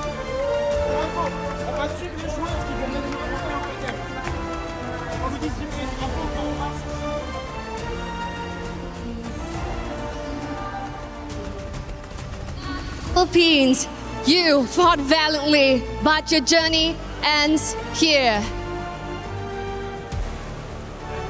Yo, great performance. Great job. Ladies and gentlemen, we are going to take things over to the Key Crusher. Team Vitality, your back-to-back MWI champions. And now, of course, they have to complete their tradition, which is, of course, what we do right here at EWC as they crush their foes, Key. And, of course, right their wrongs from 2024. That's absolutely right. And of course, in the midst of the Hive, who is currently buzzing right now, the foes that has taken them down in 2024, and their keys now crushed on the home turf right here in France. This is the perfect ending to Team Vitality's reign! Congratulations. Oh my goodness. You actually could join us up there on the stage so that you can grab your trophy with the rest of your team. Team Vitality, dominant, inevitable, unstoppable. Team Vitality, claim what is rightfully yours! Let's go, our champions of MWI 2026, Team Vitality!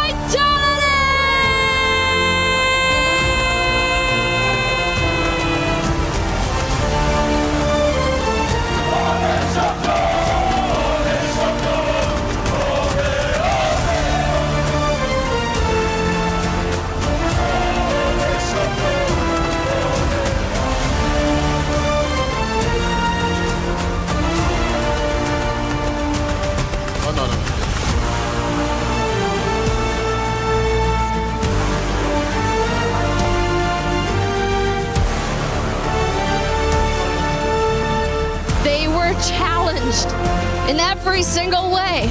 16 teams landed here in France with a target so huge on their backs, having to defend their throne here on the home ground of France.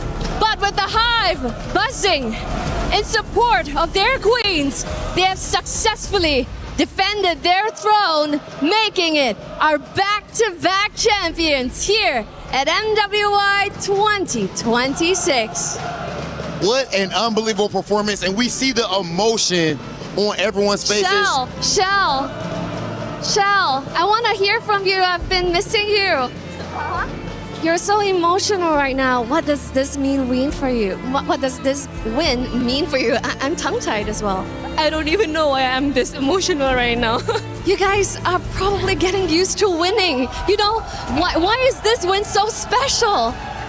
I don't know, because I think I saw how hard my team works, and I think we really deserve this victory. You were challenged, but you prevailed. Shell, Of course, we know back in 2024 at MWI, you go up against Team Na'Vi, and they actually were able to defeat you. Here, you right that wrong. You are back-to-back MWI champions. How does it feel to have overcome that obstacle? I'm really, really happy, and I guess I just want to say to them that if you guys really want to win this time, not a chance. Oh my goodness! And now, Vivian, I have a question for you, please. This way. Before we started, I'm pretty sure that you have seen EWC posters everywhere, and your face is among the GOATs, alongside kings that have reigned titles here at EWC. Seeing your face there and extending that reign, what do you have to say to that young Vivian that started playing Mobile Legends Bang Bang? Can I have someone on the team to help translate? You can say it in Bahasa. I want to say, welcome back, bro, to my dream again! Welcome back! This is your nightmare, bro! Absolutely love this energy, ladies and gentlemen. Now, of course, before we send things off, we have to make sure that we announce our finals MVP, who is none other than the one and only Vivo!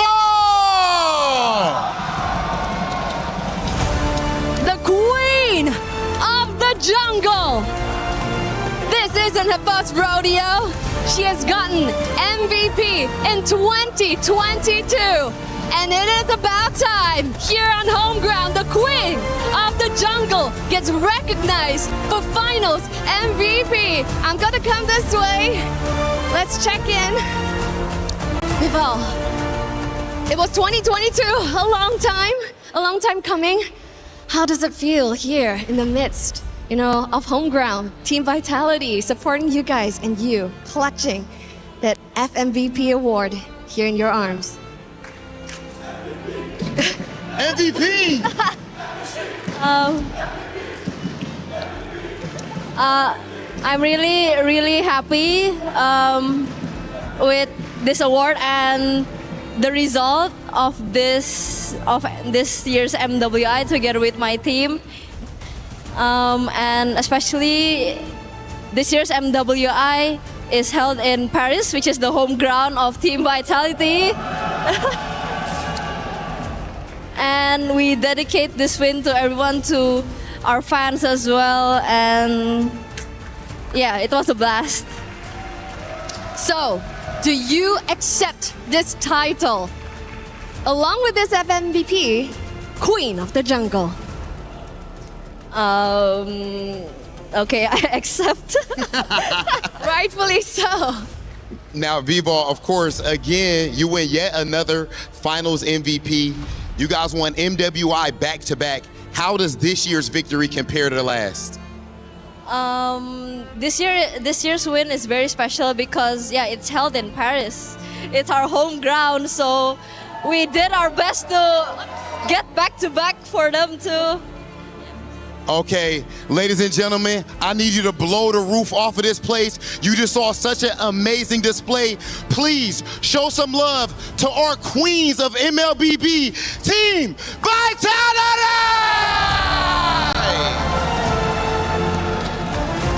Team Vitality, please go ahead and etch your names in history. Walk on over to the totem. Take your walk of victory now as the official queens of MWI 2026.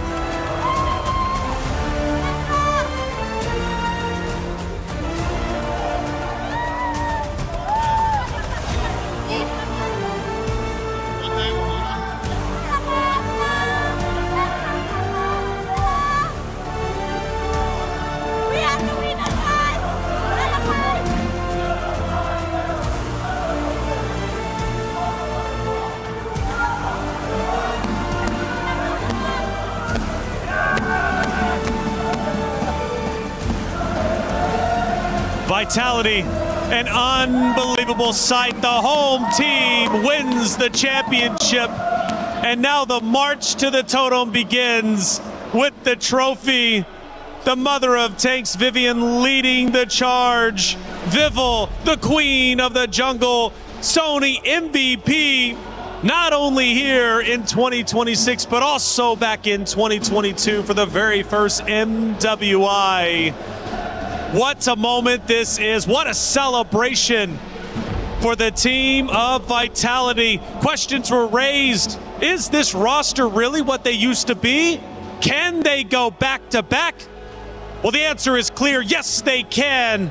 They are your champions of MWI 2026. I gotta say, I love this parade, man, because Vivian, not only has she won here, she wants all the stages here to know who is the winner of MWI. Look at the energy that she has. It doesn't look like she just went 6 games. It's like a marching band. It wasn't enough to see her face plastered all over Riyadh. She needs everyone to know here in Paris, France as well. Amazing energy from Vivian, and I gotta say, so well deserved for every single player on the team. CIO Danny Ingles also behind as well. The march begins, and I gotta ask you two a question. Is this a dynasty roster? Absolutely. Absolutely. Even if they didn't pick up this trophy, I think they've already cemented that. You think about MLBB, women's, all you can think about is this entire roster of just very talented young women, ladies, queens, whatever you want to call it. They are amazing in their own right, and they really, really did have a huge statement today, especially after all the doubt when they lost 2 years ago at MWI against the very same team. The way that they conquered the MLBB scene. If you touched the game for like 2 weeks, you would have heard about Team Vitality, especially this roster, because again, year by year, they do it again and again and again. You can't escape them, because again, Riyadh, Vivian's face is all over the place now in Paris as well. I gotta say, man, they are definitely the best women's team we've ever had in MWI. Representing their region. Indonesia. So much pride. Indonesia has to be so proud of them. Came in with the regional battle. Which region was the best? Well, for the MWI, it is undisputably Indonesia. With Team Vitality again, it warms my heart. Flexing on the competition. This team has already achieved greatness, and they continue to do so year in and year out. When will they be stopped? Well, not this year. Not this year whatsoever. The totem starting to get close. They round the corner, and this is, we're just moments away where they will then etch their names into the history books once again onto the totem for the Esports World Cup. They placed the trophy down. That is theirs. Hard-earned and back-to-back years. And as you see, the totem area starts to light up as they go forward. I do wonder what is going through their mind. Obviously, they said, welcome to my dream. And for the competitors, welcome to my nightmare.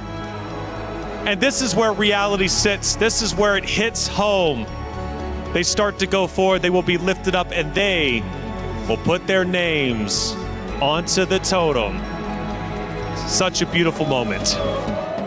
And this is theirs. This was another moment that they claimed that this is theirs. This time around, Fumi Echo will be the one to place that key onto the wall with the help of everyone, as they are the undisputed, they are the inevitable, they are Team Vitality.